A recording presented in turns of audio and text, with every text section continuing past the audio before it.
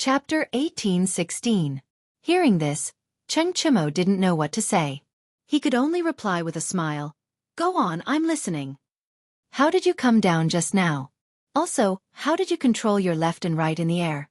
Was your direction affected? Zhang Feng asked seriously.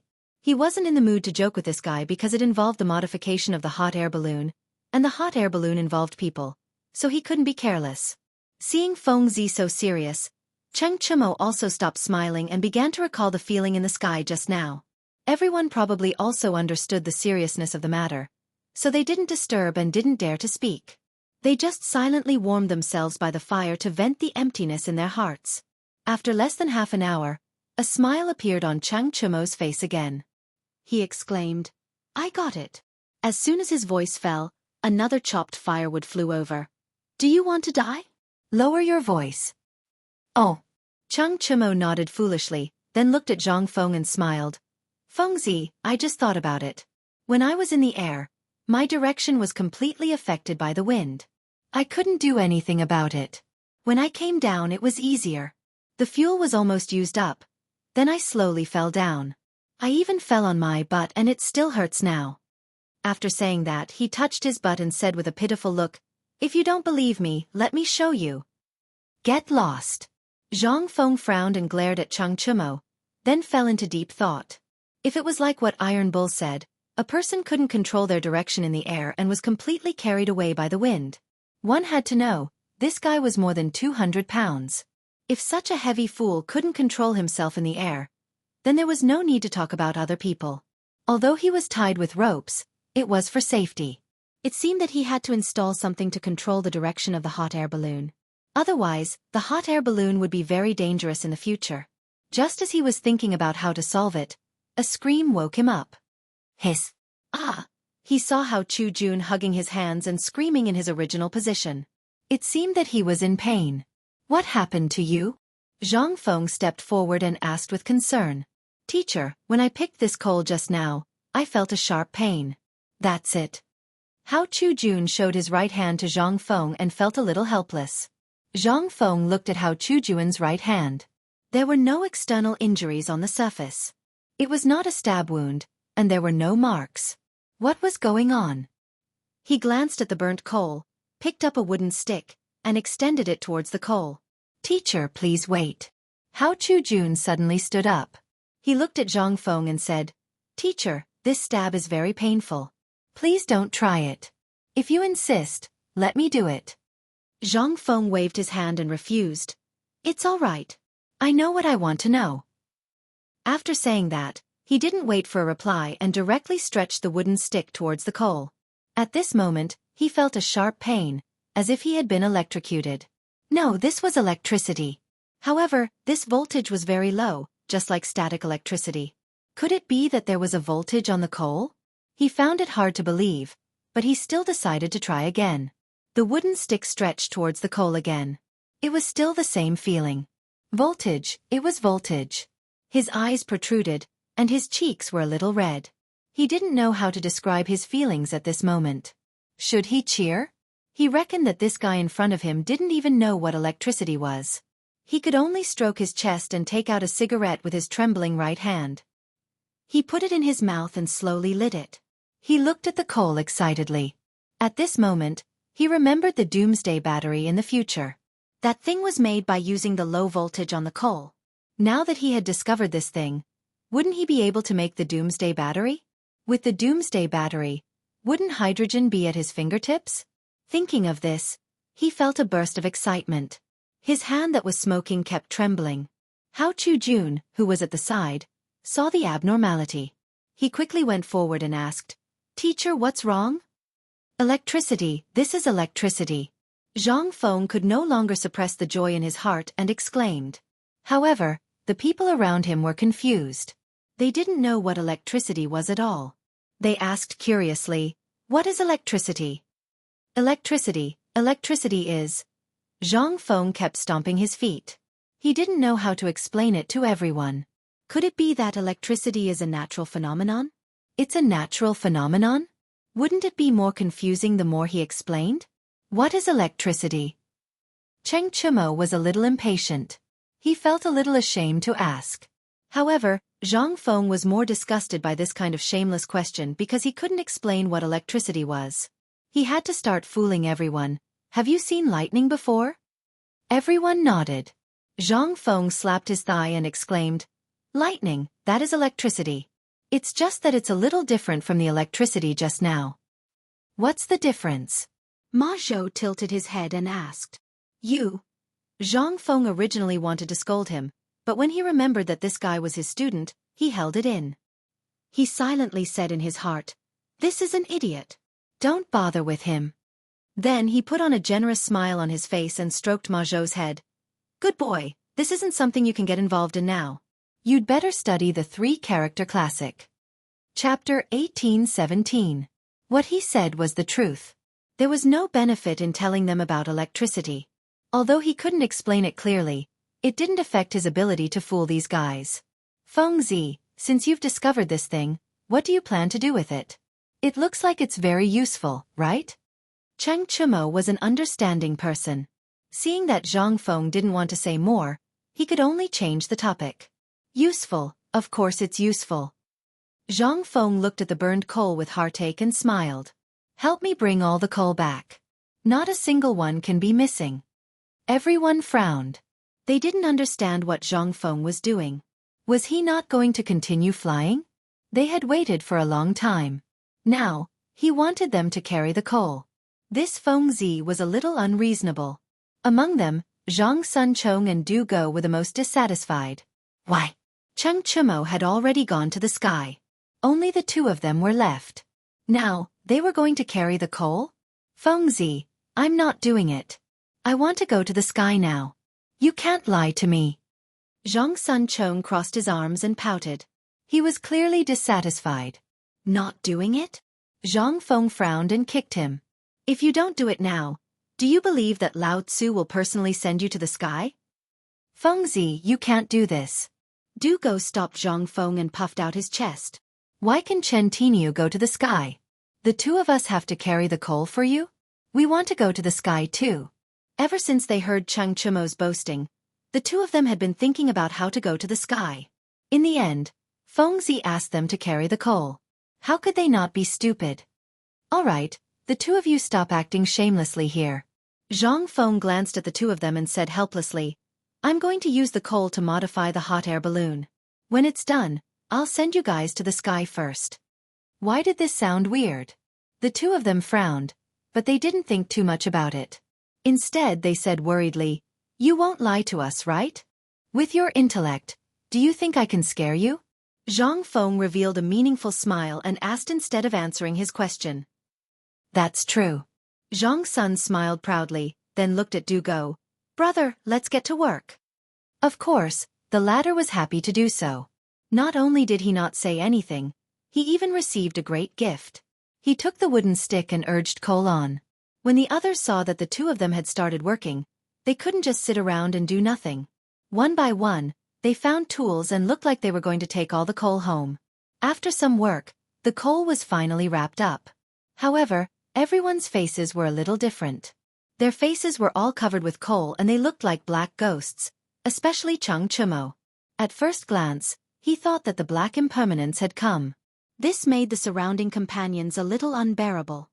F***CK, Iron Bull, how did you become so dark? Du Go looked at Cheng Chumo in disbelief. If not for the fact that he had been with this fellow earlier, he would not have believed it. Cheng Chumo was a little surprised.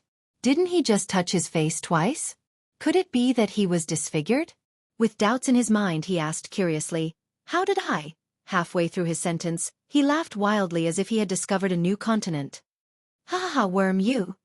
This made Du Go confused. He was just about to laugh at him, but he was the one being laughed at. Iron Bull, what the F***CK are you laughing at? Your face, ha ha. Cheng Chumo hugged his stomach, laughing so hard that he couldn't straighten his back. What's wrong with my face? Du Go was a little panicked. He quickly looked at Zhang Sun. Worm, what's wrong with Lao Tzu's face? Zhang Sun Chong's face turned red, and he felt that he could not hold back his laughter. He hurriedly covered his mouth with his hand and snorted, Worm, your face. Has become a big smear, haha. Du Go's face changed, but no one could tell. He quickly touched his face, but did not find anything strange. He thought that the others were lying to him. He looked at everyone and sneered, "Why don't you take a look at yourselves? You still have the nerve to talk about me. Aren't your faces all charcoal? All of you are black." As soon as he said that, everyone's face changed. They quickly touched their faces that they thought were beautiful. Although they could not see anything, when they looked at their companions' faces, they seemed to have understood something and began to cry out. "Fengzi, you bastard, you lied to me.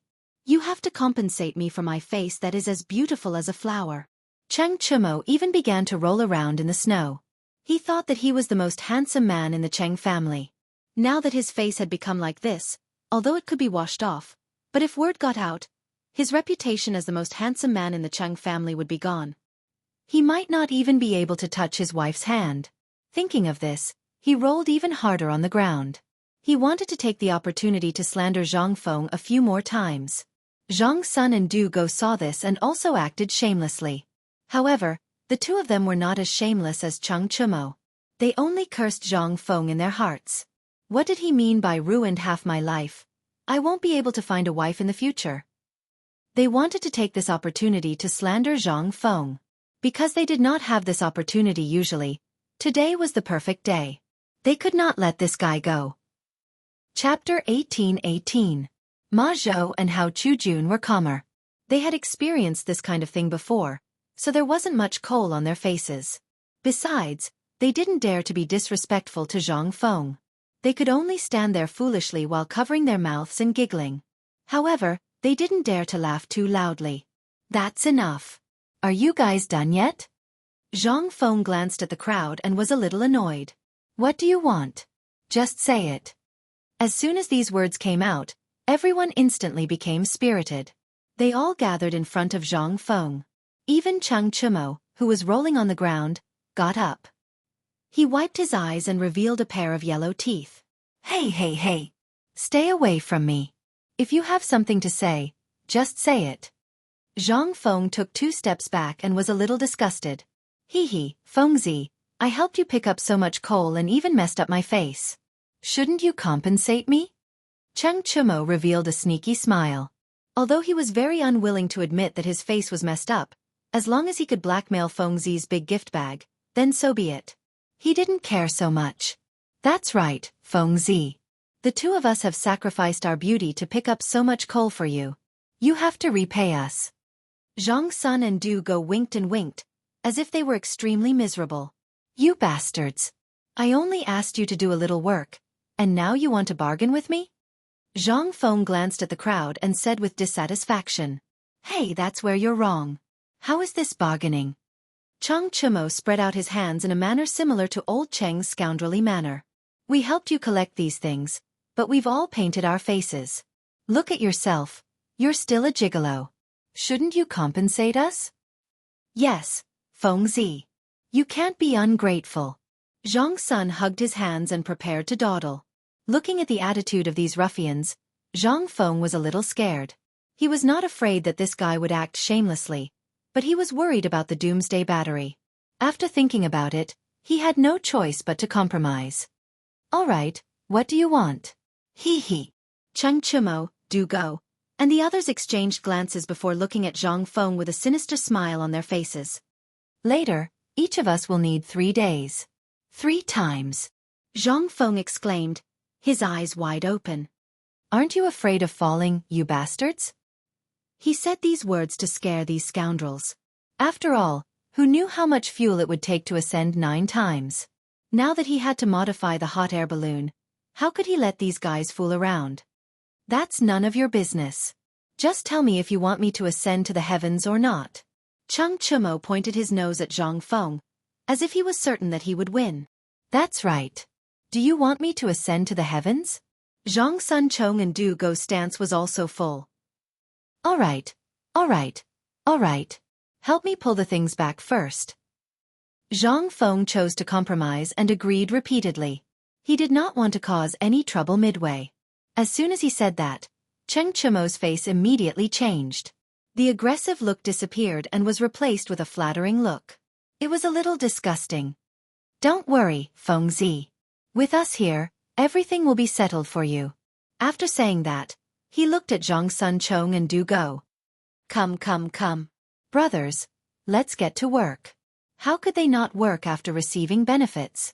They all understood this. Immediately, each of them grabbed a handful of coal.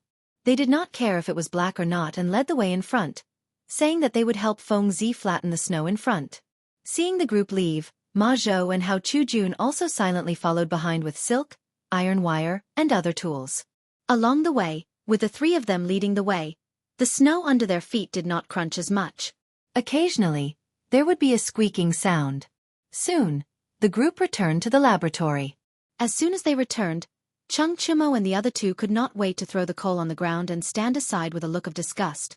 It seemed that they were very unwilling to touch this thing. Tainyo, the three of you break all the coal. Zhang Feng glanced at Chung Chumo and the others and said seriously. We still have to break all the coal? Chung Chumo showed a troubled look. When he picked up these things just now, he was extremely unwilling. Now he had to break them? Nonsense. If we don't break them, how can we do the experiment? Zhang Feng waved his hand impatiently. He originally wanted to explain, but after thinking about it, it was useless. Don't worry about it. Anyway, break all the coal. Unless you don't want to go to heaven? Want? Who said I don't want to? Chung Chumo straightened his neck and said slyly, I didn't say I don't want to do it. After saying that, he looked at Zhang Sun and Du Go and put on the look of a big brother. Brothers, let's get to work. The two of them did not say anything. They squatted on the ground and randomly found a stick to hit the coal, trying to vent all their dissatisfaction on the coal. Zhang Feng nodded with satisfaction and turned his eyes to Ma Zhou and Hao Chujun. You two go and find me iron wire, copper wire. Anyway, as long as it's metal, bring me salt. Also, go and find 2 metal jars, one big and one small. The small one must be able to fit inside the big one. If you can't find it, go and find Algernon and ask him to make 2. Also, 2 metal rods as thick as a thumb, about 10 centimeters long. Chapter 18-19. Ma Zhou scratched his head. It seemed that he didn't remember much. Hao Chujun nodded. Since you remember it, go and find it. Bring it here in the time it takes for an incense stick to burn. I need it urgently. Zhang Feng waved his hand, indicating for the two to leave. He was in a hurry to make the doomsday battery so that he could improve the hot air balloon. The two understood and walked out of the door. They were Zhang Feng's students. Naturally, they knew what their teacher was thinking. It was a critical moment now. They couldn't help their teacher at all. They were even a little hindrance. Thinking of this, they felt a little ashamed. The only thing they could do now was to follow their teacher's instructions meticulously. Seeing the two's backs gradually disappear, Zhang Feng retracted his gaze. He took out a cigarette from his waist and put it in his mouth. He lit it up and slowly smoked. He couldn't help but think of the idea of the doomsday battery. Coal had a very low voltage, but if it was gathered more, the voltage would increase. It was similar to static electricity. With conductive materials such as copper wire, it was easy to draw out an electric current. With this electric current, it would be much easier to make hydrogen. When he thought that hydrogen could be made soon, he couldn't help but feel a burst of joy. When the hot air balloon was filled with hydrogen, it would be a real hot air balloon. It wouldn't need to rely on airflow or wind at all. It would be easy to carry people. Zhang Feng's mouth revealed a smug smile. It was as if he was celebrating for himself. Fengzi, the coal has all been broken. What should we do now? Chung Chumo, who was squatting on the ground, looked up at Zhang Feng and asked. Zhang Feng took the cigarette but from the corner of his mouth and glanced at the coal on the ground. Not bad, all of them were thumb-sized. It should be useful. Find a coarse cloth and wrap the coal. Remember, don't let it come into contact with water. He had to instruct these things clearly. Otherwise, if they were careless and messed up, it would be a big loss. Okay. Zhang Sun smiled and took a piece of coarse cloth from the side to bandage the coal.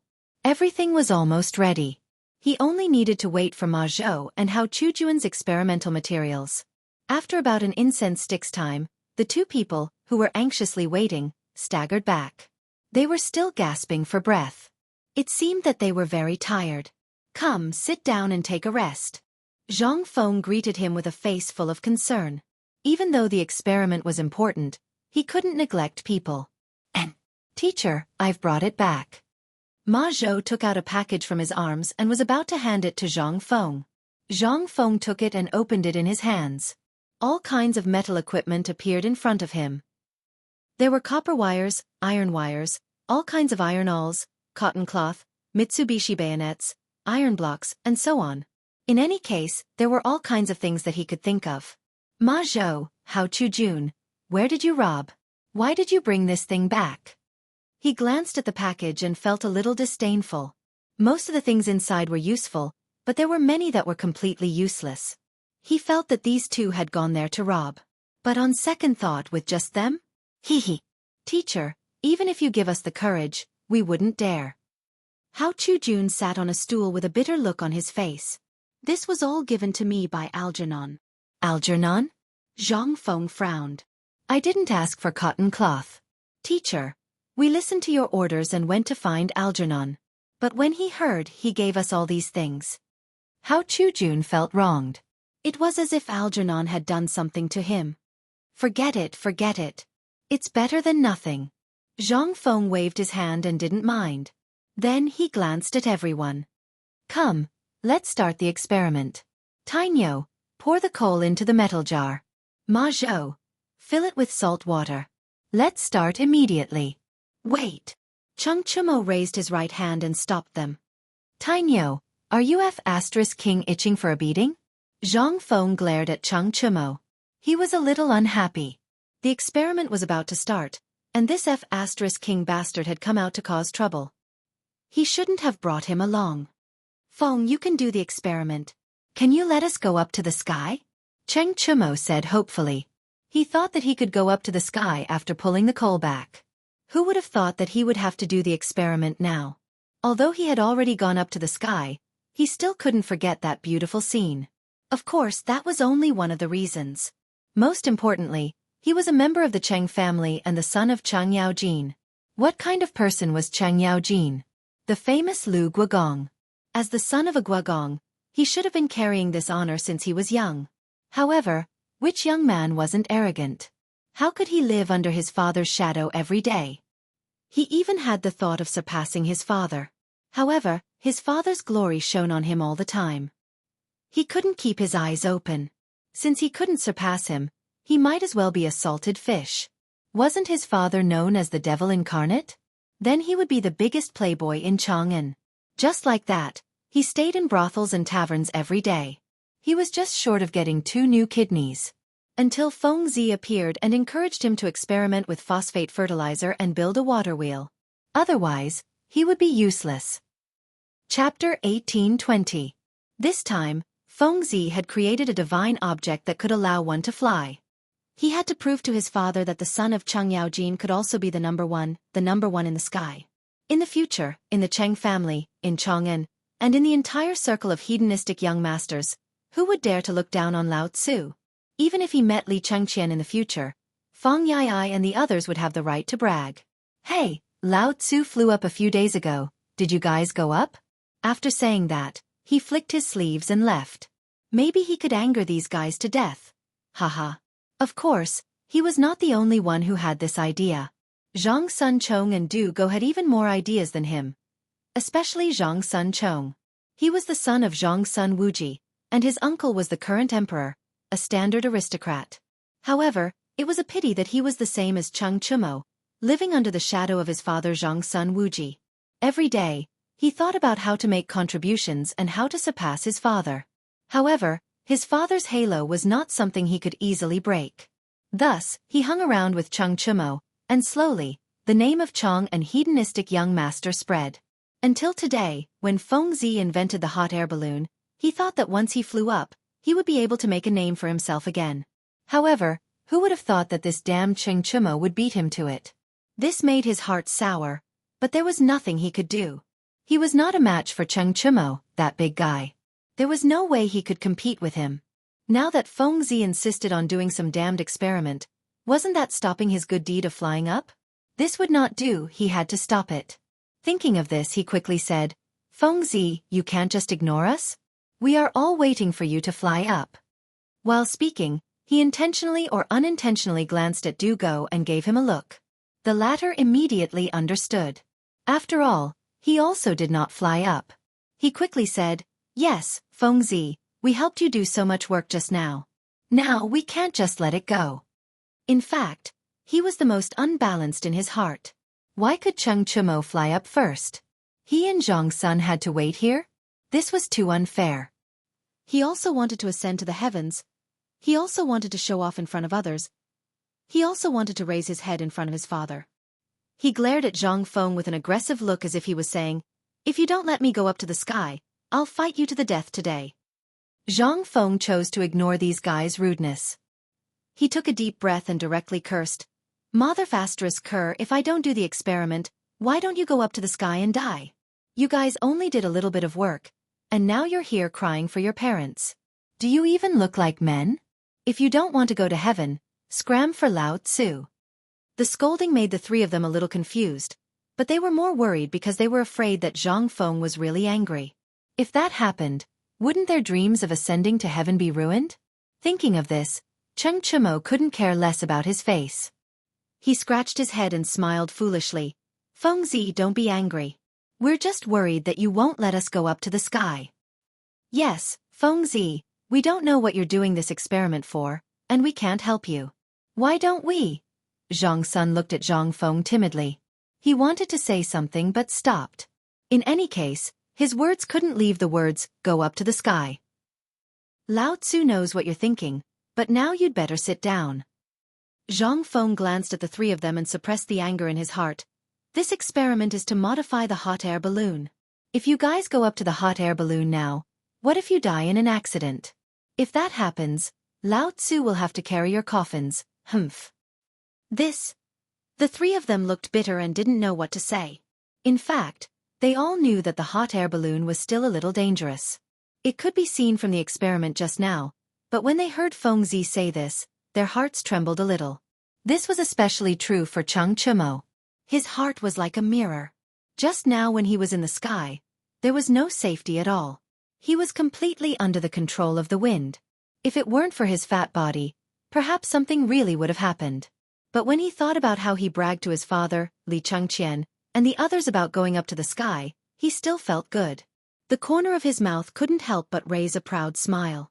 If something happened now, it wouldn't be worth it. Thinking of this, he quickly smiled and said, Fengzi, we'll listen to you. We'll do whatever you say. Experiment now. After saying that, he used his elbow to nudge Zhang Sun, indicating that the other party should speak up and stop talking back. The latter immediately understood and imitated Cheng Chumo, revealing a silly smile. Yes. Fengzi, we'll listen to you. Whoever dares to not do the experiment, Lao Tzu will chop him up today. While speaking, he intentionally or unintentionally glared at Du Go, as if he was talking about Du Go. This scared Du Go, and he quickly cupped his hands and said, Fengzi, I'll listen to you. Whatever you say. Chapter 1821. Zhang Feng was amused by the looks of these three guys. It couldn't be helped. These three guys changed their faces too quickly. Just a second ago, they wanted to go to heaven. Now they had surrendered. He couldn't help but give these three guys a thumbs up. Yes, you guys have this awareness. After the hot air balloon is successfully modified, I promise to send you guys to heaven together. Send us to heaven? Cheng Chumo frowned. These words. Why did it feel a little strange? But after thinking about it carefully, it didn't seem to be a problem. The hot air balloon was heaven. After thinking about it for a while, he revealed a silly smile. Okay. As long as it's Fengzi's words, we will listen. Yes. We will listen. Zhang Sun Chong also quickly echoed. In that case, all of you gather around.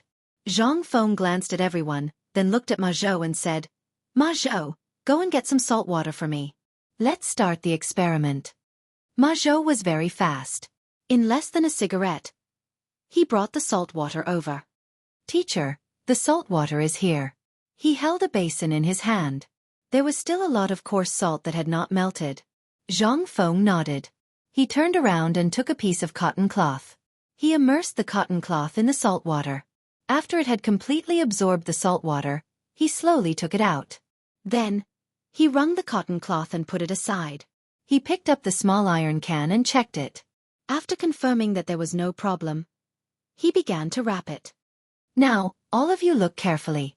Although you won't be able to use it, it's good to learn more knowledge, he said to everyone as he wrapped it. He didn't forget to impart knowledge while working. He was really tireless. As he spoke, the cotton cloth had already wrapped the small iron can in layers. He only stopped when he had wrapped 3 layers. Then, he put the wrapped small iron can into the big iron can. All the preparations were finally completed.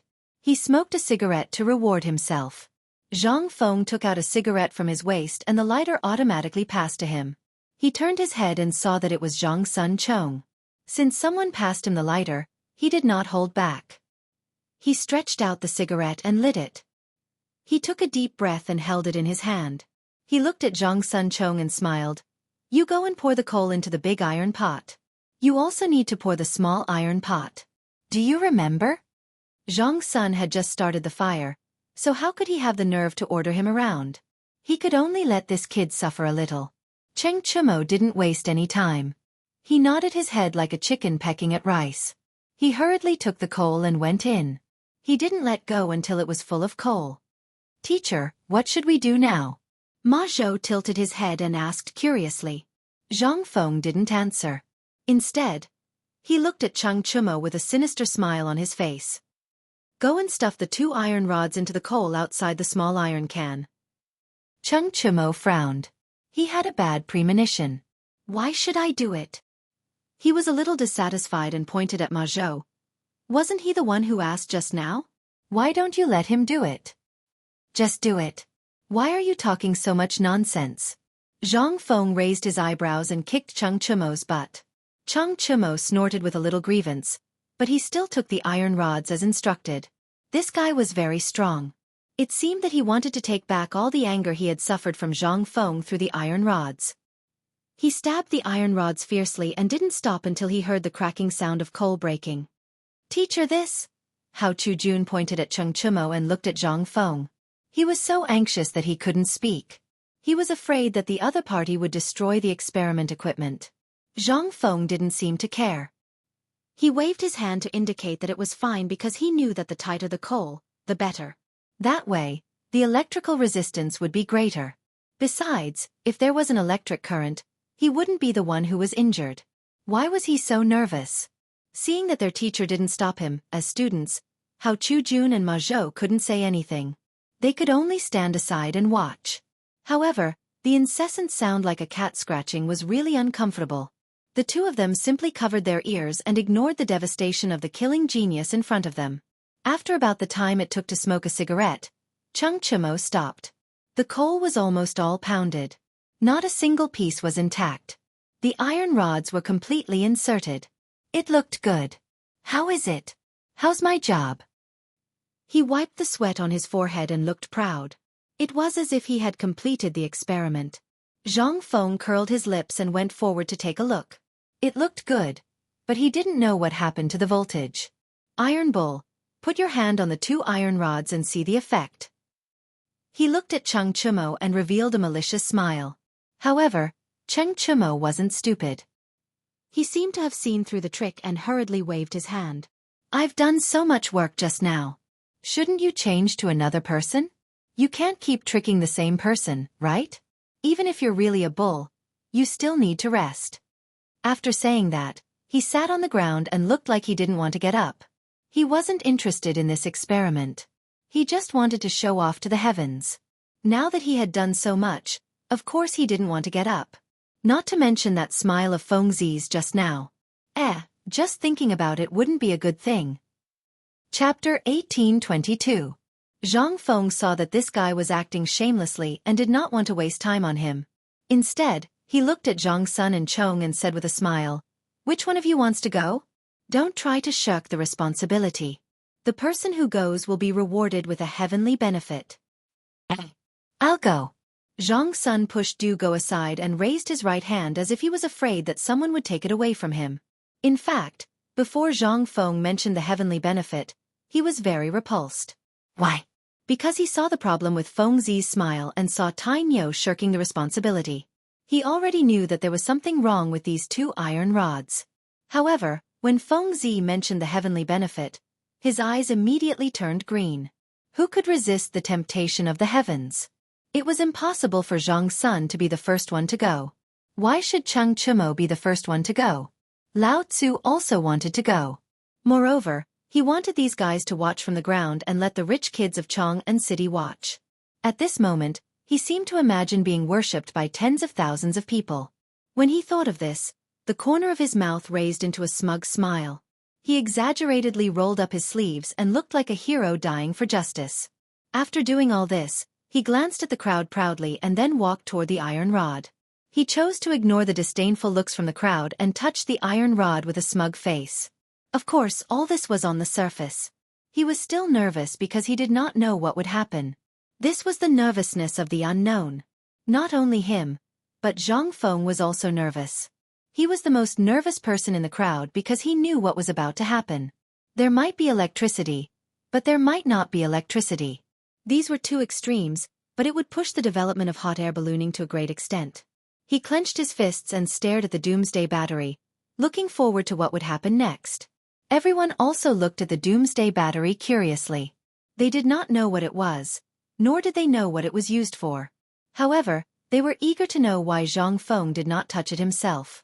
Why did he have to let others touch it? Was there something fishy going on? With these doubts, they looked at Zhang Sun, hoping to find an answer. Looking back, Zhang Sun rushed forward. With everyone's curiosity, he reached out to touch the iron rod. This is nothing. He stretched his hand back with a look of surprise and kept looking at it in front of his eyes, afraid that he would miss something. Originally, he thought that Feng Zi had some bad intentions and wanted him to touch this iron rod that no one wanted to touch. He was even prepared to get hurt. However, nothing happened. It seemed that Feng Zi was sincere in giving him a gift to rise to the heavens. Thinking of this, he couldn't help but feel a burst of joy in his heart. He chuckled and said, "Feng Zi, don't forget about the ascension package you promised me." At this moment, Zhang Feng had no time to bother with him. He waved his hand and said, "Scram." Then he went straight to the doomsday battery and reached out his hand without hesitation. At this moment, he was stunned. Mother Fastris Kerr. Was this all a scam? Why was there no voltage at all? Or was there a mistake in his operation? Did something happen? He froze on the spot and began to think. He carefully went through the production process again. However, there was no problem. What the F***CK? What was the problem? He was at a loss. He took out a cigarette from his waist and lit it up. He took a deep breath and slowly felt the stimulation of the smoke. At this moment, he seemed to have thought of something. A smile appeared on his face. He threw away the cigarette butt and looked at Zhang Sun. He hurriedly said, "Bug, take the copper wire from the bag and touch it again." "Why? I've already touched it.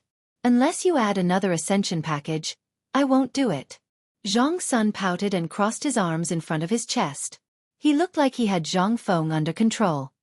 Okay. I promise you." Zhang Feng pushed Zhang Sun and said impatiently, "Remember to take the copper wire in one hand and put the other end on the iron rod."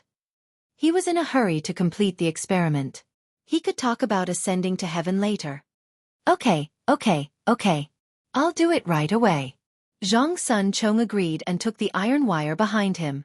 Then, he stretched it toward the iron rod. From his point of view, there wasn't any danger just now, and there was nothing to worry about now. Wasn't it just a copper wire? What's the big deal? Thinking about it, he stretched the copper wire in his hand. Ah! At this moment, Zhang Sun Chong suddenly screamed and hurriedly threw away the copper wire in his hand. Seeing this, Zhang Feng could not help but smile. He rushed forward and grabbed Zhang Suan's hand. He asked anxiously, "Bug, how did you feel just now?" He saw at a glance that Zhang Sun had triggered the voltage. Otherwise, there would not be such a sudden reaction. Before Zhang Sun could answer, everyone surrounded him with concern and asked, "What's wrong?" "Bug, Are you okay? Bug, what's wrong? Although they usually did not like each other, they were still very friendly when there was danger. Chapter 1823. I'm fine. I just felt like I was bitten by something. Zhang Sun stretched out his right hand and showed it to everyone. He looked a little wronged. Get out of the way. Isn't it just an electric shock? Why are you all crying? Zhang Feng waved his hand and dismissed everyone. He was very clear that the voltage formed by the coal was very low. Even if it was touched, it would be fine. It was no different from static electricity. He glanced at the doomsday battery and couldn't help but feel happy. From the reaction of the bugs, the voltage seemed to be good. Now that the doomsday battery was created, they should be able to proceed to the next step. Ma Zhou, Hao Chujun, we will immediately proceed to the next step of the experiment. Zhang Feng turned around and looked at Ma Zhou and the others. He said with a serious face, "Go and find a ceramic jar immediately. Fill it with 2/3 of water and paper. Remember, get some thick paper." Yes, teacher. Ma Zhou nodded and walked out of the door with Hao Chujun. Fengzi, why do we still need to do the experiment? Cheng Chumo protested. He didn't understand the use of the experiment and only wanted to go to heaven. We are only halfway through. There is still half to go. Zhang Feng glanced at everyone and said casually. He now suspected that these guys were here to cause trouble, and would jump out from time to say a few words. Then our ascension. Zhang Sun Chong put on a despicable look and interjected from the side. Don't worry, you won't be left out. Zhang Feng waved his hand and was a little impatient. That's good, that's good. Zhang Sun nodded and was secretly happy. He had just gone up to the experiment and earned 2 ascension packages. Naturally, he had to ask clearly. While they were talking, Ma Zhou and Hao Chujun had already returned with the items. Teacher, we have brought the items. Hao Chujun raised his hand to show the paper in his hand while Ma Zhou hugged a jar of water. Zhang Feng nodded and pointed to the table beside him.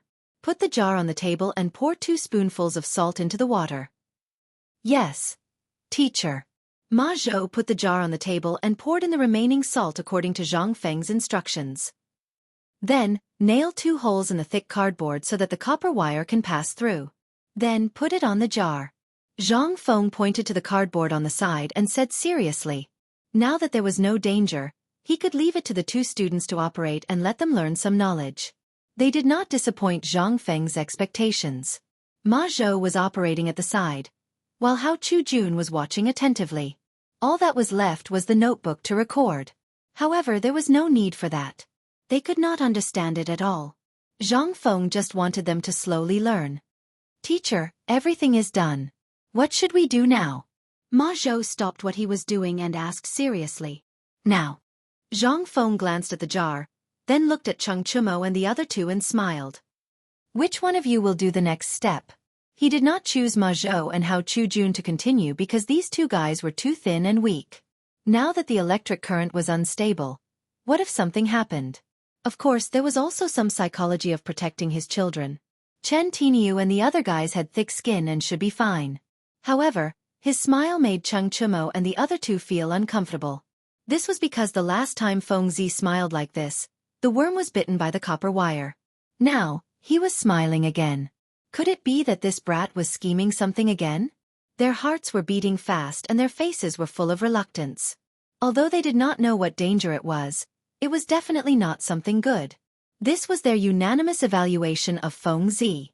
This guy was not someone who would let himself be taken advantage of. Why? You guys are not willing to come? Zhang Feng smiled even more. In fact, he had already guessed what these guys were thinking. He just did not say it out loud. Little guys, you want to fight with me? The 3 of them hugged each other and shook their heads. Their faces were full of reluctance. It was as if they were saying that whoever wanted to go could go. Anyway, they were not going. How about this? Whoever completes the next experiment will be rewarded with 3 ascensions. How about it? Zhang Feng crossed his arms in front of his chest and revealed a complacent smile. He knew that these guys were the type of people who wouldn't act until they saw a rabbit. If he didn't give them some benefits, they wouldn't be willing to do things. 3 times? Dugo's eyes widened and he rushed forward. I'll go. How about that? He could be said to be the most pitiful. Cheng Chimo had gone up to heaven once. Zhang Sunchong had received the benefits of going up to heaven twice. He was the only one who had nothing. He had to seize this opportunity. Although it might be dangerous, it was not life-threatening. He could do it. Da-bing, da-bing. Zhang Sun rushed forward and blocked in front of Du Go. Da-bing, you can't go. Look at Feng Zi's smile. This is not going to be easy. You will definitely get hurt. With your weak body, what if you become crippled? Hearing this, Du Go was stunned. He glanced at Zhang Feng. Indeed, there was a hint of ill intent. Was he going to give up just like that? Chapter 1824. There was nothing wrong with Buggy going just now, but now he was not allowed to go? He hesitated and asked, "Then what do you think we should do?" "Sigh, there's only one way. I'll go, I'll take care of everything for you. That way, you won't be in danger." Zhang Sunchong let out a long sigh, speaking somewhat helplessly. Du Go frowned. So this kid was waiting for him here? "No, I'll go, I have to go." Du Go waved his hand and refused.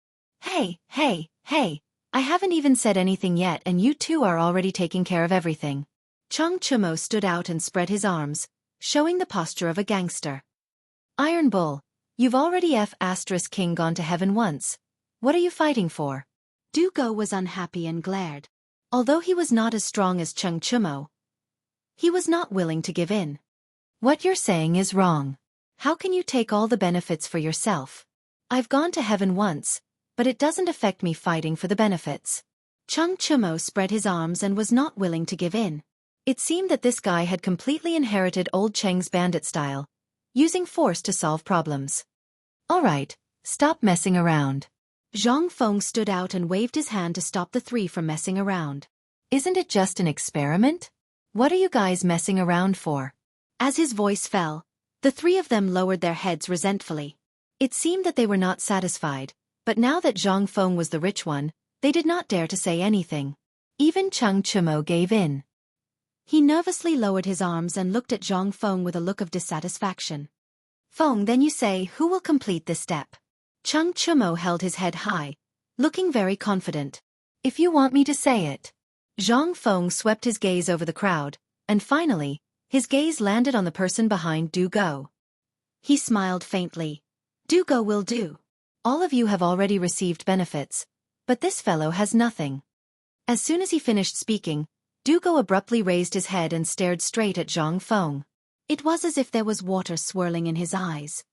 "Fengzi, thank you so much. Unlike these two fellows, they only know how to bully me." As he spoke, he glanced at Cheng Chimo, Zhang Sun, and Chong Chong, who looked back at him with bitter eyes. "All right, don't be jealous here. Get ready to start." Zhang Feng waved his hand and did not care about these details. "Da-bing. Go and put the copper wire on the battery into the two holes that Ma Zhou drilled just now. Remember to put the copper wire into the water." Du Go frowned. He had just seen how painful it was for the insect to touch the copper wire. He was a little hesitant to touch it now. However, when he thought about how he could ascend to heaven after the experiment, the pain should be bearable. He made up his mind and slowly reached out his hand to grab the copper wire. At that moment, he felt the pain of an ant bite, which made him want to throw away the copper wire immediately. However, after thinking about it, he still put the copper wire straight into the hole until it was submerged in the water. "Fengzi, is it okay now?" Du Go put down the copper wire and touched his slightly painful fingers. "It's okay. You stand aside and rest first." Zhang Feng casually waved his hand, but his eyes were focused on the cardboard as if he could not move away. This was a ceramic jar, and the situation inside could not be seen clearly. He could only observe through the cardboard on the surface. Therefore, he did not dare to let his guard down. "Teacher, what do we do now?" Ma Zhou stepped forward and imitated Zhang Feng to stare at the cardboard. "One word. Wait." Zhang Feng said faintly. Because the situation inside could not be seen, they could only determine whether hydrogen was produced based on the situation of the cardboard. If hydrogen was produced, there would be bubbles near the copper wire in the water. When the time came, these bubbles would push up the cardboard. This phenomenon could be seen from this phenomenon. Ma Zhou and Hao Chujun nodded as if they understood. This was the first time they had come into contact with this kind of thing. They could only listen to their teacher's instructions. Of course, they also wanted to learn some new knowledge from this. Xianxia and the other two also came over with a curious face. The three of them were not interested in this experiment at all. They even wanted this damn experiment to end as soon as possible so that they could continue to ride the hot air balloon. However, they could not help but be curious. After all, they were young people who were curious about new things. Everyone stared at the cardboard with a serious face. The laboratory was silent. It was so quiet that it was strange. Other than the sound of everyone's breathing, no other sound could be heard. After about half an hour, an exclamation sounded throughout the laboratory. It moved, it moved. Xianxia pointed at the cardboard and widened his eyes. It was as if he did not see it. Why are you quarreling? Jianghu slapped him and did not give him any face. Isn't it just moving? What's there to quarrel about? After that, he looked at Ma Zhou, who was in a daze. Go and get the silk and prepare to inflate it. Ma Zhou was a little late. He did not forget to glance at the cardboard before hurriedly running out of the door. After a while, Ma Zhou came back with the silk. He held the silk in his hand and panted. Teacher, the silk has been brought back. What should we do now? Chapter 1825. Squeeze the inside of the silk first, and then buckle it on the jar. Remember to seal the mouth tightly when you take it out later. Jianghu reminded them again and again with a serious face.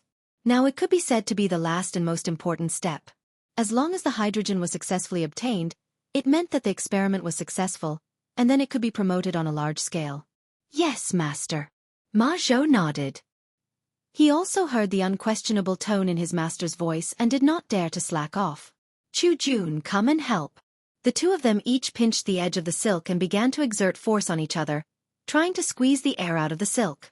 Of course, they did not know what air was. They just did what their master told them to do. It's done. Jianghu saw that it was almost time and quickly waved his hand to stop them. Now, put the silk on the jar. The two of them nodded, gently unfolded the silk and put it on the jar. Master, it's done. Hao Chu Jun tugged at this corner and said seriously. Well, next, put your hands in and gently remove the cardboard. Then, after the time of a cigarette, seal the mouth of the silk. Jianghu stared at the silk and said with a serious face, remember to seal it tightly. It's best to tie it with a rope. The two of them nodded and continued to move their hands. They reached out and slowly removed the cardboard, following Zhang Feng's instructions. After waiting for almost the time of a cigarette, they slowly removed the silk. At this moment, they sped up, grabbed the vent, and tied it with a rope. Master, it's done. Ma Zhou handed the silk in his hand to Jianghu. Jianghu took it with a happy face and played with it in his hand. He rubbed it from time to feel its softness. However, soon the smile on his face disappeared and was replaced by a touch of worry. The experiment had been completed, and the hydrogen gas had been collected. But how could they be sure that there was hydrogen gas inside? It was a colorless, transparent, odorless, tasteless gas that was difficult to dissolve in water. In this era without various facilities, there was no way to identify it. However, this thing had a big drawback, which was that it was highly flammable and very easy to burn. This was one of the reasons why the use of hydrogen was less. Flammability? Then, could he test it with fire? In any case, there wasn't a lot of hydrogen inside, so there shouldn't be any danger. Moreover, this was the only way now.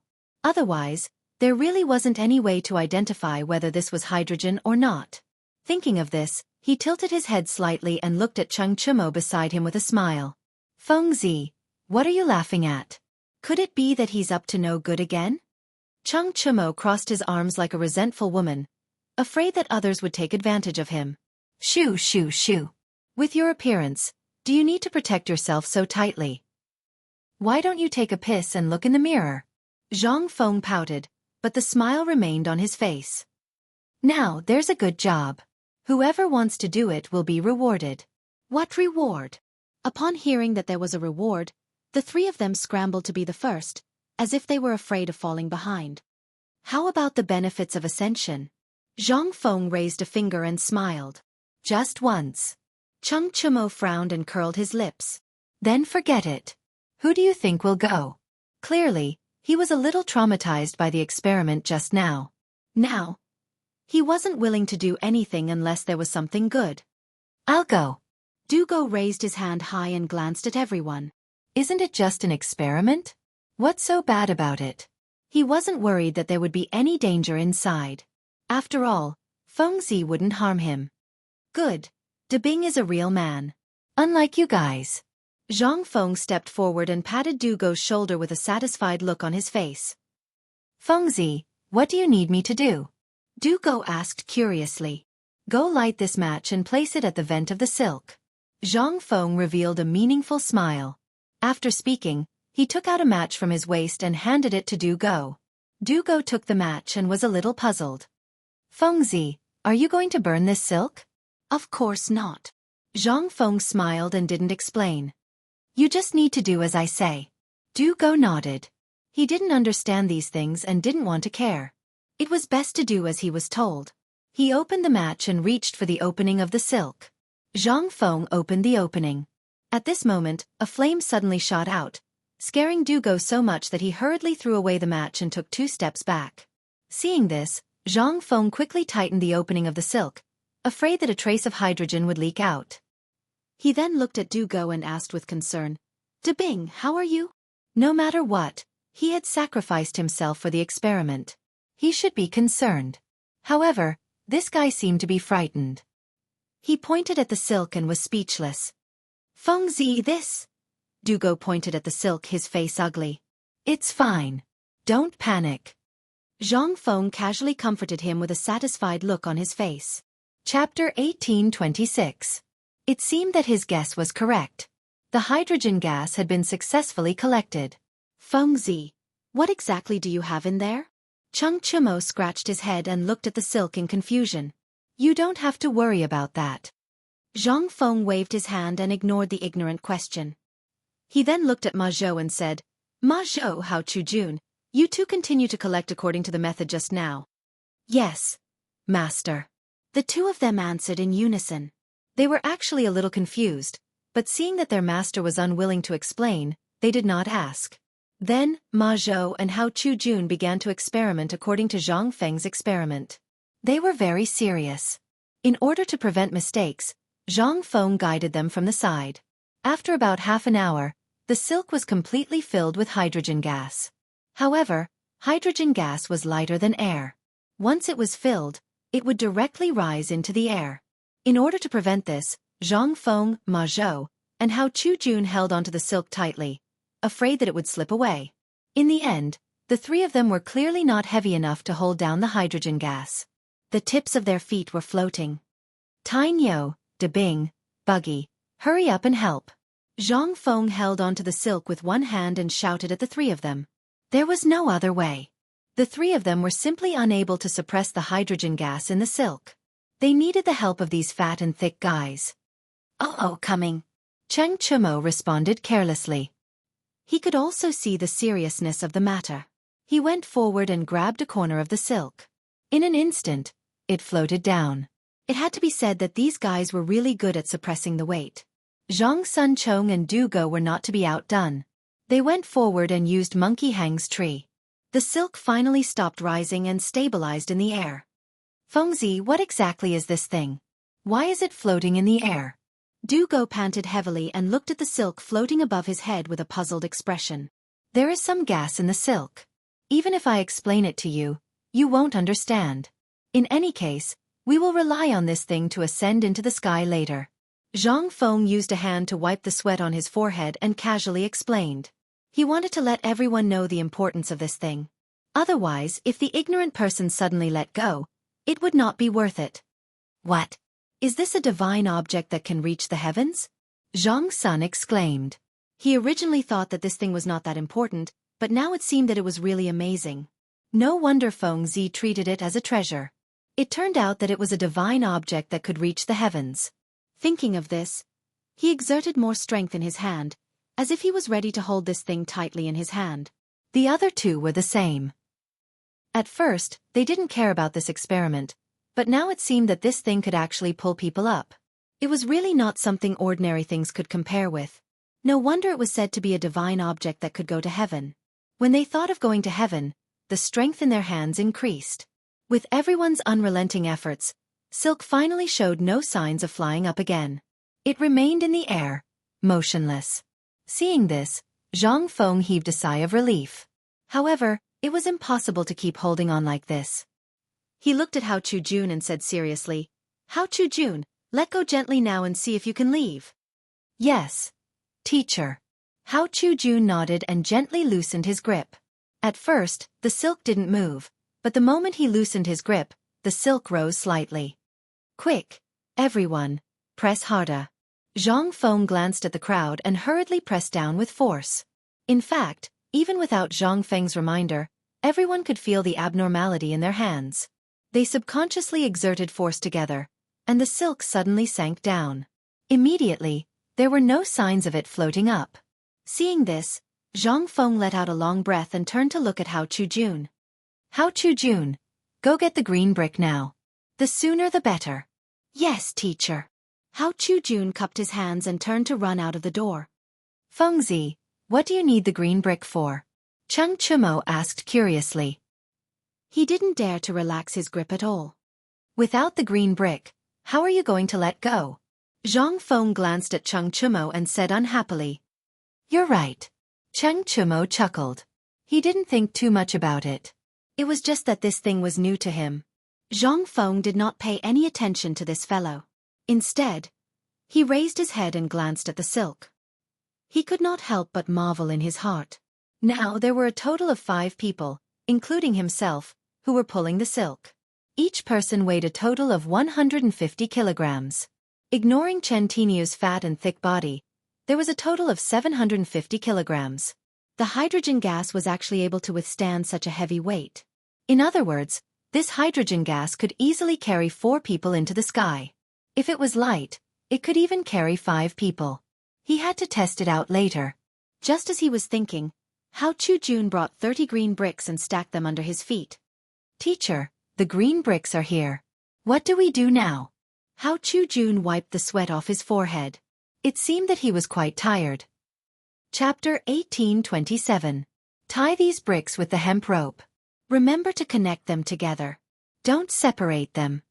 Zhang Feng turned to look at Hao Chu-jun and said with a serious face, "Yes, master." Hao Chu-jun nodded and began to work. Zhang Feng glanced at the crowd and said, "Now, let go of the silk one by one. But don't let go of all of them. I'm going to tie the rope to the silk and connect it to the bricks later. Otherwise, no one will be able to let go. Do you understand?" "Yes, master." Ma Zhou nodded and said solemnly. The others also agreed. This was a divine object from heaven. They dared not neglect it. Otherwise, they would have no place to cry. Zhang Feng nodded with satisfaction and gently let go of his right hand. The silk swayed a little but did not float up. Seeing this, he took a rope from the table and began to wrap it around the silk. "Tainyo, gently let go of your right hand. When the rope is wrapped around, grab it again." Zhang Feng said seriously as he wrapped the rope around Cheng Chumo's right hand. This guy liked to play around, so he had to be serious. "Okay, just do it." Cheng Chumo nodded. He knew the seriousness of the matter and did not dare to be negligent. He gently let go of his right hand. The silk shook violently and was pulled down by everyone. Zhang Feng did not hesitate and slowly stretched out the rope. When everything was done, he said again, "Now, use your right hand to hold the silk and raise your left hand." Cheng Chumo nodded and did the same thing again. Except for the violent shaking of the silk, nothing else happened. Then the rope successfully wrapped around Zhang Sun, Chong Chong, Du Go, Ma Zhou and the others. Zhang Feng grabbed the rope again and tied a knot. Everything was done. "Don't let go first. Let's tie the bricks first." Zhang Feng glanced at the crowd and then fixed his eyes on Hao Chu-jun. "Hao Chu-jun, tie the rope on the silk and the rope on the bricks. Remember, don't tie a dead knot." After saying that, he threw the hemp rope in his hand to Hao Chu-jun, indicating for him to tie the knot. Hao Chu-jun reached out and took the hemp rope. His movements were very nimble, and he quickly tied a knot. "Teacher, it's done." He raised his head and looked at Zhang Feng with respect. Zhang Feng nodded and glanced at the rope. After confirming that there was no problem, He let go of the rope first. Seeing that the silk didn't show any signs of floating, he looked at the crowd and said, "Everyone can let go now. Remember, let go one by one." As soon as he finished speaking, everyone began to loosen their grip. First, it was Xianxia. The silk shook slightly. Then, Zhang Sun also loosened his grip. The silk began to float, and the hemp rope began to tighten. Du Go and Ma Zhou both loosened their grip. The silk suddenly floated up, and the hemp rope became tighter and tighter. Only when the entire hemp rope straightened did the silk stop floating and float in the air. "Fengzi, you're finally done with this thing, right?" Xianxia clapped his hands and looked at the silk above his head. "Well, it's basically done. We're just waiting for the experiment." Zhang Feng squinted his eyes and looked at the silk. He was happy. With this thing, the hot air balloon could be called a hot air balloon. "Can we experiment now?" Zhang Sun Chong rushed in front of Zhang Feng with a face full of joy. He was somewhat impatient. Xianxia had already ascended to heaven once, and it was just him and Du Go who could only watch. This was a bit unfair. Thinking about the benefits Zhang Feng owed him, he could not just let it go like this. The experiment must be done. "Why are you in such a hurry?" Zhang Feng rolled his eyes at Zhang Sun and said unhappily, "Are you worried that I'll cheat you?" "That's not it. I'm just impatient." Zhang Sun scratched his head and smiled. Zhang Feng ignored this guy and stared at the silk in deep thought. There was no problem with the hydrogen now, but how to control the direction and height. The hot air balloons in the future used the gas in the ball to control the direction and height. However, there wasn't that much hydrogen now. It couldn't be used up. However, the height was often linked to the weight. Increasing the weight should be able to control the height. Once the height was controlled, the direction would be much easier. He kept thinking in his heart and finally decided. He then looked at Ma Zhou and said, "Ma Zhou, go and find 10 bags. Fill each with 10 kilograms of sand and bring it to the field." Ma Zhou and Hao Chujun looked at each other. They were a little confused. They didn't know what their master was going to do, but they still answered and walked out. "Tang Yo, De Bing, Buggy, do you want to go to heaven?" Zhang Feng turned his head and looked at Xianxia and the others with a faint smile. "Of course. Fengzi, you're willing to let us go to heaven?" Xianxia rushed forward and shook Zhang Feng's shoulder. "Stop. If you shake me again, I'll die." Zhang Feng waved his hand and tried to stop this guy. "Hee hee. Fengzi, I'm sorry." Xianxia laughed and rubbed his hands together. He looked at Zhang Feng with anticipation. Zhang Sun and Du Go also surrounded Zhang Feng and looked at him with anticipation. They were people who looked forward to going to heaven more than anyone else. Chapter 1828. Since you want to go to heaven, then do some work. Zhang Feng smiled, then pointed at the bricks on the ground. "You guys move all these bricks to the field." Why do we still need to work?" Zhang Sun was a little unhappy and spread out his hands. "Yeah, Feng, why didn't you say that just now?" Du Go was also a little conflicted. His body was thin and weak, so he didn't want to do such physical work. Moreover, these bricks weren't light. Each one weighed at least 5 kilograms. How could his small body bear it? "You guys don't want to move?" Zhang Feng revealed a mysterious smile. "If you guys don't want to move, then don't go to heaven." With that, he pretended to turn around and walk out of the door. Before he turned around, he deliberately glanced at these guys. He knew that these guys were willing to do anything to go to heaven. Now, they wouldn't give up just like that. As expected, Xianxia rushed forward and spread out his arms. It looked like he was going to block the way. "Feng, those two are them. I didn't say I wouldn't move. I'll move, I'll move." He revealed a silly smile and kept trying to curry favor. "You want to move?" Zhang Feng pretended to be surprised and asked. "That's right, I want to move." Xianxia nodded with a silly smile, then glared at Zhang Sun and Du Go. "Those two guys can do whatever they want. I'm not with them." "Okay, let's see if you can move it." Zhang Feng smiled faintly and looked at the pile of bricks. He couldn't help but complain for Tang Yo. These bricks added up to about 700 kilograms. "Let's see how this guy can move it." Xianxia nodded excitedly, then rolled up his sleeves and walked towards the bricks. It looked like he was going to do something big. Seeing this, Zhang Sun and Du Go couldn't sit still anymore.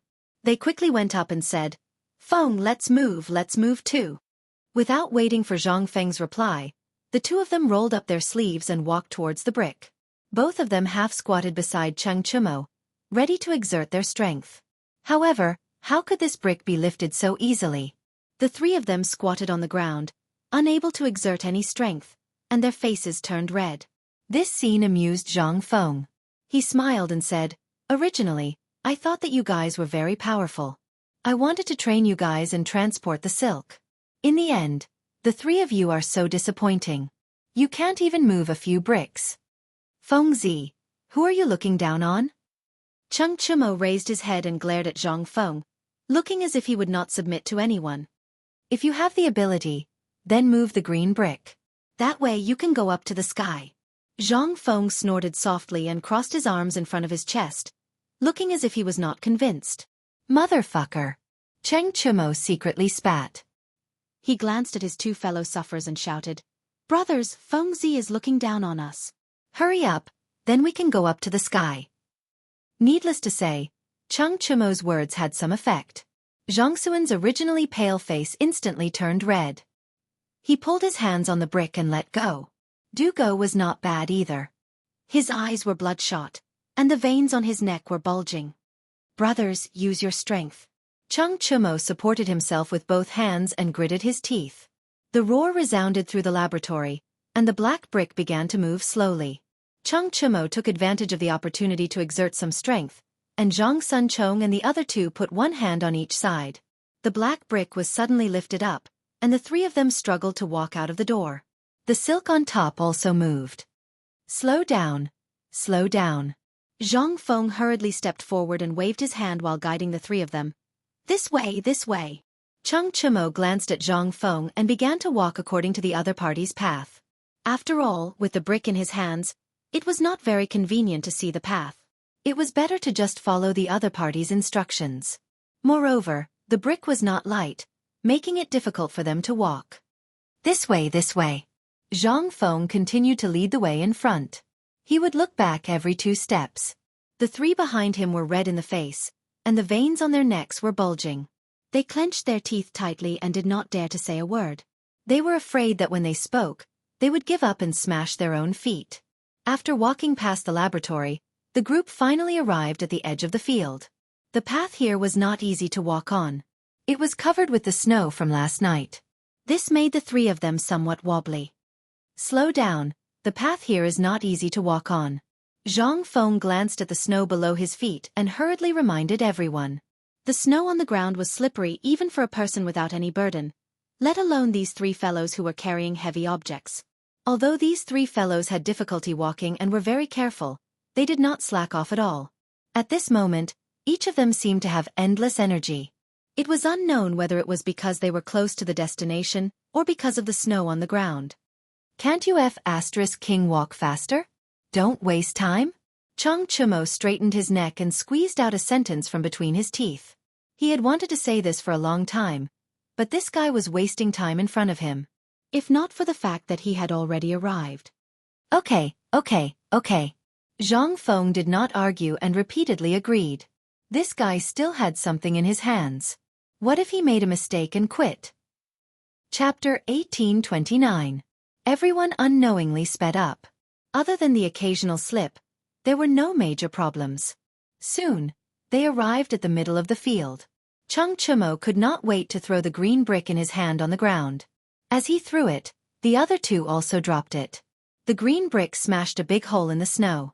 The three of them sat in the snow together and began to breathe heavily. Their faces were red, like strong cows that had just finished farm work. "Are you guys okay?" Zhang Feng glanced at the three of them and asked with concern. He did not want to tire them out just because of moving some things. Zhang Sun pointed at Zhang Feng, panting and unable to speak. Are you what?" Zhang Feng looked at these guys and wanted to laugh. "Are you deliberately tricking us?" Cheng Chumo patted his chest and finally said something normal. "How am I tricking you guys?" Zhang Feng spread his hands, indicating that he was innocent. "Think about it. Without these things in the silk, how are you going to fly later? I'm asking you guys to move the things out first." Dugo frowned. There did not seem to be anything wrong with this. If they wanted to fly, they would need to use the things in the silk. Moving them out first would not be a problem. Forget it, forget it. I won't argue with you. He waved his hand casually and did not care so much. When do we start the experiment? Let me fly? As his voice fell, Cheng Chimo and Zhang Sun also looked straight at Zhang Feng. Their eyes were full of anticipation, as if they were determined to get it. Right away. Aren't we waiting for Ma Zhou and Hao Chujun? Zhang Feng smiled and looked at the end of the field. After a while, two figures appeared in front of everyone. It was Ma Zhou and Hao Chujun. Each of them was carrying several sandbags in their hands. It was difficult for them to walk. Ma Zhou, Hao Chujun, you two brats, walk faster. Cheng Chimo roared in the direction of Ma Zhou and Hao Chujun. He was in a hurry to ascend to heaven. He was waiting for these two fellows. How could he not be anxious? However, his roar didn't seem to have any effect. The two of them were still like old oxen pulling a cart, slowly walking in the snow. It wasn't entirely their fault. A sandbag weighed 10 pounds, and each of them carried 10. That was 100 pounds. In addition, they were weak scholars. How could they have the strength to carry the sandbags? That was why they walked so slowly. However, Cheng Chimo didn't care about this. His eyes were wide open as he kept yelling, "You two brats, walk faster. Call your sister." Zhang Feng grabbed a handful of snow and threw it at Cheng Chimo. Can't you see that they can't even lift the sandbags? If it's urgent, you can go and help. Why should I go? That's between the two of them. Cheng Chimo snorted. He was a little unconvinced. Don't you want to ascend to heaven earlier? The sandbags in their hands are essential for heaven. Yes, yes. Zhang Feng smiled. He had put in a lot of effort to help Ma Zhou. Essential? Cheng Chimo was a little surprised. He glanced at Ma Zhou and waved his hand. Let's go. After saying that, he suddenly got up and ran towards Ma Zhou and Hao Chujun. After resting for so long, his strength had almost recovered. Carrying a few sandbags wasn't a problem. Zhang Sun Chong and Du Go saw that Cheng Chimo had already gone. The two of them were embarrassed to stay where they were. Most importantly, they heard that these sandbags were essential for heaven. They needed to help. Otherwise, what would they do if they ran out of them? Although they didn't know what use they had, it was better than nothing. When Ma Zhou saw that Cheng Chimo and the others came to help, he was overjoyed. He quickly handed over the sandbags in his hands. For Cheng Chimo and the others, 5 kilograms was nothing. They quickly carried it on their shoulders and ran all the way over. Fengzi, the things you wanted are here. Zhang Sun Chong threw the sandbags on the ground. He was a little out of breath. Zhang Feng didn't reply. Instead, he picked up a sandbag and weighed it. And the weight was about right. It should be around 5 kilograms. Ma Zhou, Hao Chujun, the two of you go and prepare the materials for the hot air balloon. Other than the brazier and coal, I want everything else. He looked at Ma Zhou and Du Go and began to instruct them on everything they needed. Yes, teacher. Ma Zhou nodded and began to prepare the materials. There were still materials left from the previous experiment. Therefore, they didn't need to take anything else. They could just use what they used last time. I'll go and help too. Du Go smiled and ran in front of Ma Zhou, ready to help. He wanted to learn. Maybe he could make a hot air balloon himself. Me too. Cheng Chimo, Zhang Sun Chong and Du Go seemed to have seen through Du Go's thoughts and also joined in. With these guys the speed increased. Soon, the materials were gathered in less than a cigarette's time. Fengzi, now that the things have been packed, can we start?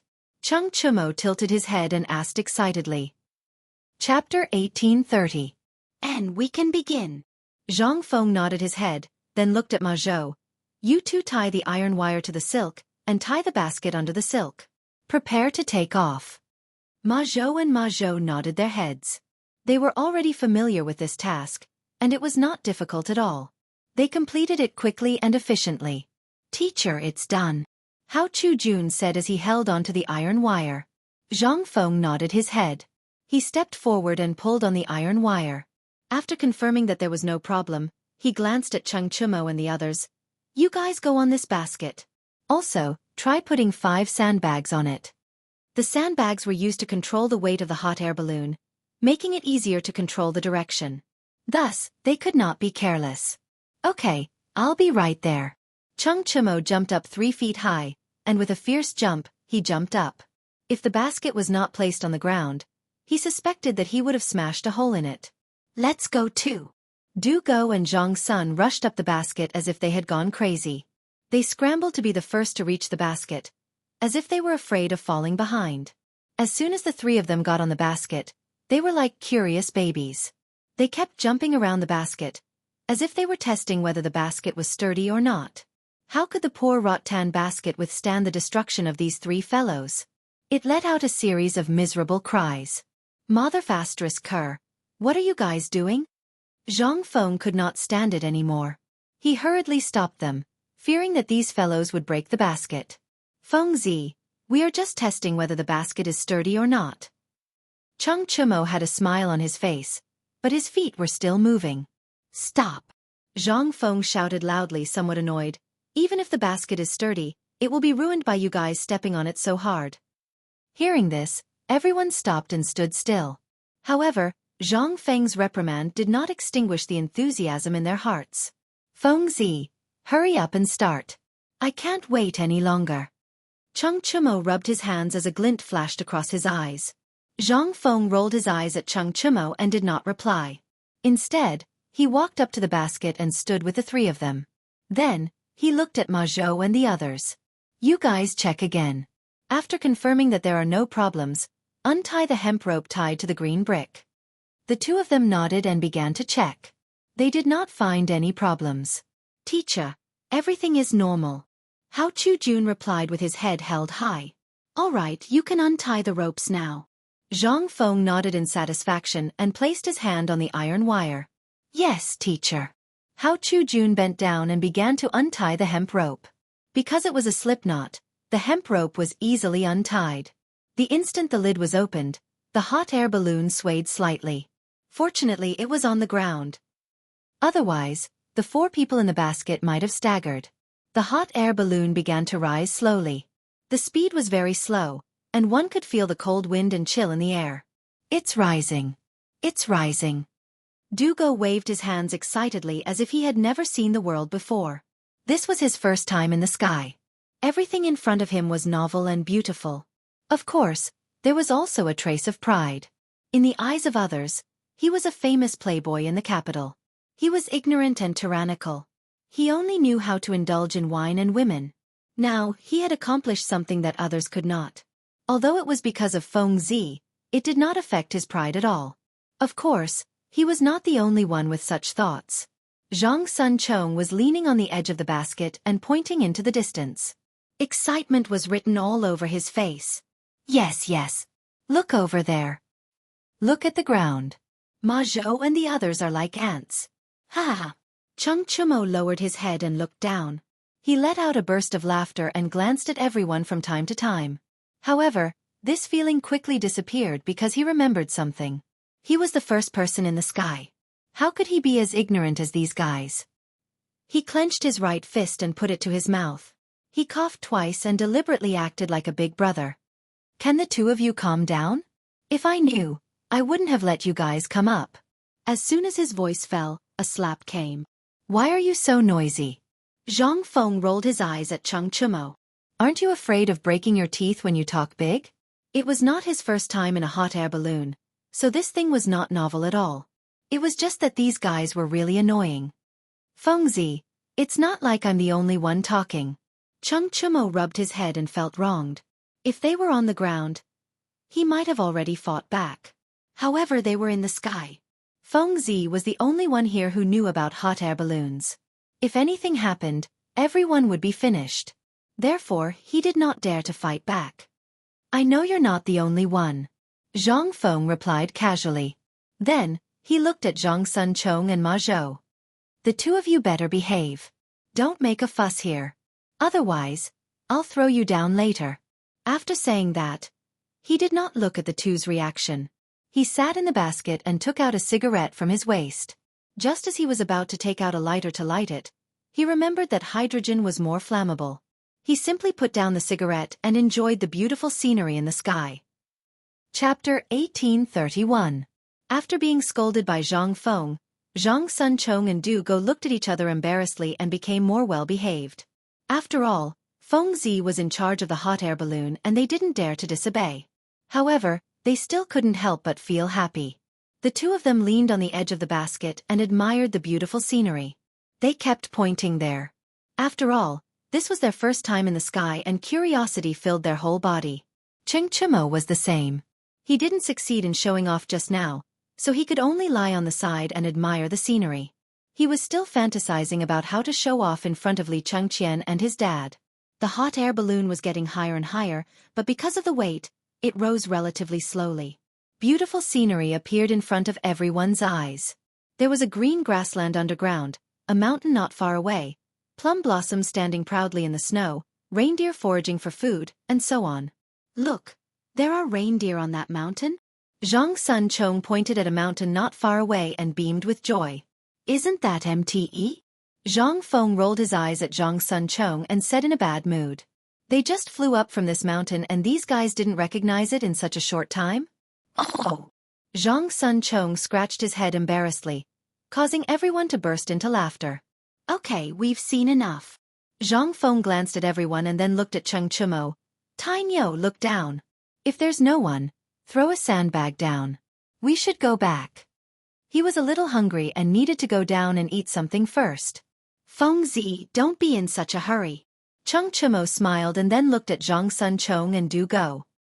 He deliberately winked at them. You see, it's still early. Why don't we go somewhere else? It was not easy for him last time, and he did not want to go down so easily. More importantly, he had not had enough fun and had not shown off enough. If he went to Chang'an with such a good thing, he would be able to show off. Most importantly, he would be able to gain face, and his reputation as a foppish playboy might be washed away. Zhang Sunchong also understood and smiled in front of Zhang Feng. Yeah, Feng Zi, it's still early. Don't you want to play? For example, go to Chang'an City to see the scenery. Yeah, Chang'an City is now the most lively time. Don't you want others to see your hot air balloon? Sing praises of your talent? Du Go licked his face and tried to please Zhang's face because he wanted to go to Chang'an. As long as he was there, he could take the opportunity to show off and let others know that Chang'an's famous as playboy was better. You want to go to Chang'an? Zhang Feng looked at them with a faint smile. In fact, he had seen through their thoughts just now. Moreover, these guys were good at licking his boots and he enjoyed it very much. It wasn't that he couldn't go to Chang'an, but after experimenting for so long, his stomach was already bulging. Eating was more important. Of course. Xianxia smiled and said, Feng Zi, think about it. You made such a divine object. Wouldn't it be a pity if you don't go to Chang'an? Yeah, madman, don't you want to see the prosperity of Chang'an and let the people see your flying divine object? Zhang Sunchimo rushed to the side and incited incessantly. It could be said that he wanted to go to Chang'an the most. He was a member of the royal family and didn't have any achievements. If he rode such a divine object to Chang'an, it would make Zhang Sunchimo's family proud. Even his father could straighten his back when he entered the palace in the future. Go to Chang'an? Zhang Feng stroked his chin and showed a proud smile. Obviously, the words of these three people just now were very useful to him. Talent, merit, admiration of thousands of people? It was not impossible to go. He touched his growling belly and said with a wry smile, I also want to go, but my stomach is not living up to my expectations. After doing the experiment for so long, he had been hungry for a long time. If it weren't for waiting to go to heaven, he might have already eaten to his heart's content. Isn't it just hunger? Go to Chang'an. You can eat anything in Chang'an. Xianxia patted his chest generously, as if these were not a problem for him. Yeah, Feng Zi, think about it. You will have a lot of face in Chang, and if you ride such a divine object, not to mention eating, won't you be able to choose the dragon liver and phoenix marrow in the palace? Zhang Sunchimo was very good at adding fuel to the fire and kept inciting him. Yeah. Zhang Feng nodded. He was very happy with these guys' flattery. Okay, let's go to Chang'an and have a look. Mainly, he also wanted to go to Chang'an to have a look. Otherwise, these incitements would be useless. After all, he hadn't been there for a long time. Besides, since this hot air balloon was made, he had to open the eyes of the people. Thinking of this, he couldn't help but show a trace of pride on his face.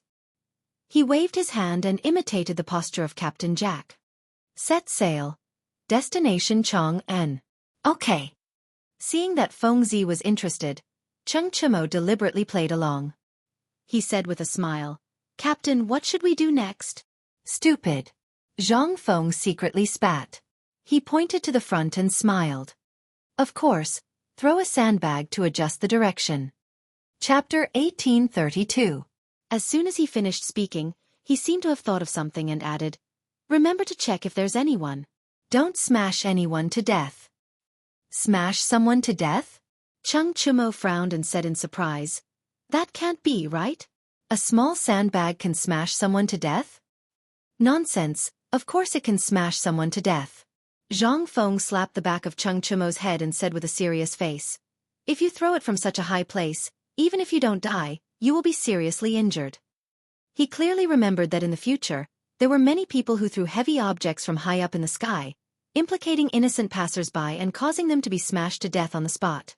When he saw this scene, he couldn't help but curse the person who threw the heavy objects from high up in the sky. But it was different now. There was no such situation here. Thinking back, a person could be smashed to death from a height of more than 10 meters, not to mention a height of a few hundred meters. There was also a 5-kilogram sandbag. If it was thrown down and met someone, they would be smashed to death on the spot. That was why he was so serious. Cheng Chimo saw Zhang Feng's serious face. Although he did not know why, he still did as he was told.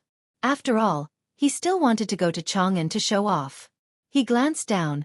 The layers of clouds were somewhat unclear. After a while, the clouds dispersed. After confirming that there was no one, he threw down a sandbag. "Feng Zi, the sandbag has been thrown down. What do we do now?" Cheng Chimo asked with a happy face. "One word. Wait." Zhang Feng smiled and glanced at the beautiful scenery in the sky. "Why do we have to wait?" Zhang Xuan's face was a little ugly. It was not easy to persuade this guy to go to Chang'an. Now they had to wait? "Don't we need you to control the direction for me?" Zhang Feng rolled his eyes at everyone. Now the hot air balloon is slowly changing direction. With the wind, we should be able to float to Chang'an in a while. Okay. Whatever you say." Do Go repeatedly agreed. Right now, they could be said to be obedient to Zhang Feng's words. This was because Feng Zi was the only person who knew about hot air balloons. Without this guy, how could they go to Chang'an? Zhang Feng was very satisfied with everyone's attitude. He sat in the basket and waited for the hot air balloon to float in the air. A cold wind blew, and the hot air balloon began to float in the direction of Chang'an. A group of ant-like people began to appear in front of everyone's eyes. "Feng Zi, look, what's that? Don't they look like ants?" Zhang Sun pointed at the crowd on the ground. He was a little surprised. He had never seen such a scene and thought they were ants. "Idiot, what are you talking about? That's just an ant." Cheng Chimo slapped the back of Zhang Xuan's head. He spoke in a tone as if Zhang Feng was lecturing him. Cheng Chimo was probably angered by Zhang Feng and wanted to vent his anger on Zhang Sun. "I think you're all idiots." Zhang Feng rolled his eyes at everyone and said angrily, "Those are people. We're about to reach the sky above Chang'an City. These are the people of Chang'an City." "Ah!" Cheng Chimo's eyes widened in disbelief. "Those are people? Why are they so small?" "Yeah, why do they look like ants?" "Feng Zi, do you think we're easy to bully?" Du Go glanced at the ground. His eyes were full of disbelief. In his knowledge, everyone was about the same size. Why did they look so small now? They were almost the size of an ant. You can only blame your ignorance. Zhang Feng glanced at everyone and put on a knowledgeable look. His face was full of pride. "Have you heard of two children arguing?" Cheng Chimo frowned and nodded. Then, he seemed to think of something and shook his head. "Have you heard of it? What do you mean by nodding and shaking your head?" Zhang Feng was a little unhappy and frowned. "I have never heard of it." Cheng Chimo scratched his head and was a little embarrassed. "I've heard of it. Hee hee." Zhang Sun smiled and glanced at Cheng Chimo. He was quite proud. Then he looked at Zhang Feng and asked, "What does this have to do with two children arguing?" "It's the same principle as two children arguing. We're farther from the ground, so the people on the ground are smaller. The same principle applies to the people on the ground when they see us." Zhang Feng smiled. He wondered if these guys were uneducated. They didn't even understand such simple principles. "Oh." Dugo nodded as if he understood. "So that's how it is. You understand?"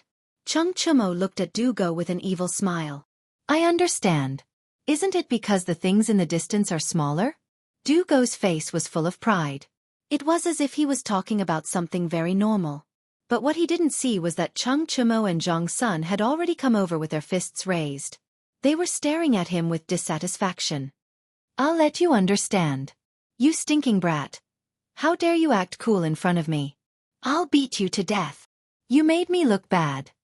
Dugo was caught off guard by the sudden punch and received it fiercely. The three of them wrestled together. However, fighting was also a daily routine for these fellows.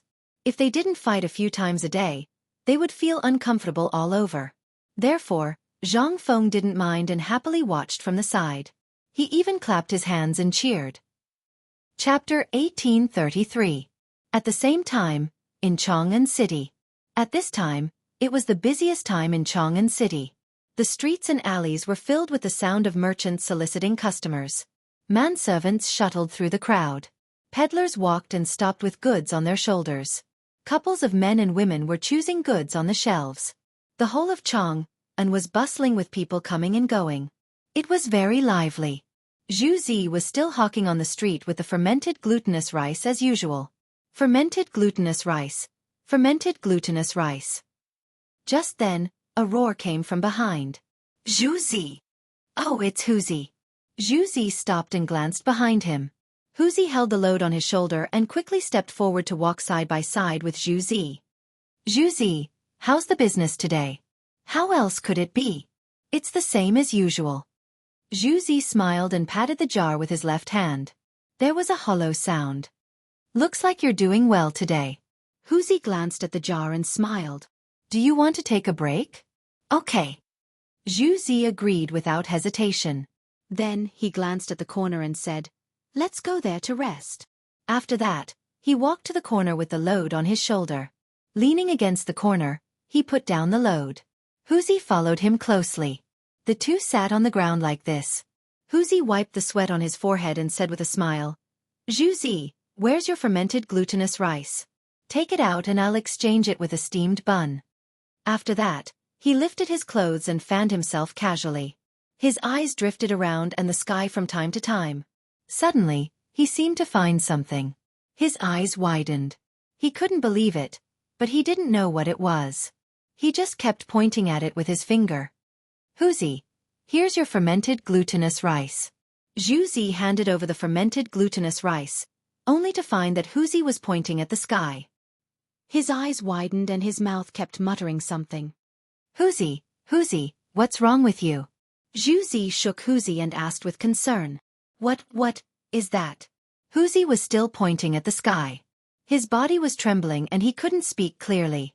Zhu Zi curiously glanced in the direction of Huzi's finger. If he didn't look, he wouldn't have known. But when he looked, he was shocked. His pupils shrank and his body trembled. Could it be an immortal? After saying that, he seemed to have thought of something. He hurriedly shook Huzi and shouted, "Huzi, quickly put down your hand. You can't point. This is an immortal. If you continue to point, you will be punished by the heavens." Huzi, who was originally immersed in it, was suddenly awakened. He abruptly turned his head to look at the pillar, his body trembling. Yes. Immortal. Immortal. After saying that, he hurriedly knelt on the ground and began to kowtow while muttering, "Immortal, please forgive me. Immortal, please forgive me." When Zhu Zi saw this, he quickly followed Huzi's example and kowtowed on the ground. He even muttered the exact same words because in their knowledge, only immortals could go to heaven. In other words, no one could go to heaven now. Those who could go to heaven must be immortals.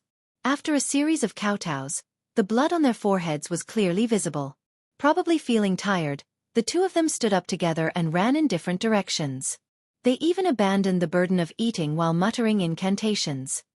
I have to go home and tell my mother that an immortal has appeared. An immortal has appeared. The two of them kept shuttling back and forth in the crowd as if they were under a spell. Soon, someone noticed this abnormality.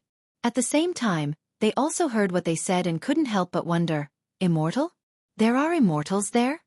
While speaking, this person intentionally or unintentionally glanced at the sky. Perhaps due to the influence of traditional thinking, they believed that immortals must be in the sky. However, at this moment he saw it. He saw what he thought was an immortal. Suddenly, his eyes widened. His brain seemed to have received an endless shock. He shouted crazily, "In the sky! There are immortals in the sky! There are immortals in the sky! Quickly look!" This roar instantly attracted the attention of the surrounding people. They glanced at this guy with some doubts. Immortals? How could it be? Lao Tzu had lived for decades and had never seen any immortals. Now you saw one? Most people held an attitude of disbelief. They thought that this guy was just crazy. Some people were even cursing in their hearts. However, there were still some curious people. They didn't believe in heresy. They couldn't help but shout in their hearts and look at the sky. Immortal? Is it really an immortal? Is that an immortal in the sky? Everyone quickly look. There are immortals in the sky? In an instant, everyone around them roared. They widened their eyes and pointed at the sky. Their faces were full of surprise and disbelief. The roars became louder and louder and spread farther and farther. The streets and alleys of the entire Chang'an city began to shout non-stop. Some people even knelt on the ground and began to worship. This was because in their education, the immortals were the representatives of the heavens. Now that an immortal had appeared, how could they not worship him? On the upper floor of Chang'an city, the soldiers also noticed this phenomenon. They looked at the sky together, their faces full of horror. They were soldiers. Logically speaking, they should only be in awe of this ghost. It was hard for them to believe. However, when they glanced at the people kneeling on the ground, their faith began to waver. Chapter 1834. What's going on? What's going on? Is there really an immortal in the sky? Shut up. How can we talk about this kind of thing? There was a lot of discussion. They even left their posts and gathered together to look at the sky. Surprise, uneasiness, and disbelief all shrouded them. What are you doing? A guard with a Tang sword at his waist strode out with a solemn face. He was followed by a team of 10 people, each holding a 3-edged bayonet and killing decisively. The guard's name was Xianxia, the general of Chang'an city. He was resting in the city when someone reported that an unknown object had appeared in the sky. He specially came to check it out. It turned out that these people had gathered together to watch the fun. General, something happened in the sky. Seeing his superior coming, a guard quickly stepped forward, bowed and pointed to the sky. Xianxia frowned and glanced at the sky in the direction of the guard's finger. In an instant, he felt uneasy. What the hell is this? An immortal? His right hand, which was holding his saber, suddenly trembled. Fortunately, he was a military general, and he quickly restrained himself. He glanced at the sky unwillingly. It was still the same feeling. It was unbelievable. There was actually something flying in the sky? He tried hard to suppress the horror in his heart. Holding the Tang sword tightly in his right hand, he asked in a trembling voice, "What is this?" Based on his soldier's intuition, the thing in the sky was definitely not simple. However, it was not necessarily an immortal because he could not believe it. "General, I don't know."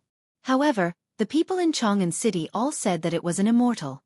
The guard lowered his body even more because the rumor came from Chang'an city. As the general of Chang'an city, he would be implicated if there was any problem. What? Xianxia's pupils shrank. He pushed away the guard in front of him and walked quickly to the edge of the city wall. He saw groups of people shouting on Chang'an Street. Many people were pointing at the unknown object in the sky. Some had even knelt on the ground and kept praying. They were also calling for safety and an official career. Hurry up and comfort the people in Chang'an city. Try not to cause a disturbance." He raised his trembling right hand and pointed at the people on the ground, the muscles on his face twitching. This was Chang'an city. So many people were discussing and even kneeling down. If something happened, How was he going to explain it to his superiors? More importantly, this matter was related to immortals. If His Majesty the Emperor knew that so many people were kneeling down to an unknown object in the sky, he would be done for. Yes, General. Everyone bowed in unison. All the guards did not dare to continue watching. They rushed down with Tang swords in their hands. They knew the severity of the matter. If more and more people gathered, it would be easy for people to die. In that case, it would be difficult for them to absolve themselves from the blame. Moreover, they only had respect for ghosts and gods. They did not believe in them or not. Bang bang bang. Sounds of footsteps could be heard coming from Chang'an City. The guards were lined up in a square formation with triangular bayonets in their hands. They looked at the crazy people in front of them with a serious face. A young man holding a Tang saber walked out from the group. Everyone, listen up. Don't stay on the street. Go home immediately. The one who spoke was Sang Feng, the deputy general of Zhulian. He held a Tang saber in his hand and looked at the people in front of him with a serious face. It seemed that he would start a fight if there was a disagreement. However, his words did not have any effect. The people were still standing in the same place and discussing. Some of them were kneeling down as if they did not see him. Everyone, listen up. Don't stay on the street. Go home immediately. Sang Feng was a little angry. He repeated it again. He decided that if the people did not go home, he would be ready to take coercive measures. The effect was minimal. The people did not pay attention to his words at all. It was as if they had gone crazy. The number of people kneeling down even rose sharply. Men, get ready to force your way in. Sang Feng raised his right hand and gave the order. Don't hurt the people. Just drive them home. Yes. The people behind him answered in unison. Then, they put the triangular bayonets in their hands on their waists and rushed out. What are you doing? Stop it. Why are you stopping me from kneeling down to the immortal? The attack of the crowd immediately caused a fierce response from the people. They used their bodies as shields and started to resist the soldiers. Due to the large number of people, the soldiers were actually at a disadvantage. In addition, without orders, they did not dare to harm the people. Gradually, the situation began to deteriorate. On the city tower, Zhulian looked at all this. He clenched his right fist and cold sweat flowed down his forehead. He had a bad feeling. The people were gathering and kowtowing on the ground. If this went on for too long, it would definitely cause a mutiny. It seemed that he had to inform the High Duke. Thinking of this, he slammed his palm on the brick. He glanced at the people and soldiers in the chaotic battle unwillingly and left with a flick of his sleeves. Prepare the horse. Let's go to High Duke Lu's residence. With that, he quickly walked down the city tower. The horse downstairs was already prepared. Zhulian jumped on the horse and rushed to High Duke Lu's residence. Chapter 1835. Get out of the way! Get out of the way! He glared and roared at the front while waving the horsewhip in his hand. Although the crowd was in a frenzy, they were not unafraid of death. Seeing the horse galloping, they knew he was not someone to be trifled with, so they made way for him.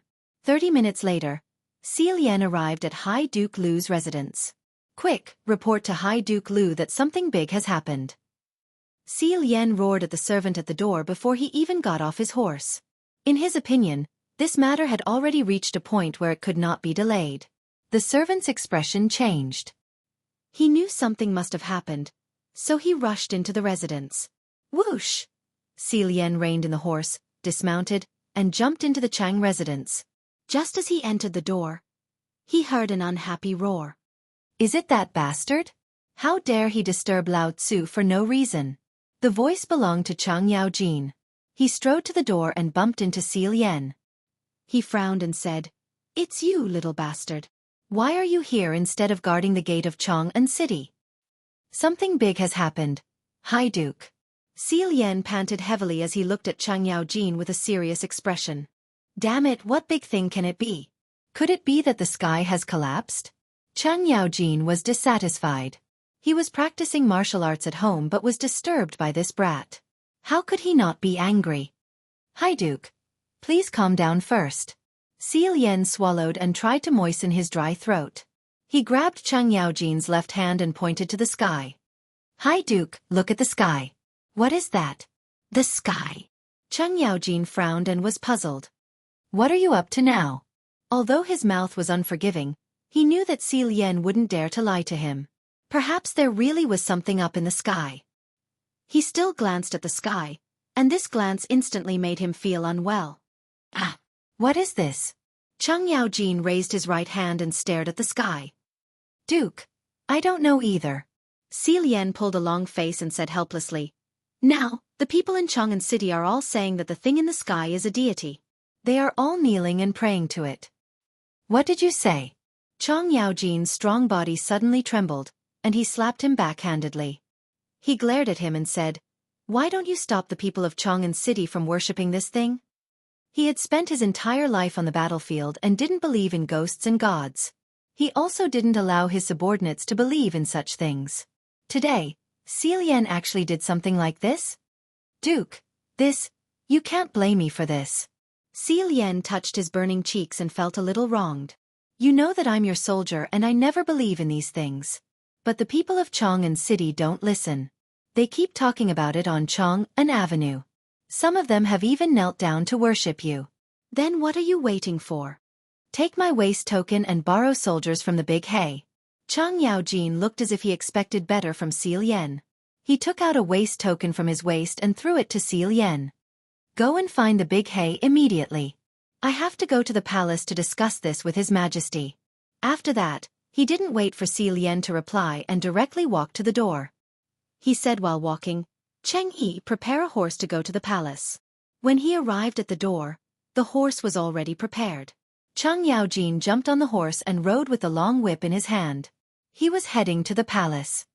Get out of the way. Get out of the way for Lao Tzu.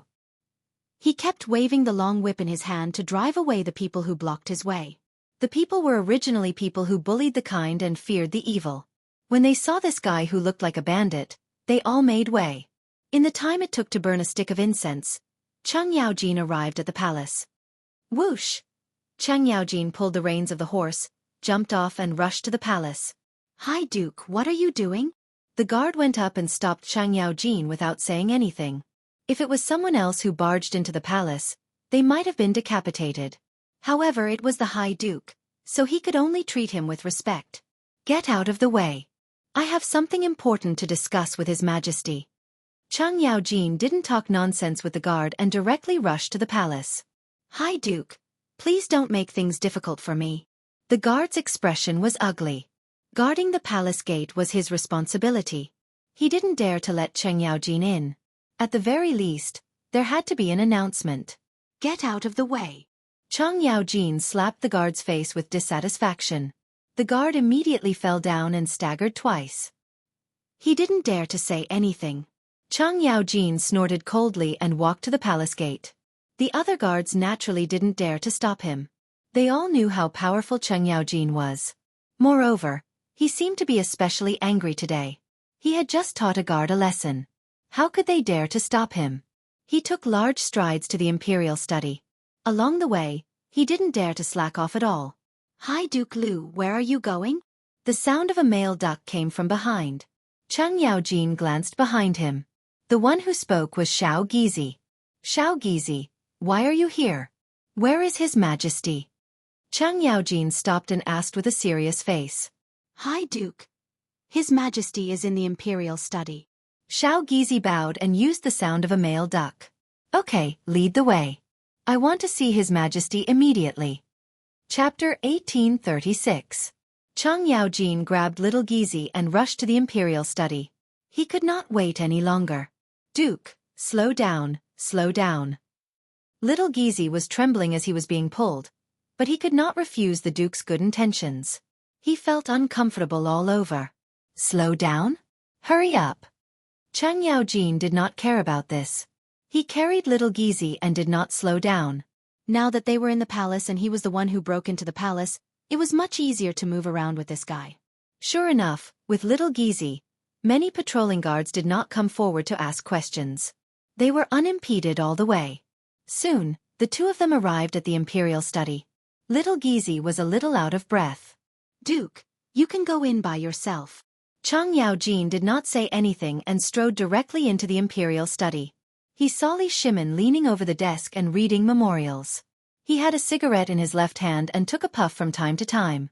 He looked very comfortable. "Your Majesty, something big has happened." Cheng Yaojin quickly stepped forward and bowed. Li Shimin, who was reading memorials, suddenly raised his head and glanced at Cheng Yaojin. He was a little confused. Why was this guy here? He did not summon him, but this was not important. He did not care and said seriously, "Why are you here?" "Your Majesty, something big has happened in Chang'an." An unidentified flying object appeared in the sky above Chang'an City.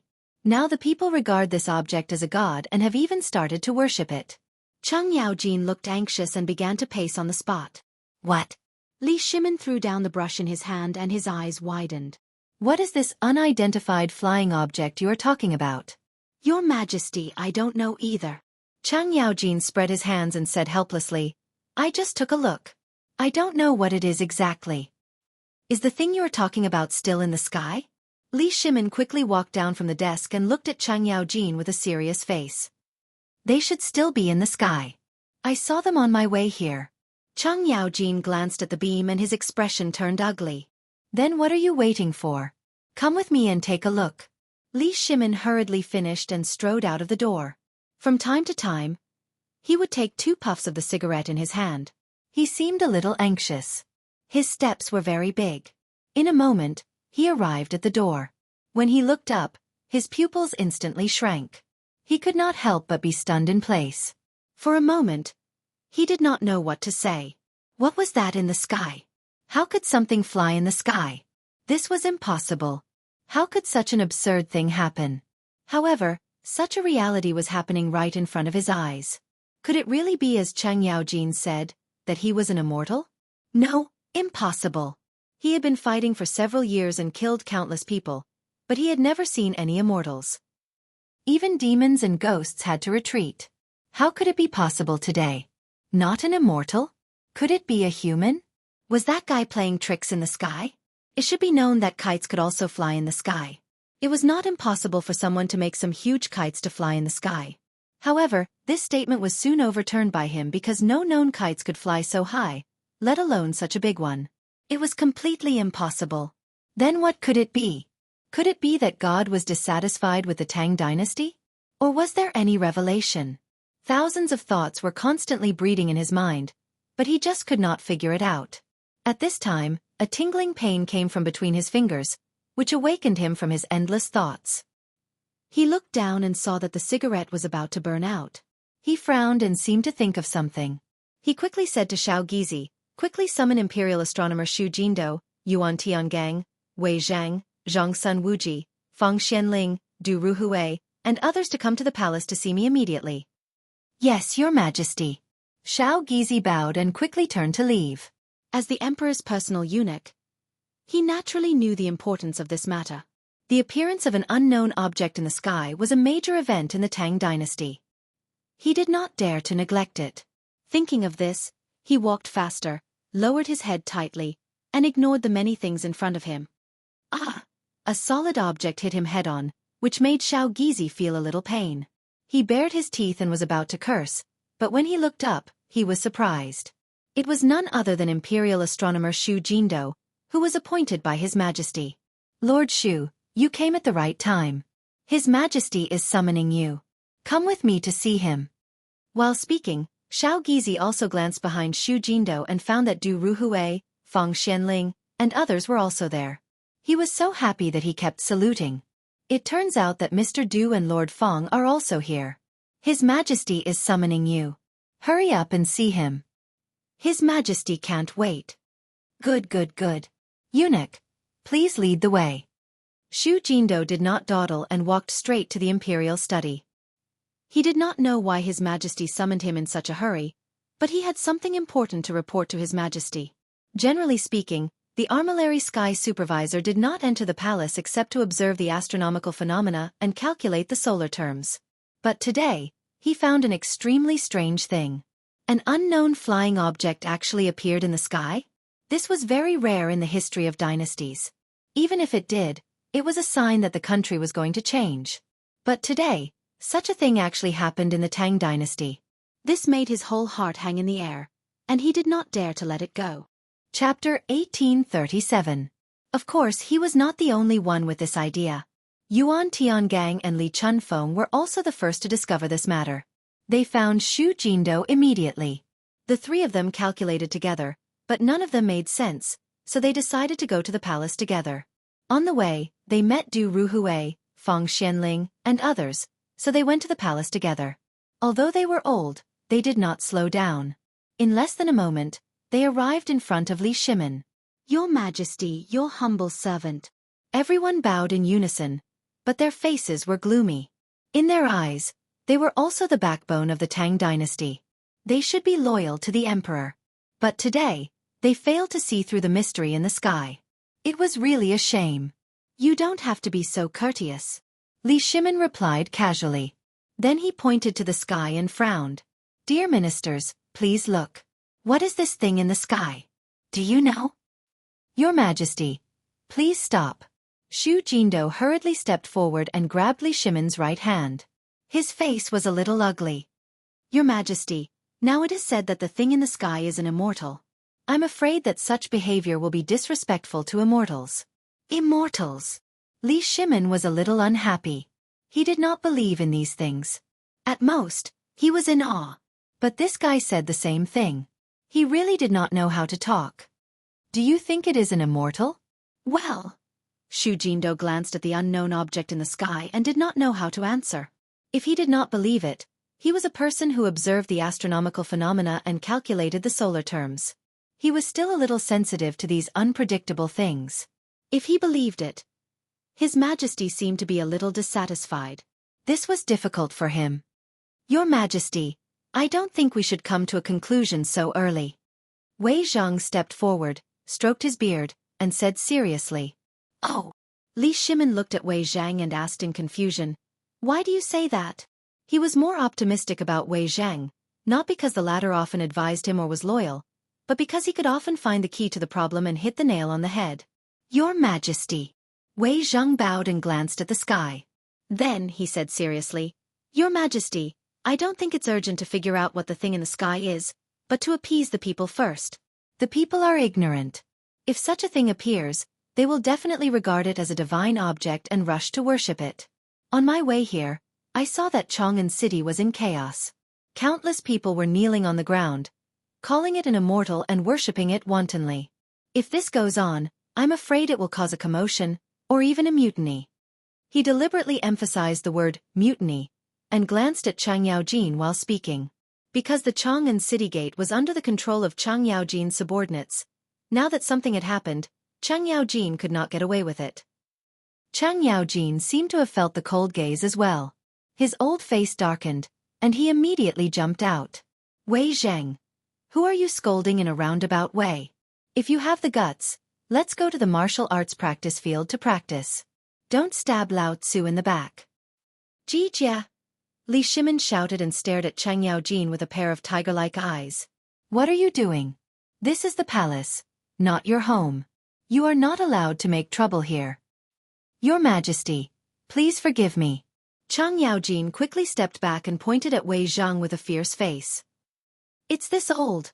Halfway through his words, he saw that Li Shimin's eyes were a little dissatisfied. He cupped his hands repeatedly. He was not afraid of anything, but he was afraid of Li Shimin. Stop talking. Let me ask you, what's the situation in Chang'an City? Li Shimin waved his hand, as if he did not want to listen to Chang Yaojin's explanation. Instead, he directly asked about the situation in Chang'an City. Your Majesty, this? Chang Yaojin cupped his hands, and his face was a little ugly. What is this? I want to hear the current situation in Chang'an City from you. Li Shimin stared at Chang Yaojin and said sternly. Chang'an City was the heart of the Tang dynasty and the lifeline of the world. It was the place he cared about the most. If it were not for Wei Zhang's advice, he would not have known the situation until now. This guy was still unwilling to talk about it? Your Majesty, when the unidentified object appeared earlier, there was indeed a commotion in Chang'an City. Fortunately, I have stopped it. Chang Yaojin bowed and said in a trembling voice. I'm afraid not. Wei Zhang looked at him coldly and said with cupped hands, Your Majesty, as far as I know, there is a commotion in Chang'an City now. The guards guarding the city can't stop it. There are signs of people passing on. After that, he waved his sleeve and coldly glanced at Chang Yaojin. Of course, he did not deliberately target Chang Yaojin. He just felt that when such a big thing happened, how could Chang Yaojin, a duke, stop it? Instead, he made things worse. He was really ashamed to face His Majesty and the Tang dynasty. Wei Zheng, don't talk nonsense here. Who said I didn't stop it? Chang Yaojin stared and pointed at Wei Zheng, very dissatisfied. Chang Yaojin, shut up. Li Shimin did not shout, Jijia this time. He was really angry. He took a long breath and said coldly, did you stop the commotion in Chang'an City or not? Chapter 1838. Your Majesty. Chang Yaojin glared at Wei Zheng and then slowly looked away. I have informed Big He on my way here. He has led the army to Chang'an City to suppress the people. I believe that in less than half an hour, there will be immediate results. Hearing this, Li Shimin's frowning brows relaxed. He knew Yu Qigong's ability very well. He had always been famous for his bravery and fighting. Since he followed him to lead the army, he rarely lost. It should be no problem for him to suppress some people. Since Jingda has already rushed to Chang'an City, I believe there will be no problem. Now, let's talk about the matter at hand. What is the thing in the sky? He glanced at the crowd, and his face was full of worry. To be honest, he really didn't want to believe that the thing in the sky was the manifestation of immortals.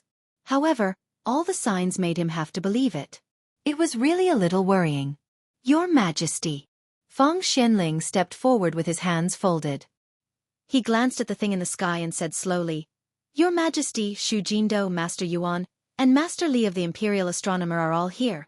Why don't you let them do a divination to find out the mysteries of heaven?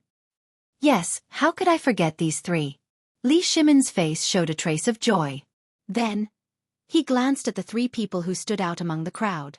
Why did they stand out among the crowd? It was because they were all wearing Taoist robes. There was a faint temperament of Taoist masters emerging. The three of you, please do a divination for the Tang dynasty. What is the thing in the sky? In fact, they had already done a divination before coming to the palace.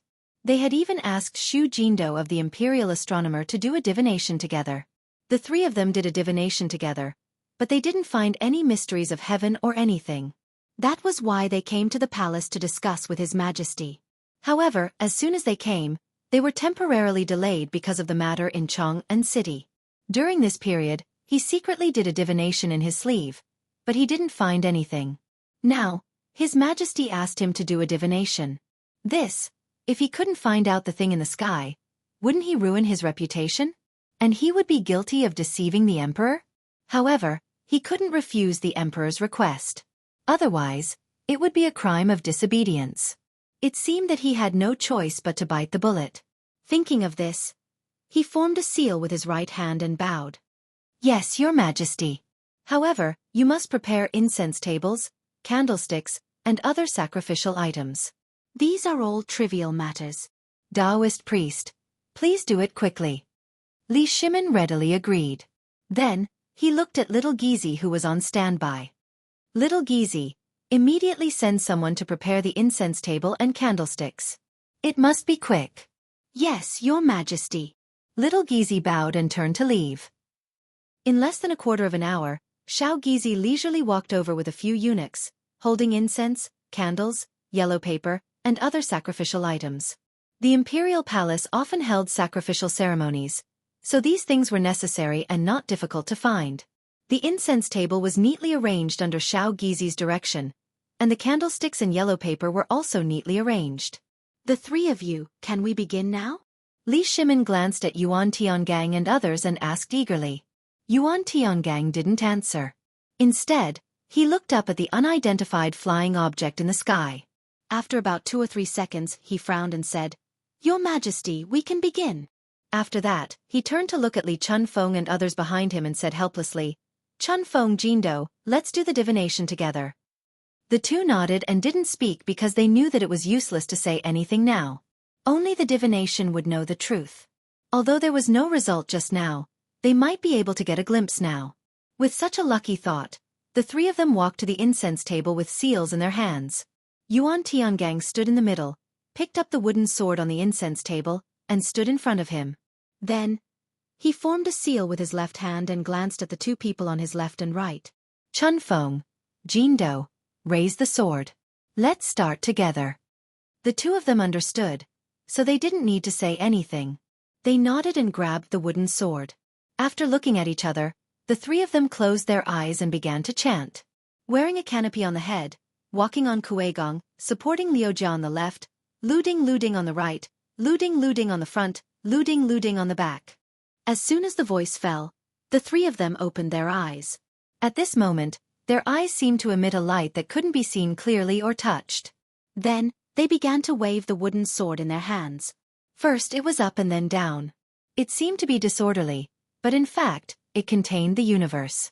The 9 luminaries move forward, the beginning of the origin lingers, the essence of the flower responds to the brightness, the original spirit scatters, the endless flow of hope descends upon me, the glory of Zhu Jing, the stagnation is lifted, the red clouds rise, the purple star rises, all things in the world, let me be a prophet. The three of them put the seal in their left hands to the tip of their noses and urged the incantation with a serious face. At this moment, they seemed to have entered a state of selflessness. Everything around them had nothing to do with them. The people behind them looked at this scene and didn't feel surprised because it wasn't the first time they had seen it. Every time the royal family offered sacrifices, they would let the official office of the imperial astronomer do it. Sometimes, they would invite Yuan Tiangang, Li Chunfeng, and others. Chapter 1839. Although they were used to these things, they still had some repulsion in their hearts. Ghosts and gods were mysterious and unpredictable. How could they be seen through so simply by reciting a few spells? Especially Chang Yaojin, he was even more disgusted with these things. He even put his hands up and was ready to watch a good show. He was a soldier and had killed more people than the people of Chang'an City. If there were really ghosts and gods, why didn't they come to take his life?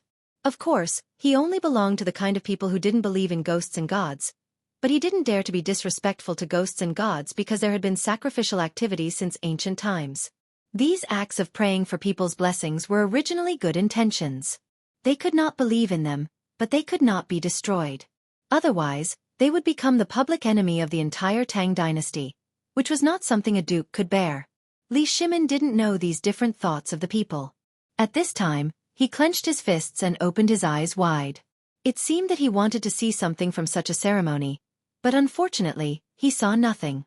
In fact, he also belonged to the kind of people who didn't believe in ghosts and gods. What immortals? If these immortals really exist, why did the people of the Tang dynasty suffer so much? Thinking of the Turks who killed the people of the Tang dynasty for fun a few years ago, he was full of doubts about the immortals. However, he was not only Li Shimin, but also the emperor of the Tang dynasty. When such a strange thing appeared, people couldn't go to heaven to check it.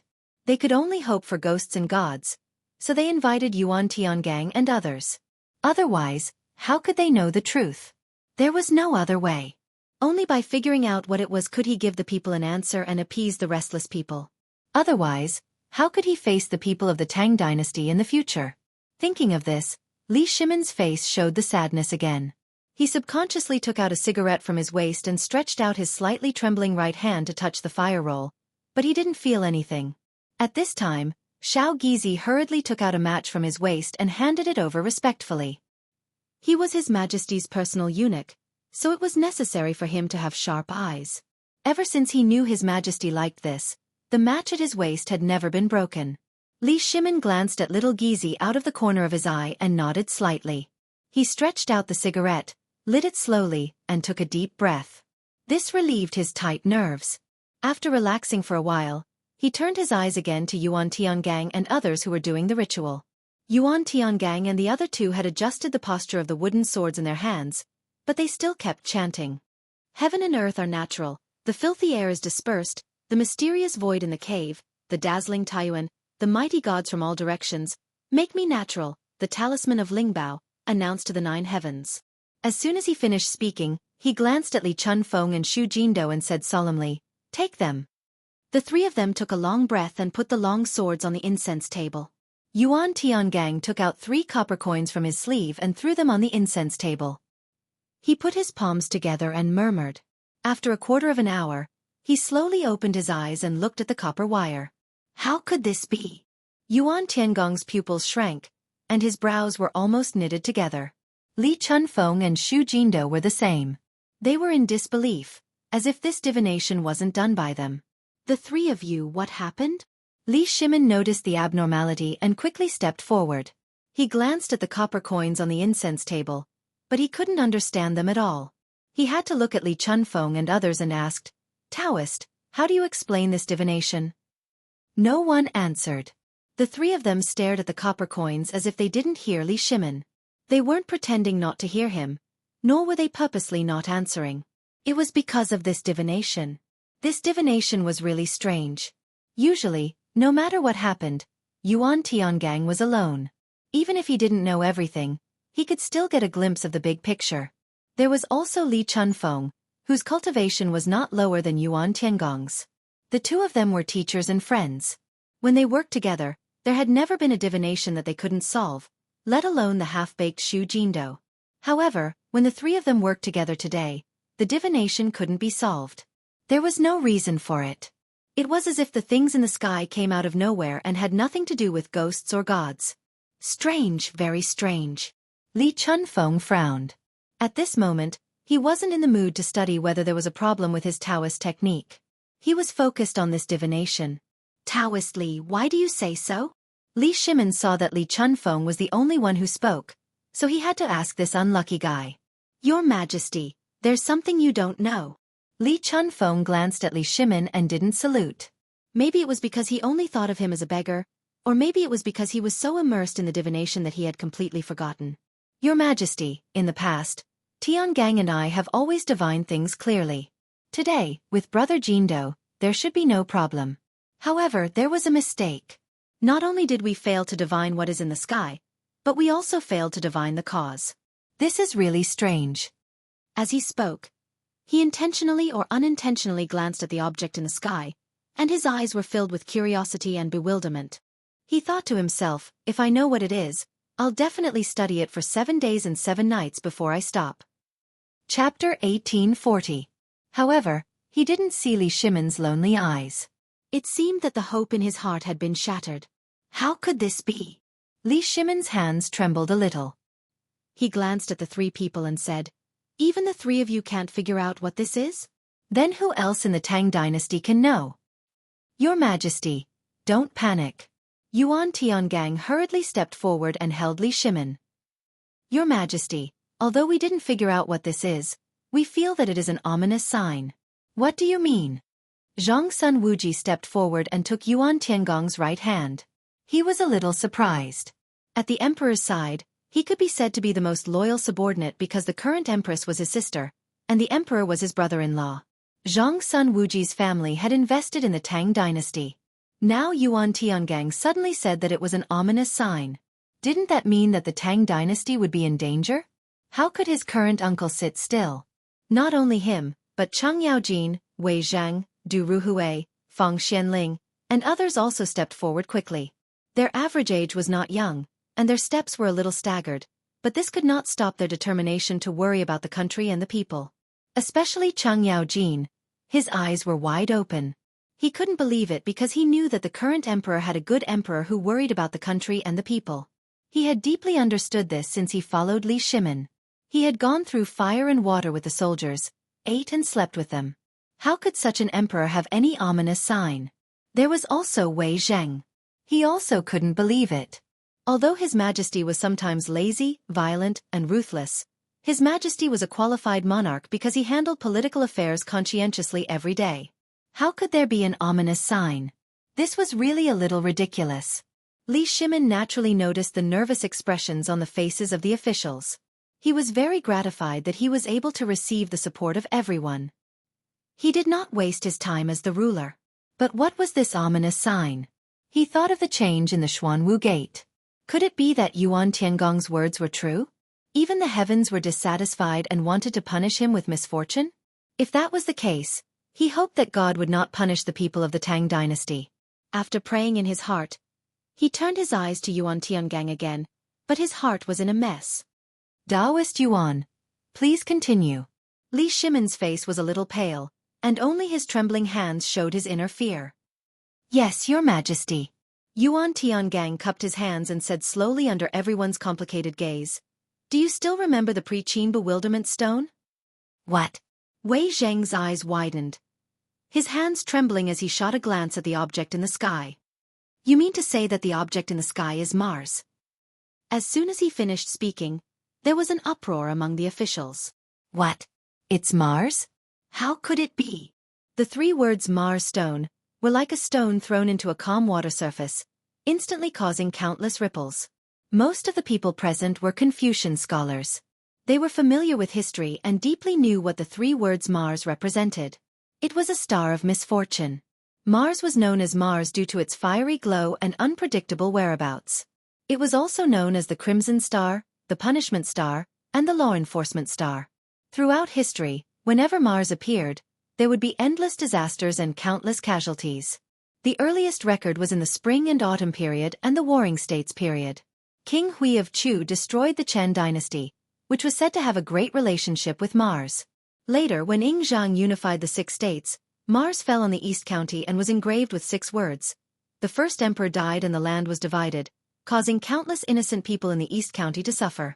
At the end of the Western Han dynasty, someone reported to the Prime Minister of Emperor Chang of Han that there was a celestial phenomenon of Mars guarding the heart, and the Prime Minister committed suicide. All kinds of signs showed that Mars was a star of misfortune and an ominous sign. Thinking of this, everyone shuddered and unconsciously trembled.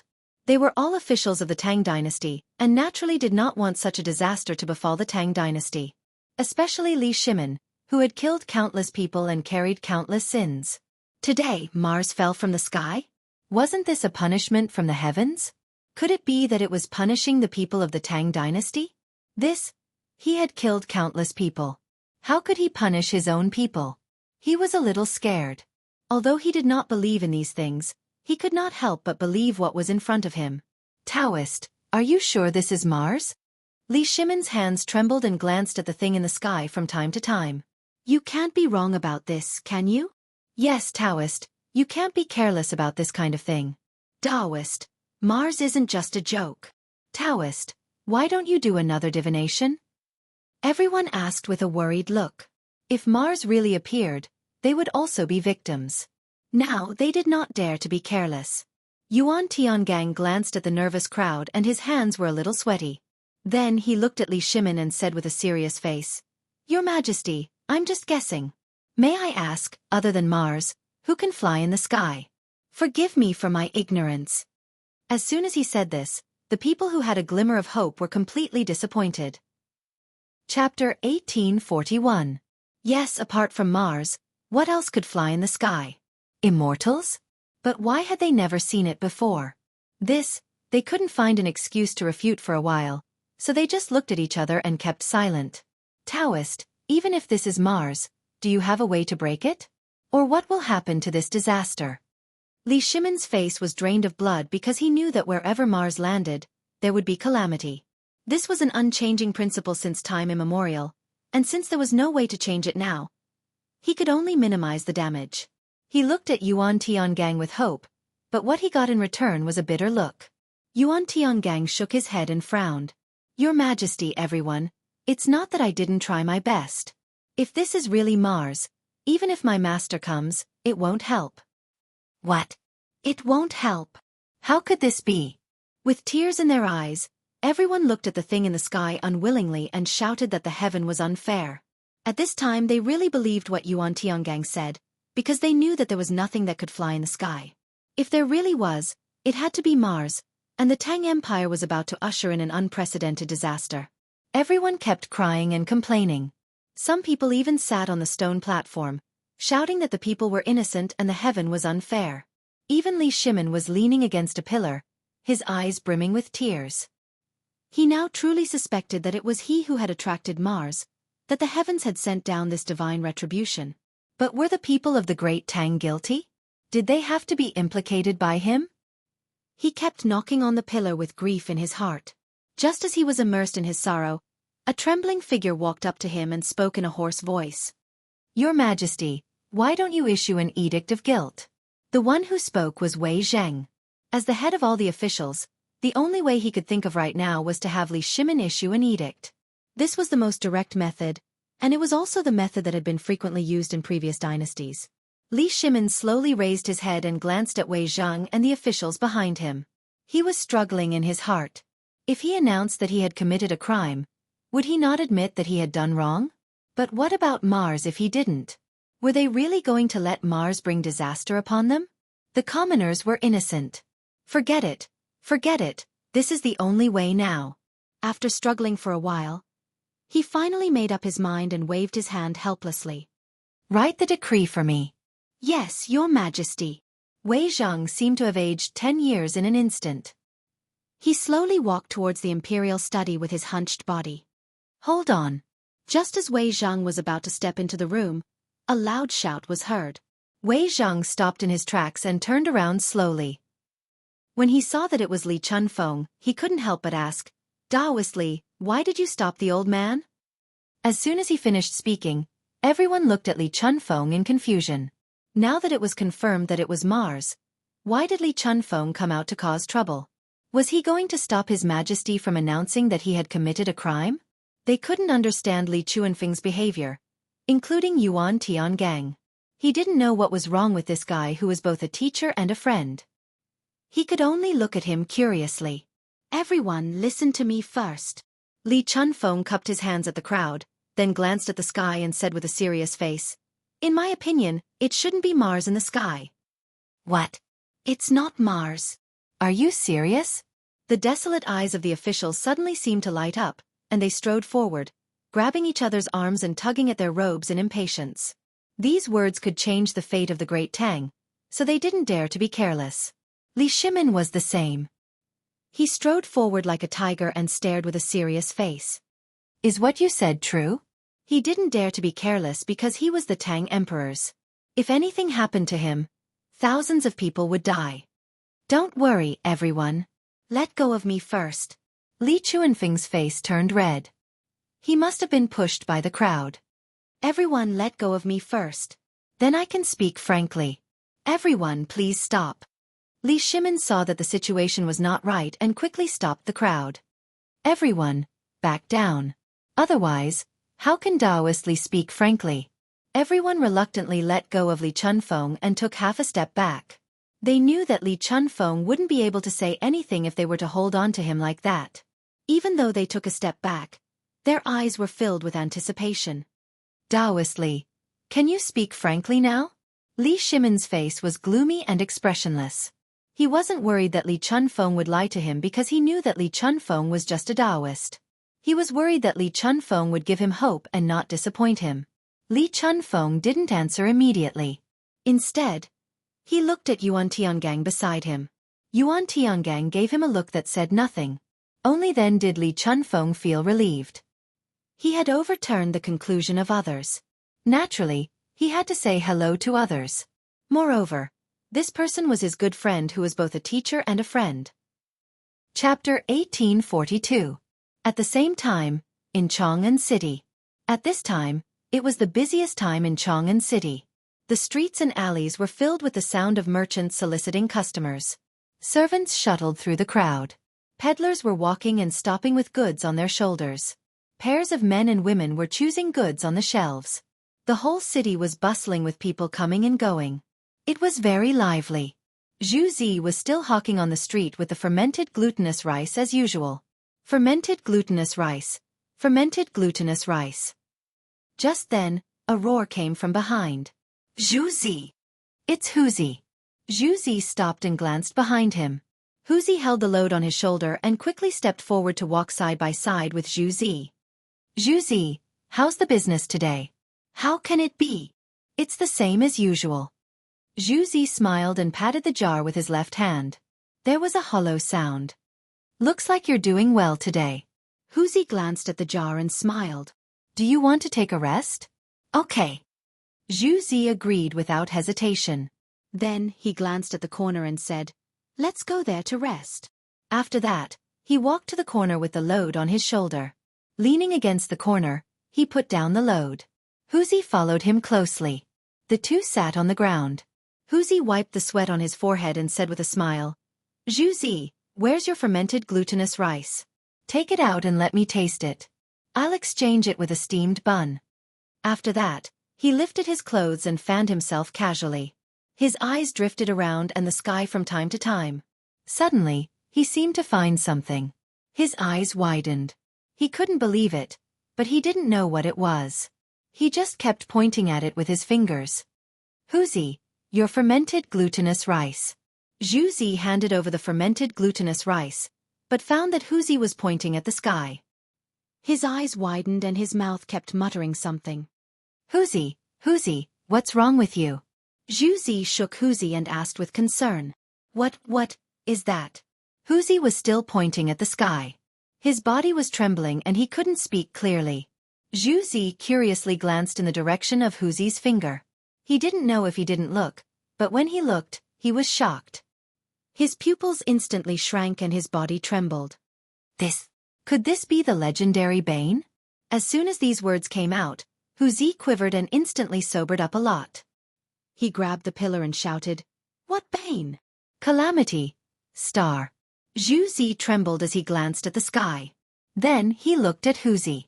His face was pale and his body trembled. I heard from the older generation that when something like this appears in the sky, it's a jinx. What? Wuxia's face turned pale. He turned around to grab his load, but his trembling arms made him unable to exert any strength. As he grabbed the load, he muttered, The jinx is here.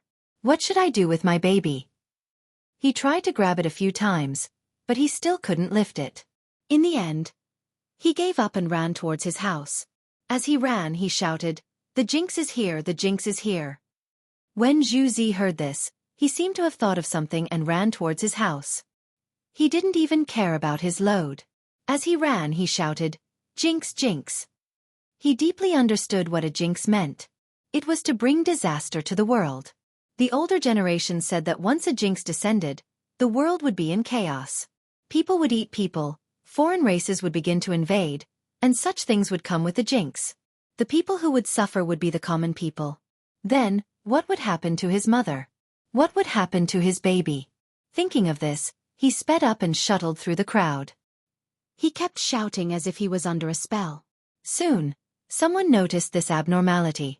At the same time, they also heard what they were saying. They couldn't help but wonder, Jinx? What jinx? Perhaps it was due to the influence of traditional thinking, or perhaps it was because of curiosity. This person intentionally or unintentionally glanced at the sky. At this moment he saw it. He saw the jinx that those people were talking about. Suddenly, his eyes widened. His brain seemed to have received an endless shock. He crazily shouted, In the sky! There's a jinx in the sky? Look! Everyone look! This roar instantly attracted the attention of the people around. They glanced at this guy with some doubts. Jinx? How is that possible? Now is the time when the weather is good. The Tang dynasty is gradually flourishing. How can there be a jinx? Besides, Lao Tzu had lived for decades and had never seen a jinx. Now you've seen one? Most people held an attitude of disbelief. They thought that this guy was just crazy. Some people were even cursing him in their hearts. However, there were still some curious people. They didn't believe it. They couldn't help but shout in their hearts and look at the sky. Jinx? Is it really a jinx? A jinx appeared in the sky. In an instant, everyone around shouted. They widened their eyes and pointed to the sky. Their faces were full of surprise and disbelief. The roars became louder and louder, spreading farther and farther. The streets and alleys of Chang'an City began to shout non-stop. Chapter 1843. As the sound spread further and further, there was a commotion on the streets of Chang'an. The peddlers were not in the mood to sell their goods, and the manservants stopped shouting. They all looked up at the sky with fear, doubt, and disbelief written all over their faces. Because in their education, the jinx was a sign that a disaster was coming.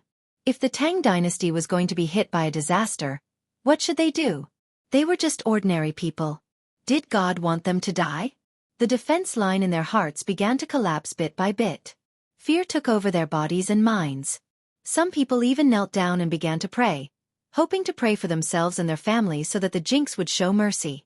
After the first person knelt down, the second, the third, and countless people began to kneel down. The streets of Jianghu were filled with people kneeling down. They put their hands together and kept kowtowing on the ground. They were also chanting, hoping that the jinx would spare them and their families so that their families would suffer less. Soon, the streets of Jianghu were covered with blood. On average, one could see people kneeling down with every step. Of course, not everyone knelt on the ground. Some people who cared about their families could not stay any longer and ran home. However, there were too many people kneeling down. For a moment, there were fights and mutinies. In less than a quarter of an hour, the streets of Jianghu were filled with blood and flesh.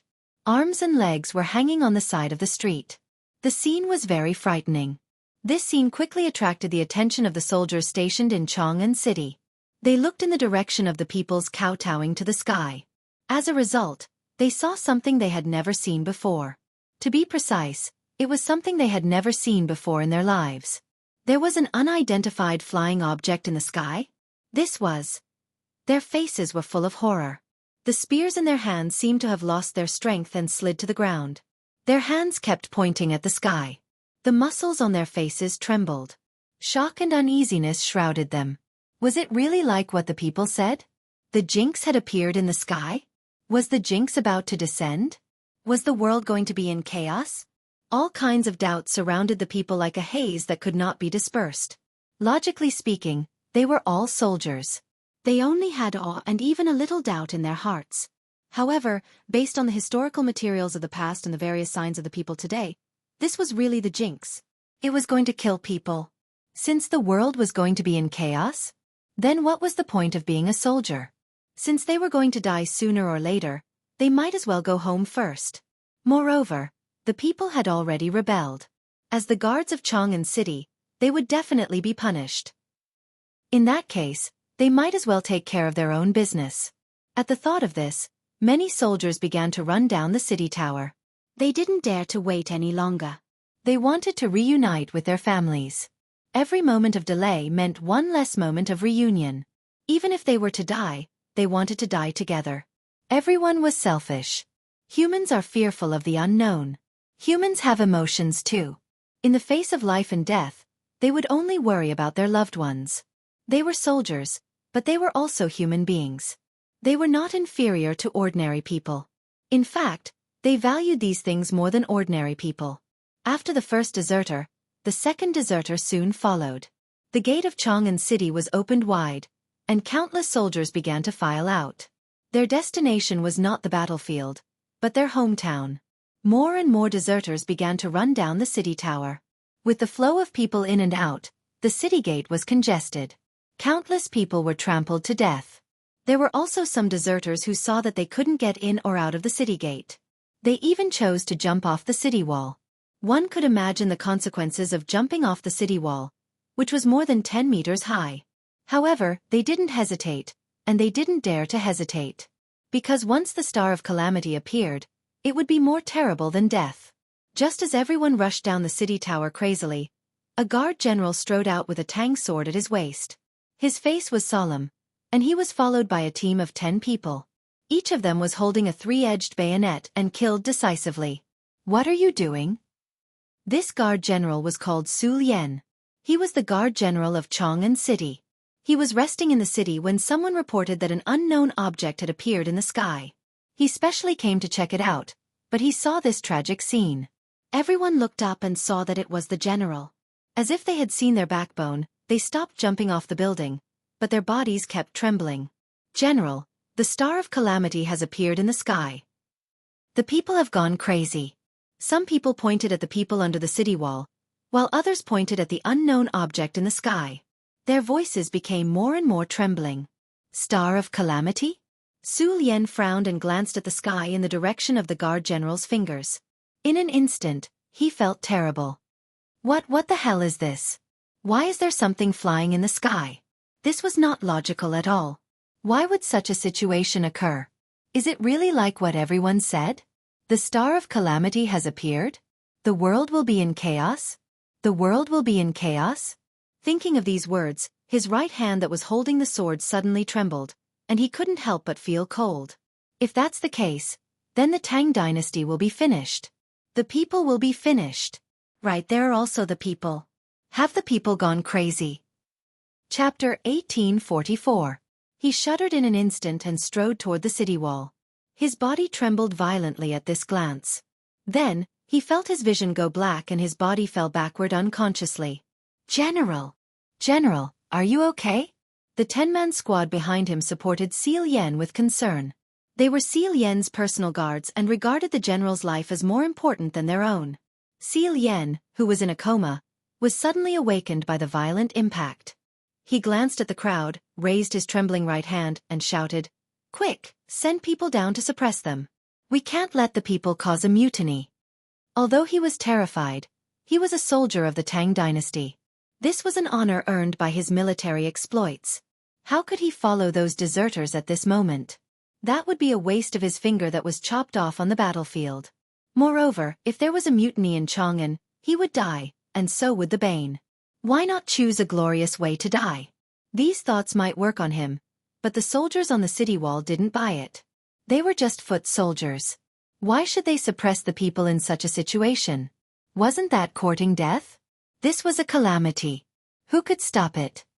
General, you'd better let us go. Yes, General. We can't suppress it at all. The crowd looked at Seal Yen pleadingly. At this moment, they were still thinking about how to leave. However, the general's prestige had been deeply imprinted in their hearts. They didn't dare to leave without an order.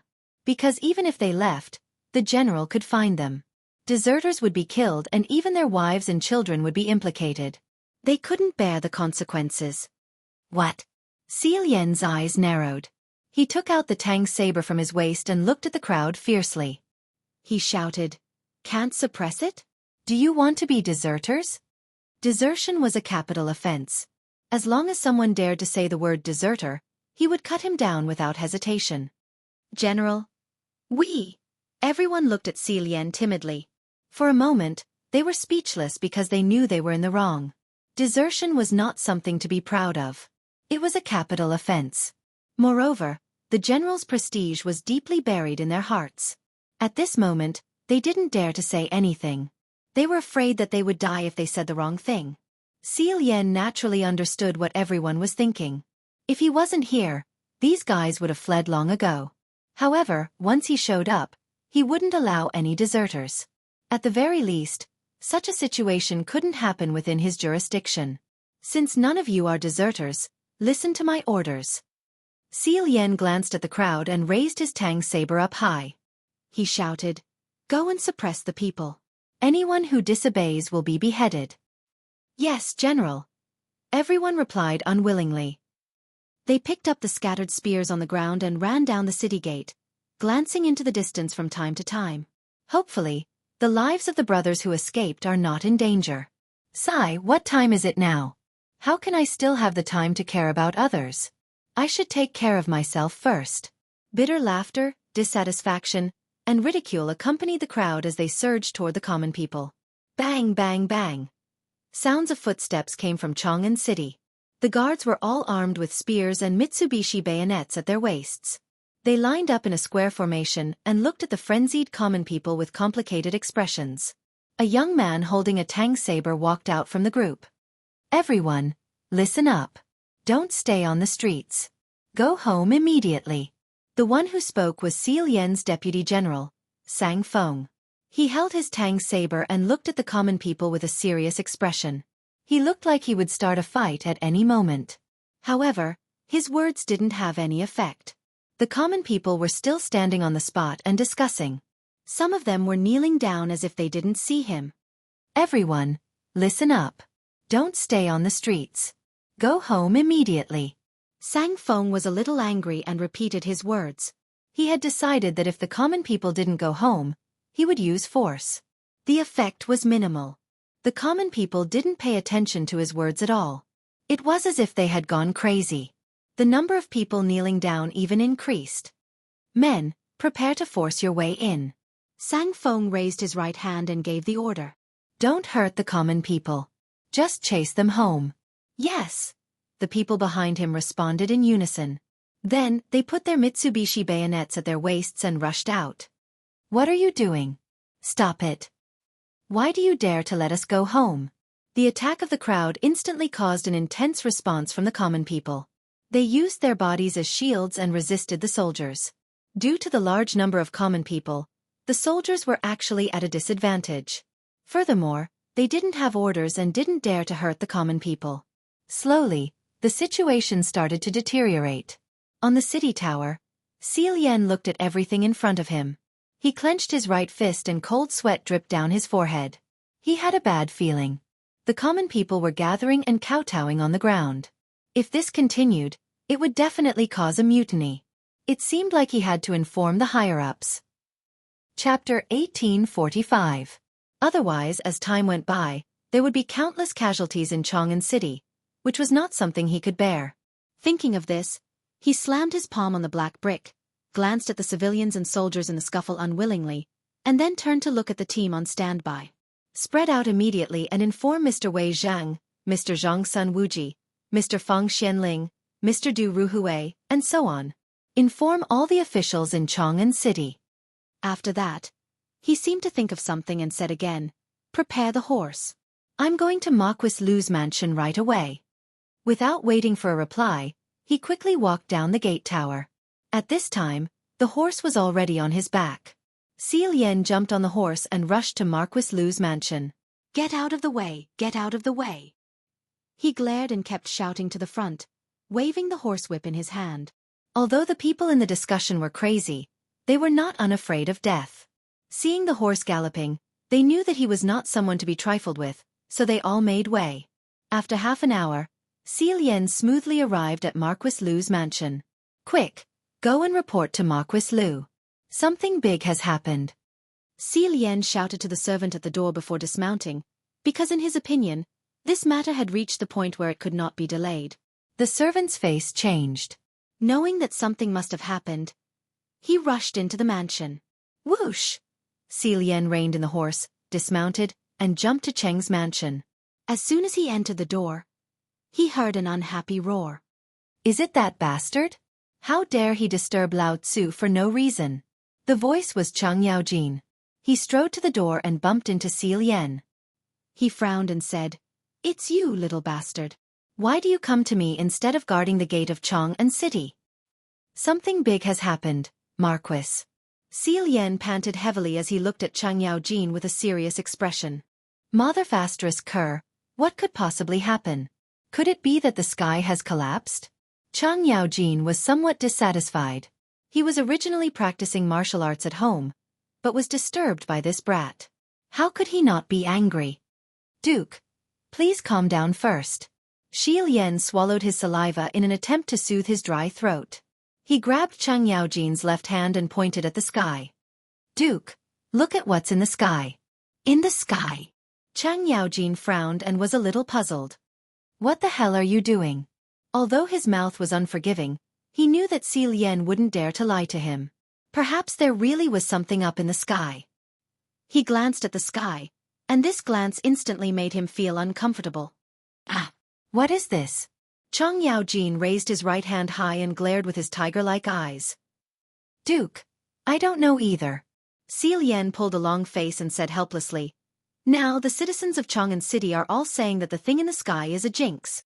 They are all praying. Chang'an City is already in chaos, and there are even casualties." "What did you say?"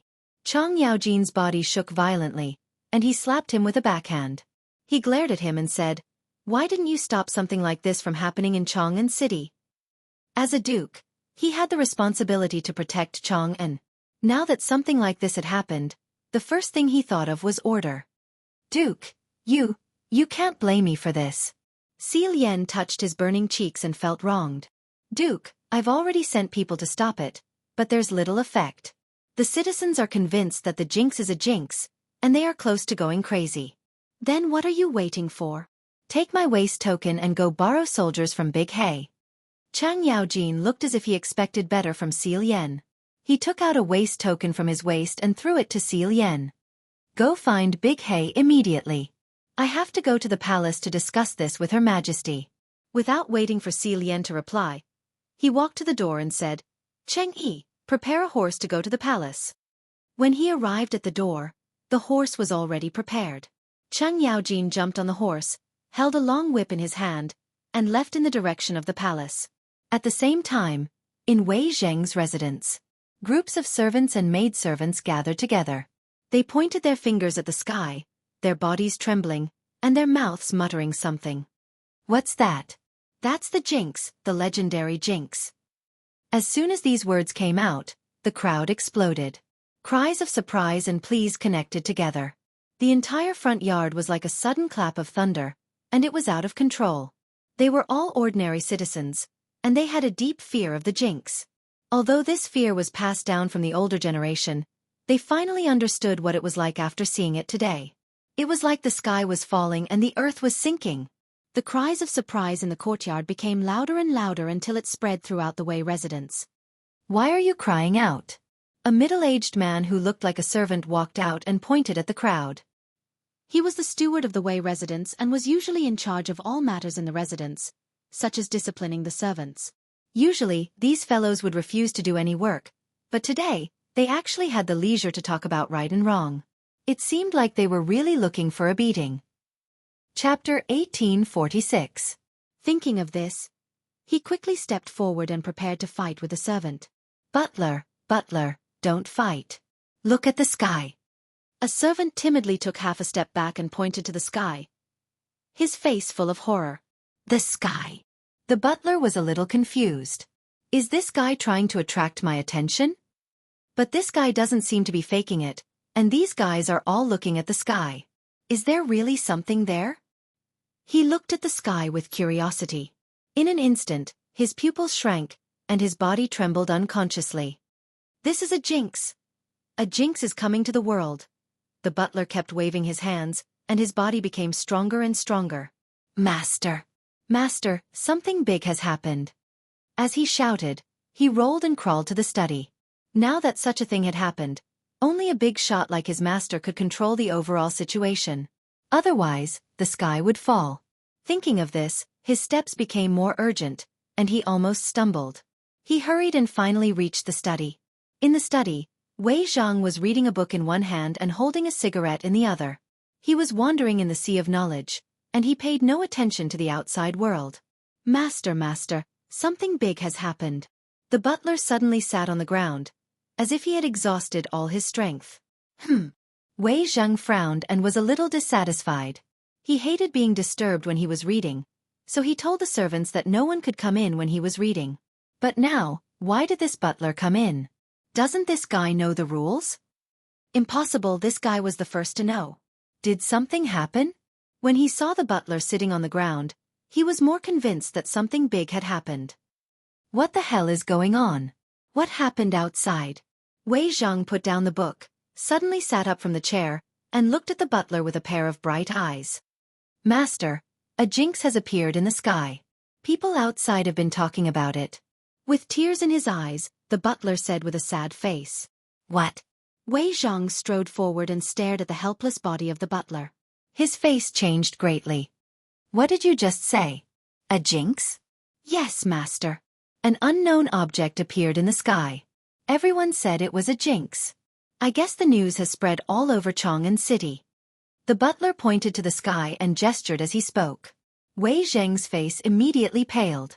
He hurriedly walked out of the door. He wanted to see if this so-called bane was real or fake. As soon as he walked out of the door, he couldn't wait to look up. At that moment, he felt as if the sky was about to collapse. It really was the star of calamity, and it was Mars. One had to know that Mars was an ominous star, also known as the Crimson Star, the Punishment Star, and the Enforcer Star.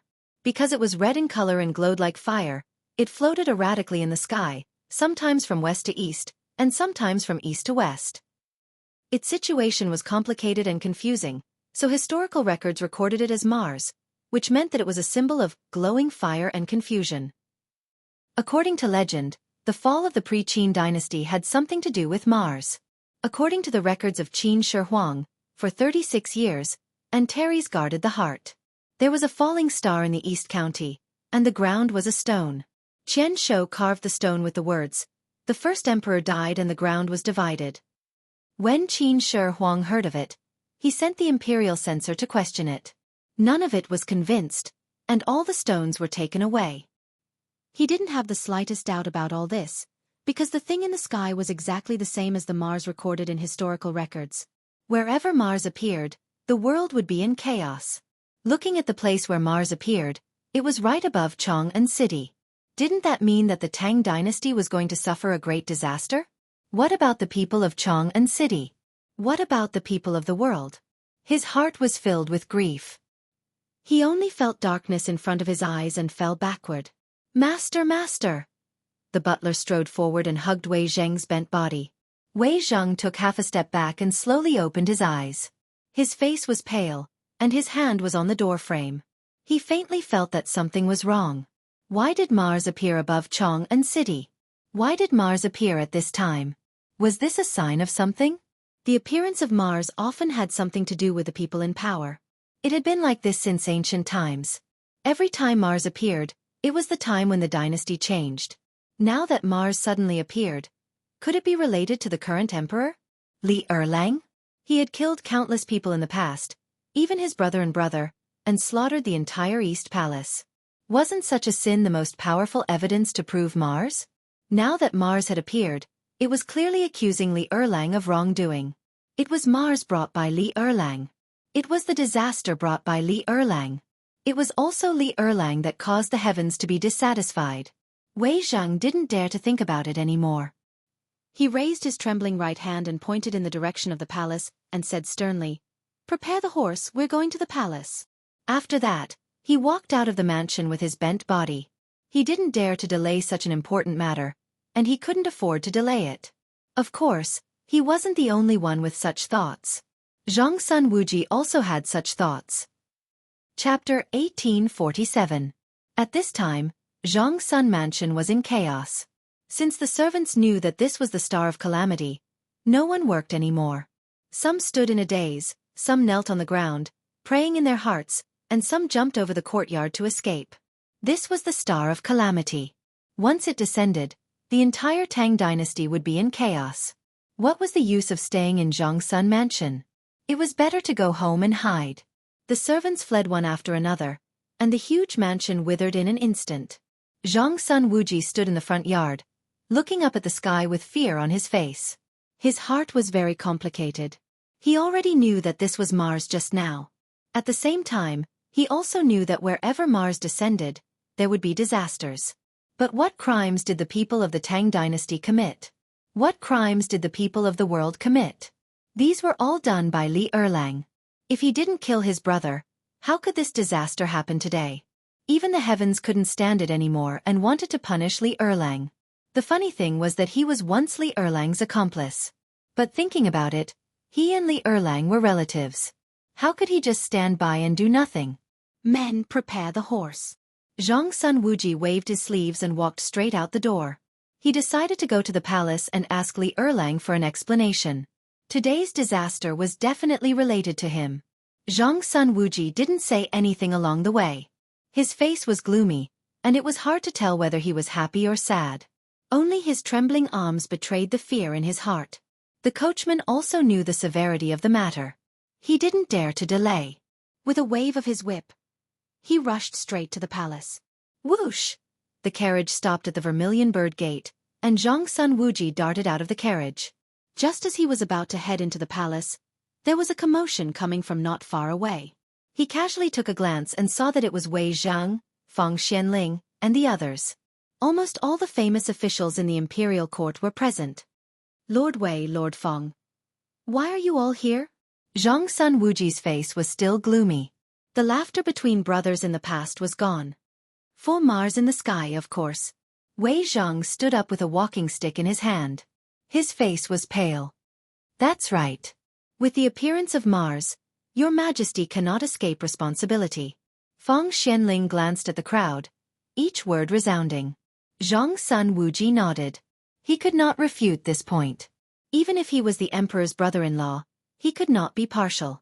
Even Lu Guagong, Chang Yaojin, who was standing to the side, was silent because he deeply understood what the bane meant. "Since all of you are of the same mind, let's enter the palace together." Zhang Sun Wuji swept his gaze across the crowd, and finally, His gaze landed on Wei Zhang. This was because he did not speak just now, which was not in line with this old man's character. However, with a glance, he realized that Wei Zhang was a little different today. He could not help but ask, "Lord Wei, I thought you don't usually use a crutch? Why today?" Bang, bang, bang. Wei Zhang slammed the crutch in his hand on the ground, but his face was pale. It's all because of Mars. After that, he glanced at the direction of the Imperial study. His eyes narrowed slightly, and he looked intimidating. Let's go. Today, we must get an explanation from His Majesty. That's right. Today, we must get an explanation from His Majesty. Everyone, let's go. Everyone's expression was unfriendly as they walked straight to the palace gate. The guards at the palace gate were a little flustered. Why were all these court officials here today? Could it be that something big had happened?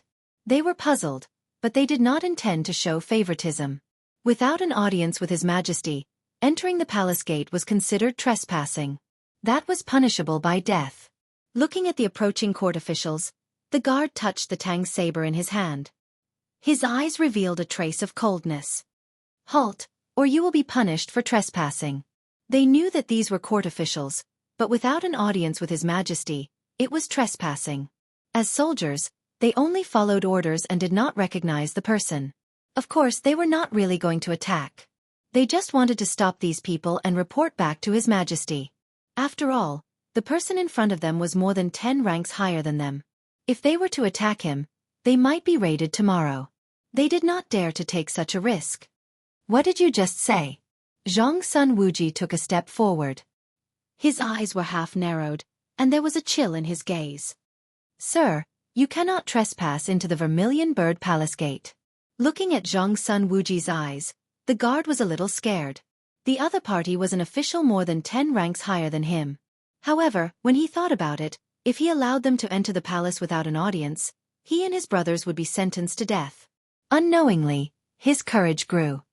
Sir, please show me your edict, or let the palace servants bring you in.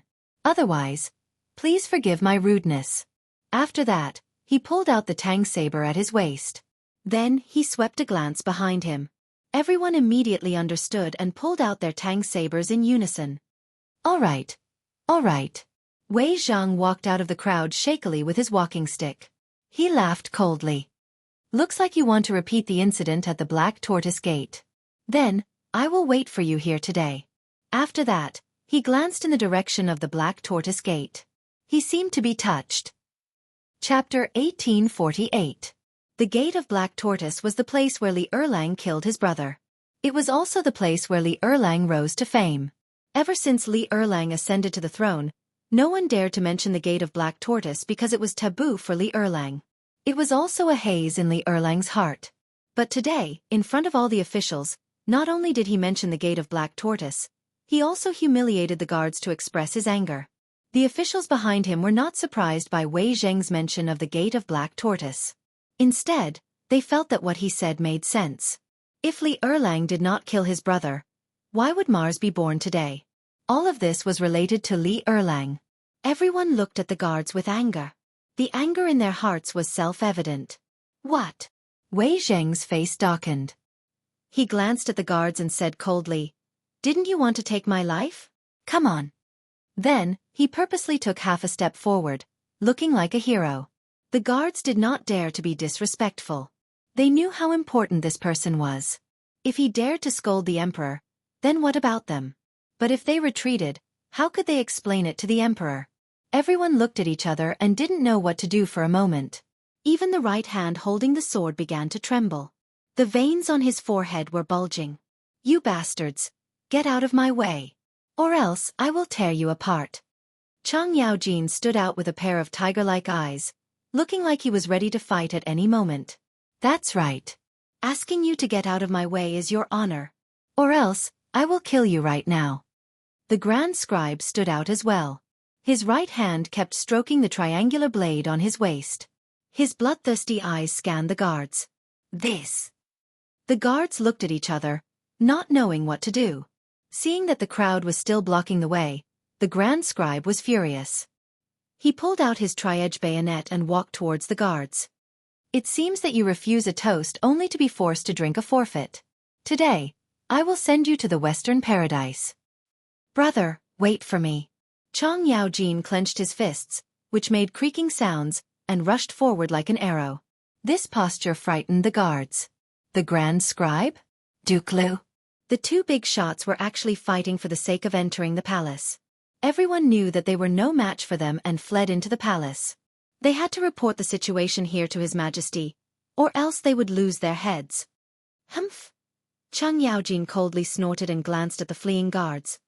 He secretly spat. Luckily you bastards ran fast enough, otherwise Lao Tzu would definitely cripple you. After he finished speaking, he seemed to have thought of something. He turned around and said with a serious expression, Lord Wei, Lord Feng, Lord Zhongsun, please leave.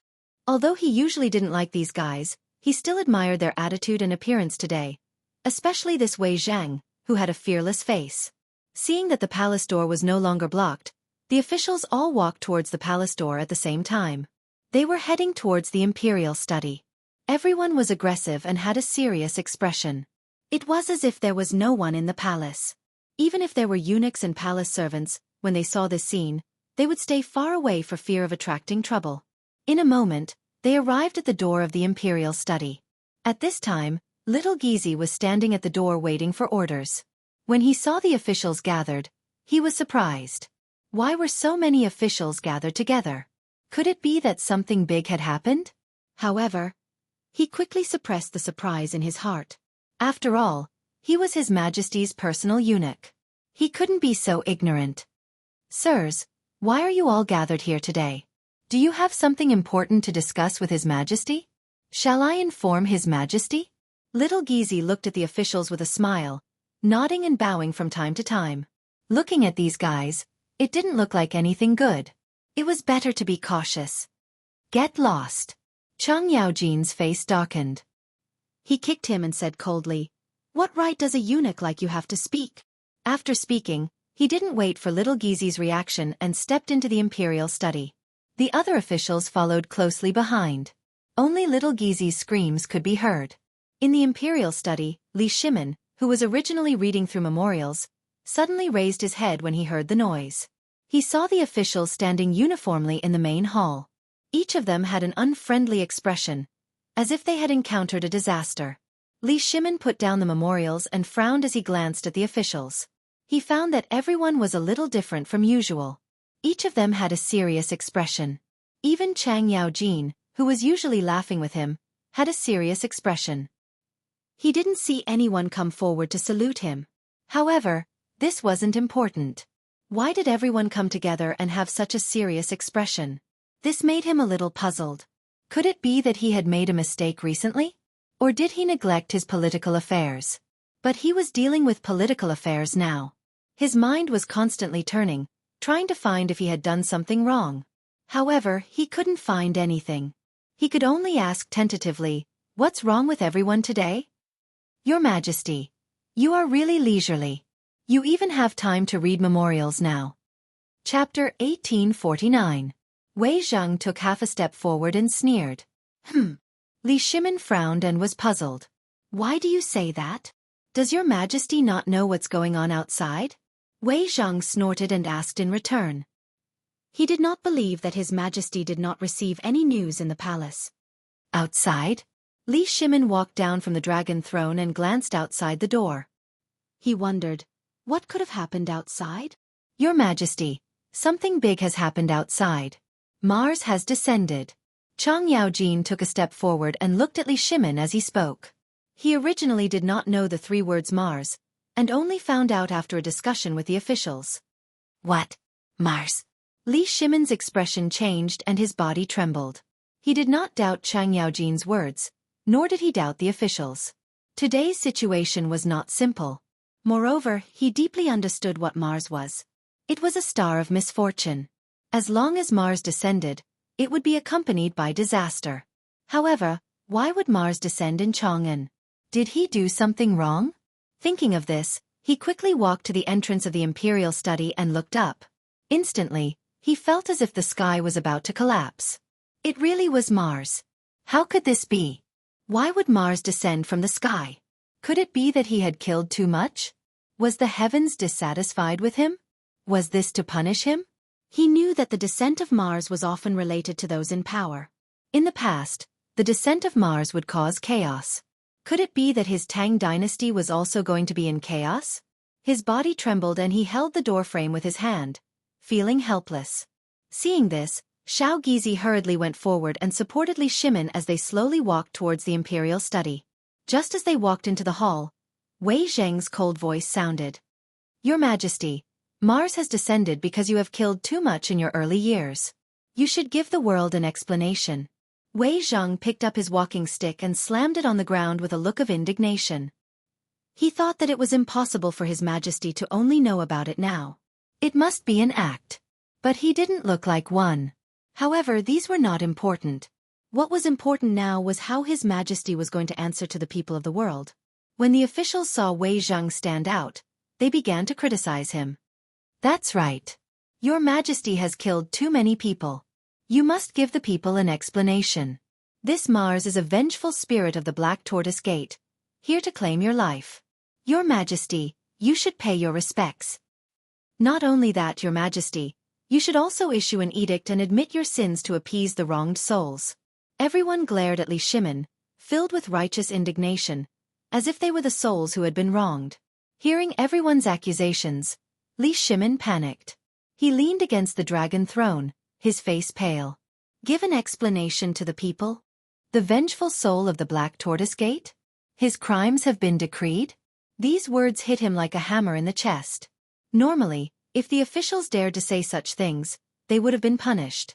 But today was different. The appearance of Mars meant that he was immoral and incompetent. But his crimes have been decreed? This was not an honorable thing. It could become a stain that he could not erase for the rest of his life. At this moment, he hesitated. What should he do? Was there anyone who could help him? He had never felt so helpless. Even when he led troops to war, he had never been afraid between life and death. But at this moment, he was truly afraid. He was afraid that Mars really came because of him. He was afraid that everything the officials said, the vengeful spirit of the deposed crown prince would come for his life. He was even more afraid that the people of the world would suffer because of him. Did he really have to admit that he was useless? Did he really have to admit that he had killed too many people? No. He was the emperor, how could he do such a thing? But who would speak up for him now? He was angry, heartbroken, and even regretful. Just as he was hesitating endlessly, a figure slowly appeared. Zhang Feng? Feng Zi was smart and had many wicked ideas.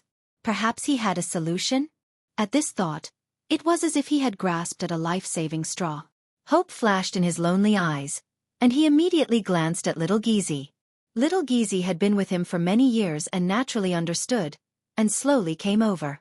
Little Gizi, immediately send someone to White Deer College to find Zhang Feng. Tell him the situation here and ask him if he has any solutions. Li Shimin's face was pale, and his voice was hoarse. At this moment, he placed all his hopes on Zhang Feng. Little Gizi understood the severity of the matter, nodded, and left. At this moment, only the civil and military officials and Li Shimin were left in the hall. The atmosphere was very solemn and as calm as the surface of water. But if a stone was thrown, it would immediately cause a reaction.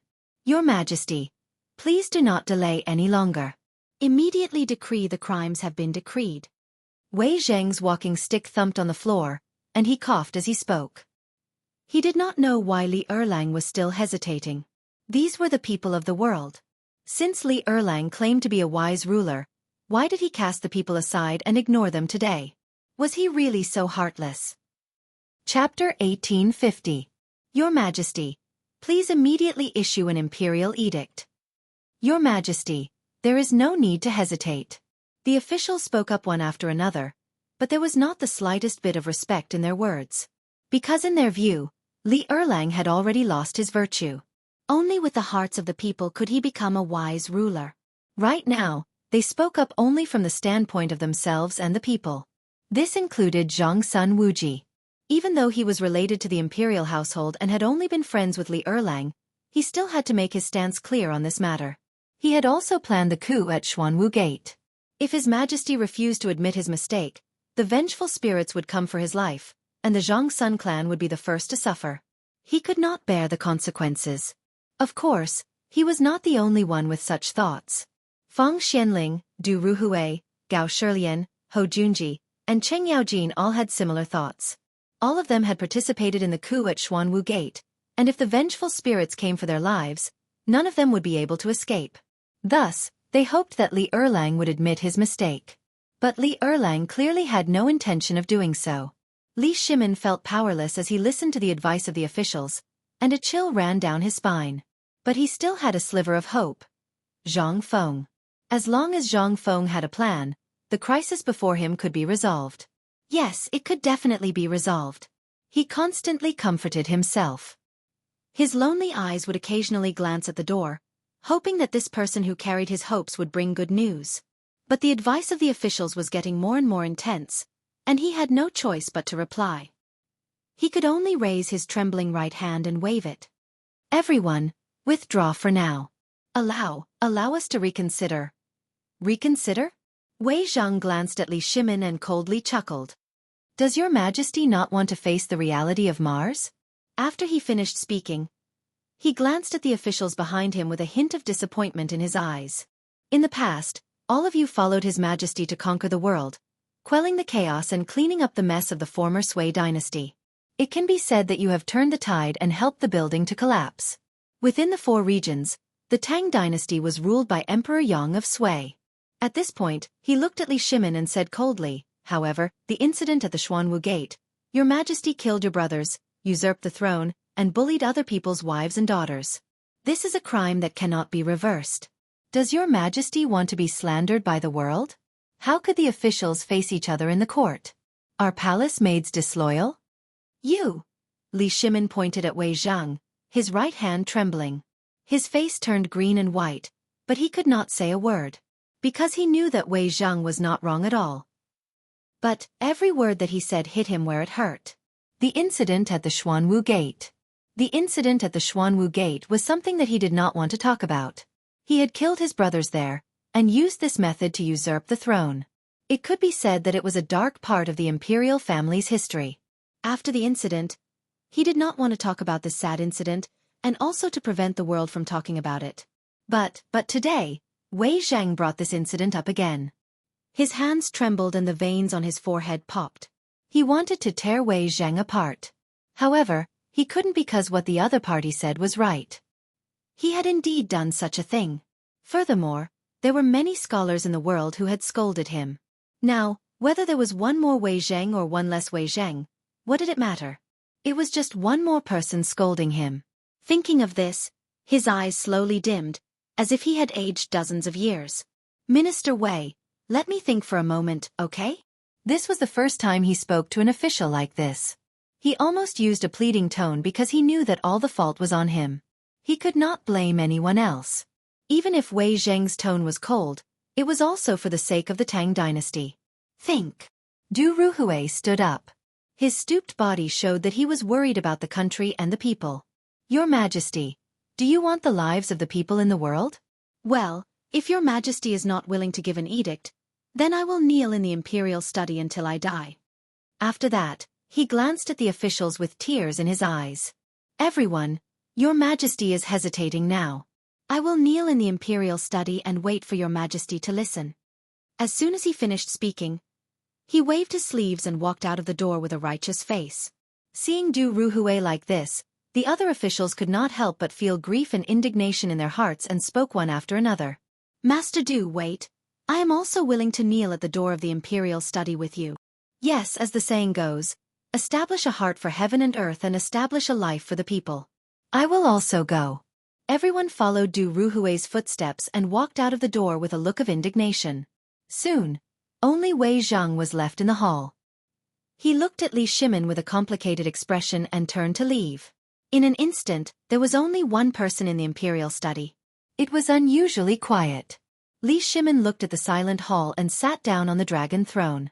His heart was full of grief, but he had no one to talk to. He slowly took out a cigarette from his waist with his trembling right hand, trying to numb himself with the cigarette. He took it out with a backhand, but there was no lighter. A wave of powerlessness came over him. Usually, for safety, Little Gizi always carried the lighter with him. Now that little Gizi was not here, he could not even smoke. As the emperor, it was really ridiculous. Just as he was feeling sad, footsteps came from the door. Chapter 1851. Hearing this, Li Shimin raised his lonely eyes and glanced over. His heart was as taut as a bowstring. Right now, he could only hope that it was Zhang Feng who had come with a solution, because only he could solve the current situation. The voice came closer and closer and became more urgent. Not long after, a figure stepped in. It was Xiao Gizi. "Your Majesty, your servant has returned." Xiao Gizi strode forward and spoke as he walked, but his expression was very unsightly. "Come quickly." Li Shimin abruptly stood up, but his trembling legs still made him feel weak. He held the table with his hand and asked expectantly, "Has Zhang Feng been found?" As he spoke, Xiao Gizi had already stepped onto the table, but he did not immediately reply. Instead, his brows were furrowed tightly as if he was thinking about something. His face was somewhat pale. "Hurry up and speak." Li Shimin was a little impatient and hurriedly urged. Right now, he was treating Zhang Feng as a life-saving straw, but this dog of a slave still did not speak. "Your Majesty." Xiao Gizi frowned and was a little flustered. Then, as if he had made up his mind about something, he carefully leaned over to Li Shimin's ear and whispered, "Your Majesty, something has happened. Zhang Feng has disappeared." "What?" Li Shimin's eyes widened and his face paled. He did not dare to believe it. "Say that again." Xiao Gizi frowned. When he heard this news, he was also shocked. When he came back, he was already thinking about how to tell His Majesty, but after thinking it over and over again, the news could not be hidden, so he planned to speak frankly. However, he did not expect His Majesty's reaction to be so big. "Your Majesty, Zhang Feng has disappeared." He lowered his head and timidly said, "Not only has Zhang Feng disappeared, but even Cheng Chumo, Zhang Sun, Chong, and the others have disappeared." "What? They're all gone?" Li Shimin's eyes were wide open, and his face was completely pale. Zhang Sun Chong and Cheng Chumo's disappearance could still be explained as them being playful. After all, these two guys were still kids, but how could Zhang Feng disappear as well? One had to know that Zhang Feng was his life-saving straw. If he disappeared, then, what should he do next? Was his crime already announced? Opening an altar to offer sacrifices to the heavens? Or announce his sins to the whole world? He sat powerlessly on the dragon throne, holding his forehead with his hand. He felt an unprecedented sense of helplessness. The oppressive atmosphere in the royal study made it hard for little Gizi to breathe. He understood the emperor's current situation, but he could not empathize with him. He could not help but feel sad. As the emperor's personal servant, he could not share the emperor's burden. He glanced at Li Shimin, and his eyes could not help but feel lonely. Just as he was about to go up and comfort him, he saw the crumpled cigarette on the table. Suddenly, a glimmer of hope ignited in his heart. Perhaps the cigarette could relieve the emperor's pain. Thinking of this, he quickly picked up the cigarette, smoothed it out, and handed it to Li Shimin. He said with concern, "Your Majesty, have a smoke. Perhaps it can help you forget those unhappiness?" Hearing this, Li Shimin's tightly closed eyes slowly opened. He rubbed his forehead with blue veins, looked at little Gizi, and nodded weakly. He knew that little Gizi was doing this for his own good. Moreover, he really did need the cigarette to relieve his tense nerves. Seeing the emperor nod, little Gizi was overjoyed. He quickly handed the cigarette over and lit it. The cigarette was slowly lit, emitting bursts of green smoke. Li Shimin took the opportunity to take a deep breath.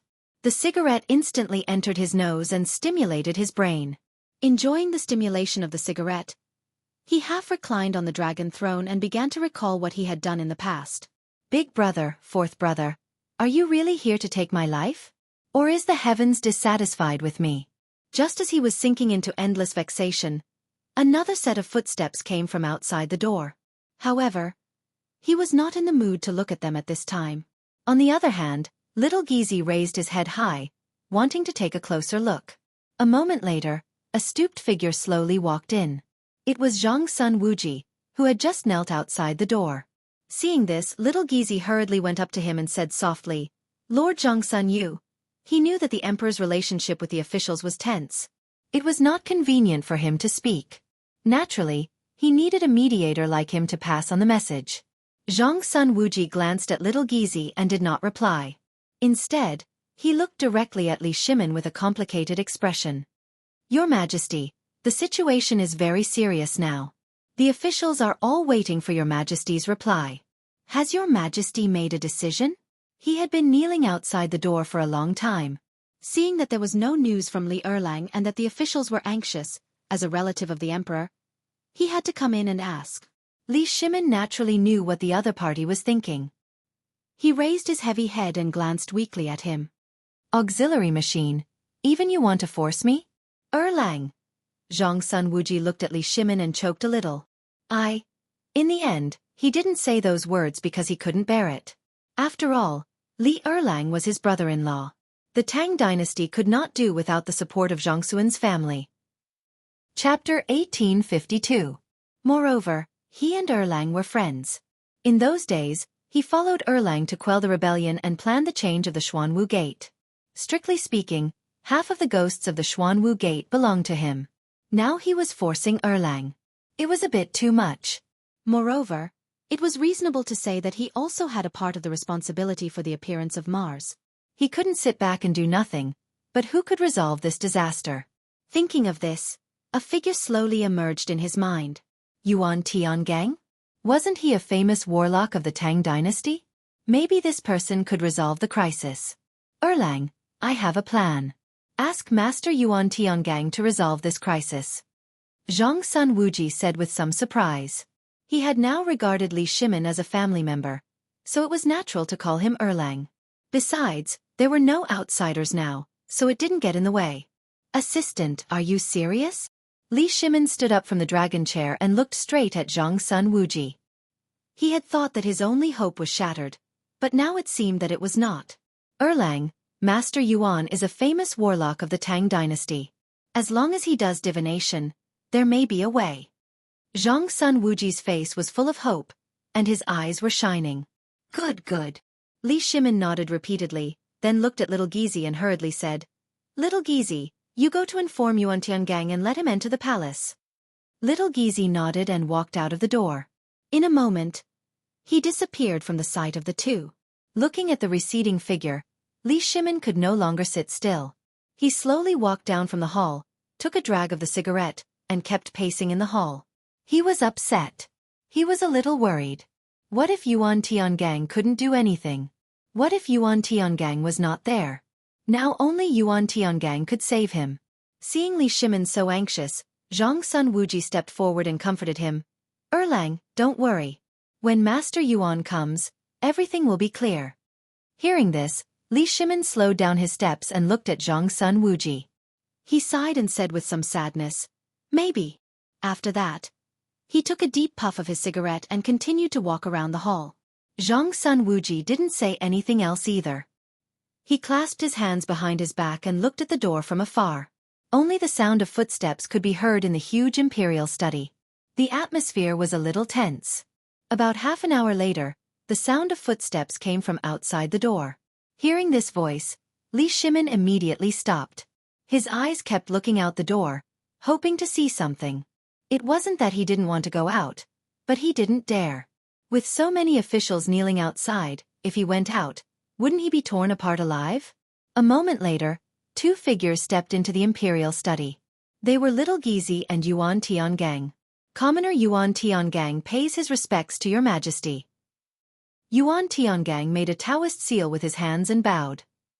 Dispense with the formality. Dispense with the formality. Li Shimin looked at Yuan Tiangang with surprise. He stepped forward and said directly, Master Yuan, I invited you here this time for the thing in the sky. I hope Master Yuan can divine it. He couldn't afford any delay now. He must solve it as soon as possible. Yuan Tiangang frowned and didn't answer immediately. Instead, he turned his head and glanced at the unknown object in the sky.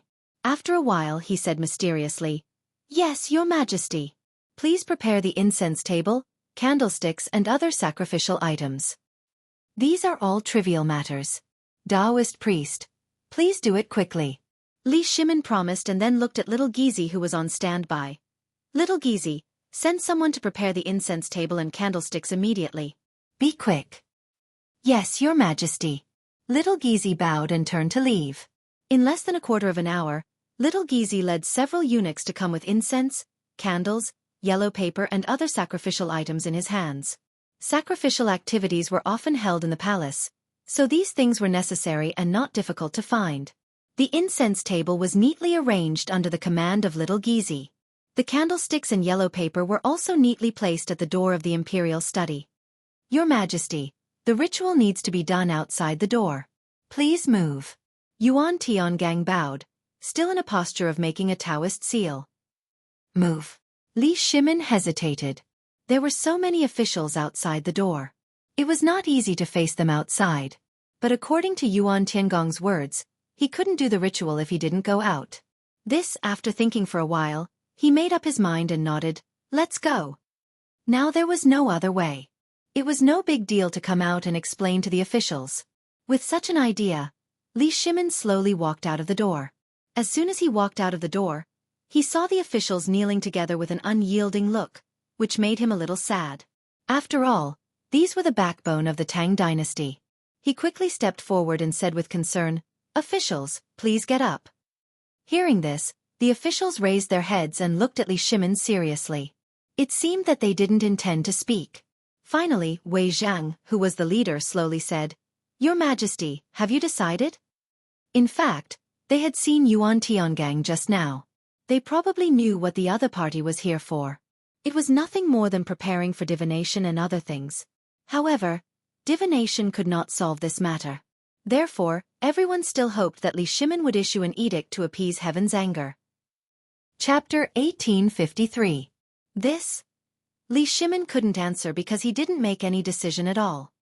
He had to cover it up and said, "Eunuch Wei, get up first. We'll talk about it later." Wei Zhang glanced at Yuan Tiangang, who was not far away. His eyes were a little complicated. It seemed that His Majesty was going to pin his hopes on this warlock. Well, let's see what tricks he could play.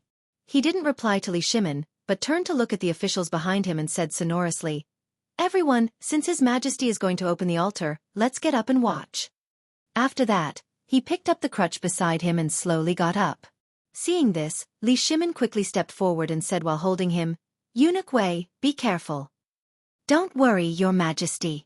Wei Zhang shook off Li Shimin's hand and stood up slowly with his crutch on the ground. Li Shimin asked for a snub and let go of his hand embarrassedly. In order to cover up his embarrassment, he glanced at the officials and said, "Everyone, please get up." While speaking, the officials had got up and stood behind Wei Zhang. Of course, they got up not because of Li Shimin, but because of Wei Zhang. In their hearts, Wei Zhang was already a representative of virtue and prestige. Seeing that everyone had got up, Li Shimin turned to look at Yuan Tiangang and said seriously, "Master Yuan, can we start now?" "Your Majesty, we can start at any time." Yuan Tiangang made a Taoist gesture and nodded. "Then let's start." Li Shimin waved his hand. While speaking, he glanced at Wei Zhang, intentionally or unintentionally, with a hint of inquiry. However, Wei Zhang didn't seem to intend to speak. He just held the crutch in his hand and squinted his eyes, giving people a deep feeling. "Yes, Your Majesty." Yuan Tiangang nodded and waved his sleeves and walked to the incense table. He first glanced at the incense burner table and then glanced at the unidentified object in the sky. Then, he slowly picked up the wooden sword on the incense burner table with his left hand and held it vertically in front of him. His right hand formed a seal and placed it in front of his nose as he began to chant. Wearing an imperial canopy on the head, walking on Kuei Gang, supporting Lu Jia on the left, Lu Ding on the right, Huang Xin in front, and Yu Zhang behind. As soon as the words left his mouth, his eyes snapped open. In that instant, they seemed to emit a bright light that was impossible to see or touch. Then, he began to brandish the wooden sword in his hand. First up, then down. It seemed disorderly, but in reality, it contained the universe within it. The 9 luminaries move in a straight line, the primeval origin lingers, the flower essence responds to the brightness, the primordial spirit disperses, the flowing infinite hope descends upon me, the radiant vermilion peak, the primordial spirit disperses, the flowing infinite hope descends upon me, the radiant vermilion peak, all things in the world, makes me a prophet. He once again placed the seal on the tip of his nose and urged the incantation with a serious face. At this moment, he seemed to have entered a state of selflessness. Everything around him had nothing to do with them. Everyone looked at this scene and didn't feel surprised because this wasn't the first time they had seen it. Every time the royal family offered sacrifices, they would let the official of the imperial astronomer perform the ceremony. Sometimes, they would invite Yuan Tiangang. Although they were used to this, they still had some doubts in their hearts. Could a few words of incantation really see through this supernatural thing? It sounded a bit mysterious. Although they all had doubts in their hearts, no one said it out loud. After all, this was passed down by their ancestors for thousands of years. Maybe there really was some magical power. Li Shimin didn't know about these different thoughts of everyone. At this time, he clenched his fists and stared with his eyes wide open. It seemed that he wanted to see something from such a ceremony, but unfortunately, he didn't see anything. He now completely pinned his hopes on Yuan Tiangang, or this ceremony, so he was the most nervous and didn't want anything to happen. At this time, he was like a tight bowstring that would break with a little carelessness. Moreover, as the emperor of the Tang dynasty, he must give the world an explanation, an answer, and appease the restless people. Otherwise, how could he face the people of the Tang dynasty in the future? Thinking of this, Li Shimin's face showed the sadness again. He subconsciously took out a cigarette from his waist and stretched out his slightly trembling right hand to touch the fire roll, but he didn't feel anything. At this time, little Gizi quickly took out the fire roll from his waist and handed it over respectfully. He was the close eunuch of His Majesty, so it was necessary for him to have sharp eyes. Since he knew that His Majesty liked this kind of thing, the fire roll at his waist had never been broken. Li Shimin glanced at little Gizi out of the corner of his eye and nodded slightly. He stretched out the cigarette, lit it slowly, and took a deep breath. This relieved his tense nerves. After a while of relaxation, he moved his eyes to Yuan Tiangang, who was performing the ceremony.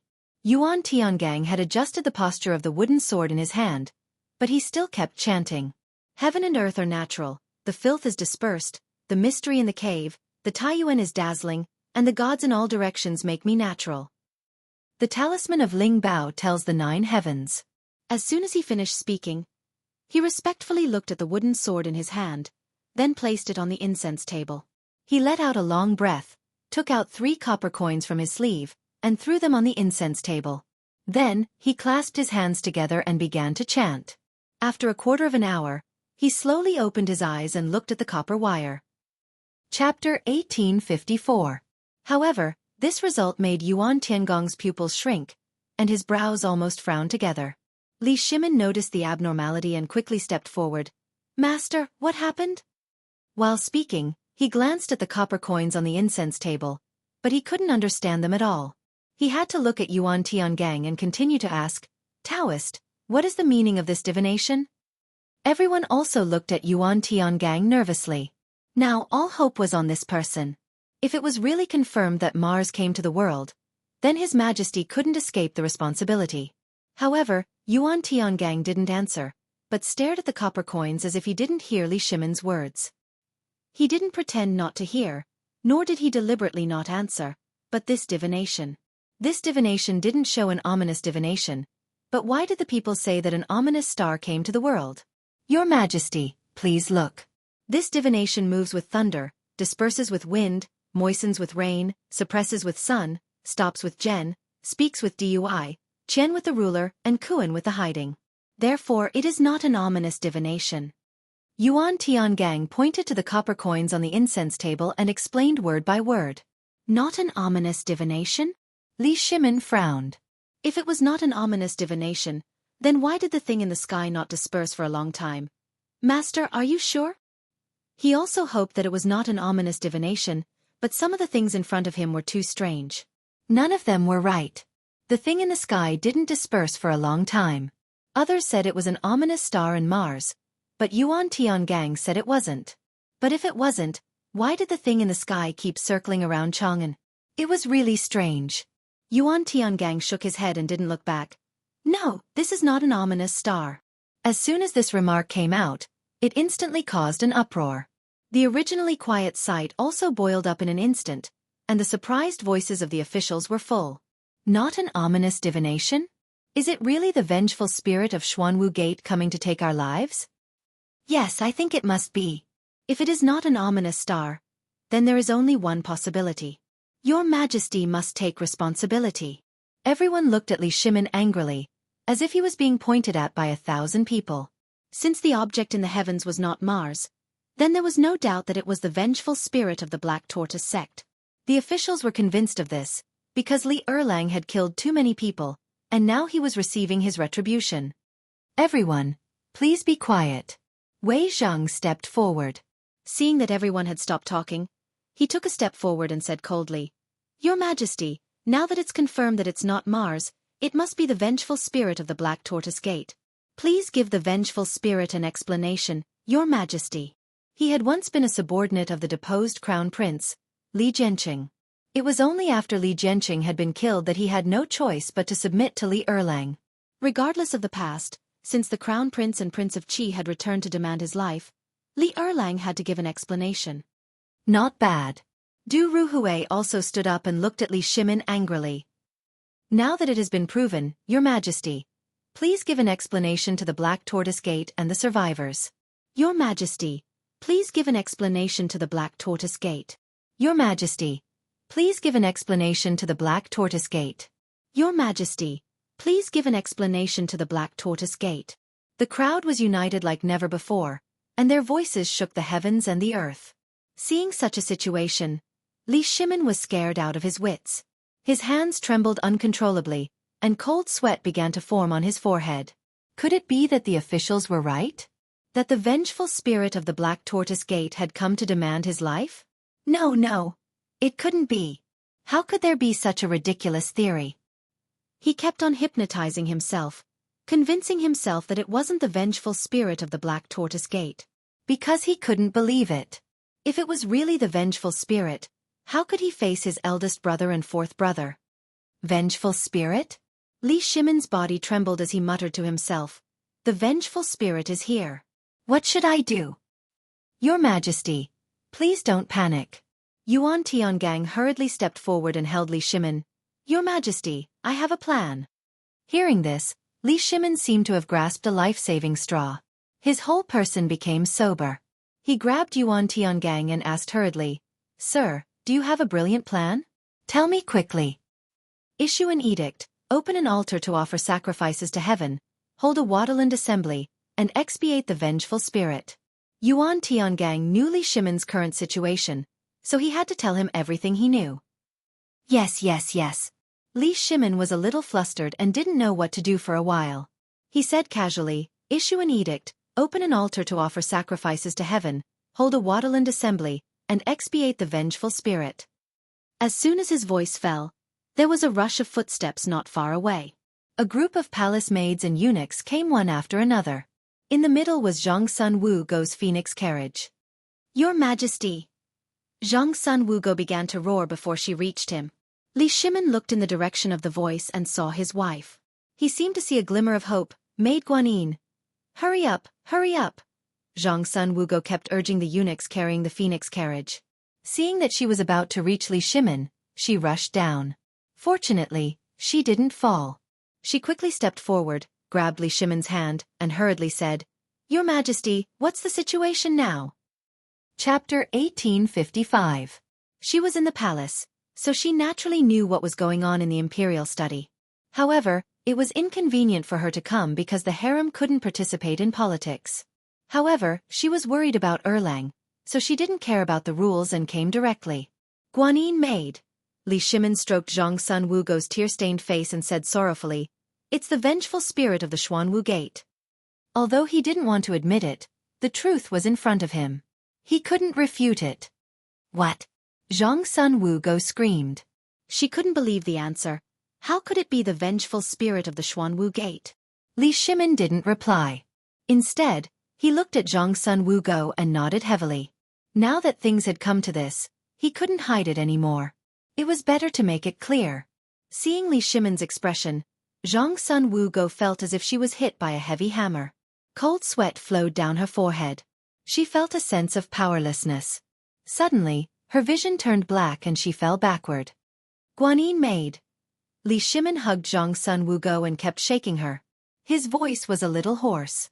After a violent shake, Zhang Sun Wugo slowly opened her beautiful eyes. She looked at the person in front of her and grabbed Li Shimin's wrist. Her face was a little pale. "Your Majesty, what should we do now?" "According to Master Yuan, I need to announce the punishment." Li Shimin looked at Zhang Sun Wugo and said with a sorrowful face, "Your Majesty, how can you make such a sacrifice?" Zhang Sun Wugo suddenly stood up. Her face was full of disbelief. "Sigh." Li Shimin sighed and said helplessly, "This is the only way now." "How could this be?" Zhang Sun Wugo's face was pale. Cold sweat flowed down her forehead. She glanced at the civil and military officials on the ground and her husband in front of her. She really believed the vengeful spirit of the Xuanwu Gate. So many civil and military officials were present, and even the famous Yuan Tiangang of the Tang dynasty was doing divination. It seemed that things had come to an irreversible point. She could be considered as the second beneficiary of the Black Tortoise Gate's change. Now that Erlang was in trouble, as the Empress, how could she sit by and do nothing? Thinking of this, she wiped away the tears that were about to fall from the corners of her eyes. She looked at Li Shimin and said seriously, "Your Majesty, this concubine is willing to go to Huashang Temple to kneel in front of the Buddha and recite sutras for 7 days to help the souls of those who have died." Once these words were spoken, the officials who were originally indignant couldn't help but feel that the Empress seemed to be more pleasing to the eye. Li Shimin didn't think so. This was his wife. When he thought of his wife praying to Buddha for what he had done, he couldn't help but feel touched. Guanyin maid. "Your Majesty." Zhang Sun Wugo slowly pushed Li Shimin away and said with concern, "Your Majesty, please personally preside over the Water and Land Assembly and release the souls from purgatory." "Good. Zhan will preside over the Water and Land Assembly." Li Shimin nodded heavily. Now that the Empress could make such a sacrifice as the Emperor, of course, he had to set an example. "Thank you, Your Majesty." Zhang Sun Wugo bowed and then turned to walk towards the phoenix carriage. Now she didn't dare to delay. Every moment she went to Huashang Temple meant that she could release one more soul. Watching the Empress figure gradually disappear, Li Shimin withdrew his gaze and looked at the officials. With a solemn expression he said, "Wei Zheng, write an edict for Zhan. Zhang Sun Wuji, prepare for the Water and Land Assembly. Xu Jindo, the Imperial Astronomer, prepare for the sacrificial ceremony." "Yes, Your Majesty." The officials looked at each other, and the expressions on their faces finally eased a bit. "In that case, everyone can go and prepare." Li Shimin had a bitter expression as he responded. Finishing, he turned and walked towards the imperial study. After returning to the imperial study, he sat weakly on the dragon throne. He slowly took out a cigarette from his waist and put it in his mouth. Little Gizi hurriedly took out a match and lit it. He took a deep breath and tried to relax himself. Now that the dust had settled, the edict had been issued, the preparations for the Water and Land Assembly had begun, and the sacrificial ceremony was about to begin. He had given an explanation to the people of the world. But this also confirmed that he was incompetent and had killed the innocent. But what else could he do? He glanced at the officials who had left the imperial study. Waves of helplessness spread through his body. The officials had forced him to abdicate. The people were at odds with him. This was a last resort. He hoped that after the storm, the people of the world would forget about this matter. Even if he broke his teeth and swallowed it down, he couldn't find anyone to talk to because he could only blame himself for this matter. These were the souls of Xianwu sect. Basically, each one of them was his family. Yet these family members had died under his blade. Now that they were coming for his life, what could he blame them for? He could only silently endure it. But if Fengzi was here, he might be able to turn the tide. That guy had a lot of ideas. Thinking of Fengzi, he suddenly trembled. He seemed to have thought of something. Fengzi was missing? That guy hadn't shown up. Could it be that something had happened? Ever since he met Zhang Feng, he deeply understood his talent. It could be said that he was one of a kind in the Tang dynasty. He had also become friends with him. Unknowingly, Zhang Feng had also become one of the most important people in his life. Chapter 1856. Now that he was missing, how could he not be worried? If something happened to him, what would happen to White Deer College? What about the workshop? What about the research institute? Who else would help him? Who else in the world would speak up for him? What about the Tang dynasty? No, no, no. He didn't dare to think about it anymore. He only felt his body tremble. Little Gizi immediately asked Chang Yaojin to go to White Deer College to find Feng Zi. No matter what, we must find her. Li Shimin stood up and raised his trembling right hand. He was a little emotional. Your Majesty, are you okay?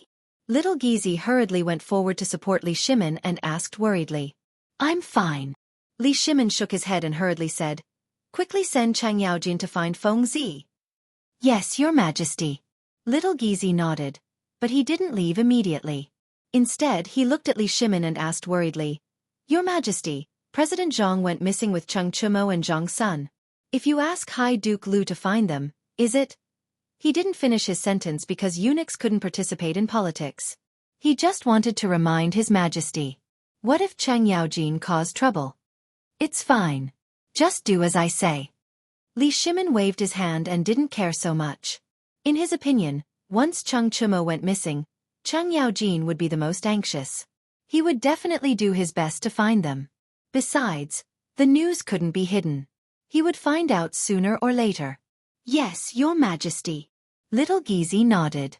Although he was worried about His Majesty, he didn't dare to disobey. He could only quickly walk out of the imperial study, hoping to help His Majesty a little more. Thinking of this, he quickened his pace and walked towards the Vermilion Bird Gate. As he walked, he kept looking around, as if he was looking for something. At this moment, a figure not far ahead attracted his attention. High Duke Lu, wait. Little Gizi kept waving his hands and screaming at the top of his lungs. Chang Yaojin was just about to go out when he suddenly heard someone calling him. He subconsciously glanced back and saw that it was Little Gizi. He asked doubtfully, Little Gizi, why did you call me? Grand Duke. Wait. His Majesty has something to tell you. Little Gizi arrived in front of Chang Yaojin, panting heavily. Do you have any orders for me? Chang Yaojin asked subconsciously. Then, he felt that something was not right. Puzzled, he asked, What can your Majesty order me to do? Big news. Zhang Feng is missing. Xiao Gizi cried out in surprise. He knew Zhang Feng's position in His Majesty's heart and naturally did not dare to slight him. What? Feng Zi is missing? Chang Yaojin's eyes widened as he grabbed Xiao Gizi's collar in disbelief. What's going on? Duke, let go of this servant first. Xiao Gizi tugged at Chang Yaojin's arm and was a little out of breath. Speak quickly. Chang Yaojin let go of Xiao Gizi with a malevolent expression. Xiao Gizi tugged at his collar and hurriedly said, His Majesty just sent people to find Zhang Feng, but there was no one in White Deer College. He should be missing. Missing? How could he be missing? Chang Yaojin cried out in surprise. Then, he seemed to have thought of something and hurriedly said, Then what about my son? He's always with Feng Zi. Now that Feng Zi is missing, what about my son? His son was currently working under Zhang Feng. If Zhang Feng was missing, then what about his son? Would he be missing as well? These were all possibilities, so he had to ask clearly. This? Xiao Gizi was a little guilty. He knew Chang Yaojin's temper. If he said something wrong, he would beat him up. If he said it now, he might end up with a black nose and swollen eyes. What is this? Hurry up and King say it. Chang Yaojin waved his clenched fists impatiently, as if he was going to beat someone up at the slightest sign of something wrong. Duke, please calm down. Xiao Gizi hurriedly fawned over him and smiled charmingly. Duke, your son went missing with Zhang Feng. What? Chang Yaojin widened his eyes in disbelief.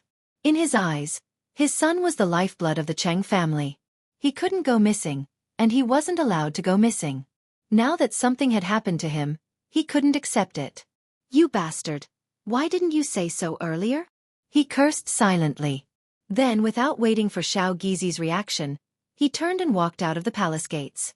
He quickly walked out of the palace gates, jumped onto his horse, and galloped towards White Deer College. Behind him were dozens of Chang residence's retainers. At this moment, the situation on Chang and Main Street was slightly better. It wasn't as chaotic as before, and the roads were cleared. Chang Yaojin galloped towards White Deer College. There weren't any obstructions on the way. Chang Yaojin arrived at White Deer College in a short period of time. He jumped off his horse and rushed towards the college. Where is everyone? Where did they all die? He started to shout as soon as he reached the field. Who's making such a big fuss? Yu Shinan walked out of the classroom with some dissatisfaction. He looked towards the source of the sound and saw Chang Yaojin. He frowned. What are you shouting for? Chapter 1857. When Chang Yaojin saw Yu Shinan, it was as if he had seen his savior. He was delighted and quickly ran forward. Old man Yu. What did you call me? Yu Shinan frowned and was very dissatisfied. This guy did not know how to respect people when he opened his mouth. He had already despised this guy. Haha, Mr. Bo Shi. Chang Yaojin also quickly noticed that something was wrong with Yu Shinan. He quickly changed his words and said, Mr. Bo Shi, have you seen my son? He had completely thrown Zhang Feng to the back of his mind and was only thinking about his son. Your son? Yu Shinan frowned and said doubtfully, You should go home to find your son. Why did you come to the academy? He had never liked this rude guy. He even called him old man just now. He did not have a good impression of him.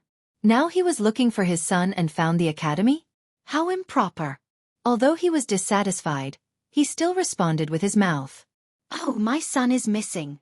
Chang Yaojin was so anxious that he stamped his feet, but he could do nothing. He knew that the old man in front of him did not even need to salute to his majesty.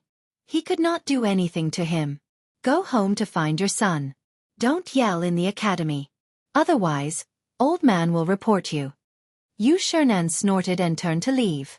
He did not want to stay with this illiterate guy for another quarter of an hour. Old man Yu.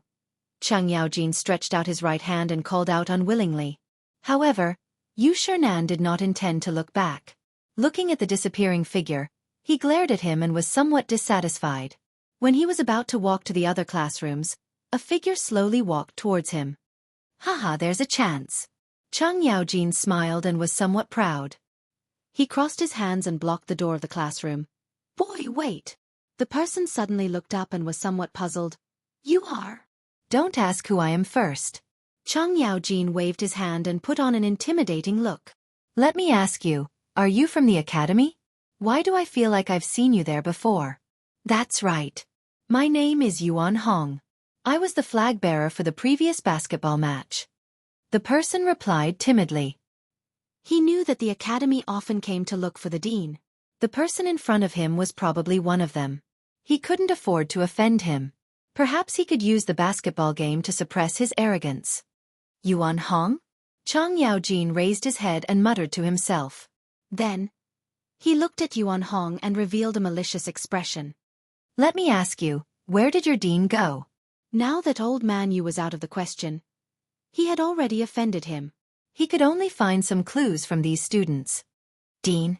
Yuan Hong scratched his head as if he was thinking about something. After a while he said slowly, I remember now. The last time the dean went to the research institute, he hasn't returned until now. There were also a few people from the workshop who went with him. Research Institute. Chang Yaojin's eyes darted around.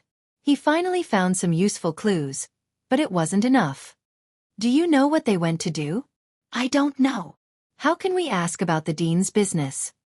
Yuan Hong shook his head and was a little nervous. If you don't know, why are you talking about it? Seriously. Chang Yaojin secretly spat. He glared at Yuan Hong and walked straight to the entrance of the academy. Only a petrified back view was left. So he was the one who told the other party the news and got scolded? What was this? Yuan Hong shook off the dissatisfaction in his heart and walked to the classroom. Looking back at Chang Yaojin, he took the reins from the servant and ran straight to the research institute. Now that there was news, he couldn't slack off. What if his son was in danger? What if Zhang Feng had some bad idea to bring his son along? Then his Cheng family would be ruined. Thinking of this, he became even more anxious. He whipped the back of the horse and galloped away. A moment later, Chang Yaojin arrived at the entrance of the research institute. He jumped off the horse and rushed in. Is there anyone? Is there anyone? He shouted at the top of his lungs, trying to find someone he knew. Coincidentally, Ma Zhou and Hao Chujun were on the field. When they heard the shout, they subconsciously glanced over. Who is it? What are you shouting about? Haha, it's you too. Chang Yaojin looked in the direction of the voice. It was as if he had discovered a new continent. This was because he still remembered the scene of Zhang Feng scolding these two fellows. Who are you? Do we know you? Hao Chujun looked at Ma Zhou with a face full of question marks. The two of them were waiting here for their teacher. In the end, this person came over. They didn't know him at all, but he was still trying to worm his way into being friends. You don't need to know who I am? Chang Yaojin waved his hand generously as if to say that he didn't care. Then he quickly said, "Where did your teacher go? And my son?" Teacher. Ma Zhou frowned and glanced at the sky. Teacher had brought Cheng Chumo and the others to the sky and hadn't come down yet. How was he going to tell others? Could it be that teacher had researched the flying artifact and gone to the sky? No one would believe that. Chapter 1858. Looking at Ma Zhou's actions, Chang Yaojin also subconsciously glanced at the sky. He felt that something was wrong, but he couldn't see what it was. He could only urge, "Where did Fengzi go?" This? Ma Zhou looked at Hao Chujun, his eyes somewhat evasive. Hao Chujun naturally understood. He looked at Chang Yaojin and smiled. "My teacher has something to do and will not be back for a while." This was just him making things up. In fact, even he himself didn't know when his teacher would come back. Chang Yaojin naturally saw the two's little actions. He was very suspicious that the disappearance of Fengzi and his son was definitely related to these two guys. "Then what about my son, Cheng Tiniu?" "Oh, your son. He also went with my master." Hao Chujun lied without blushing. Went out together? Chang Yaojin was somewhat doubtful. His son would discuss everything with him. This time, he actually dared to hide it from him. This was impossible. He looked at the two of them unwillingly, trying to find some clues. At this time, the iron wire under their feet and the brazier attracted his attention. "What is this?" Chang Yaojin pointed at the iron wire on the ground and asked. This is something we got to play with." Hao Chujun laughed and was about to pick up the thing on the ground. This thing belonged to his teacher. He couldn't let this guy ruin it. "Let me see." Chang Yaojin snatched the iron wire from Hao Chujun's hand. He had a feeling that Fengzi's disappearance was related to this guy in front of him. Moreover, these two guys were protecting the iron wire. Maybe there was some conspiracy. "I can see that you two are not honest." "Were you lying to me just now? Tell me. Why would we lie to you?" Hao Chujun smiled. "You are Brother Tinia's father, which means you are our father."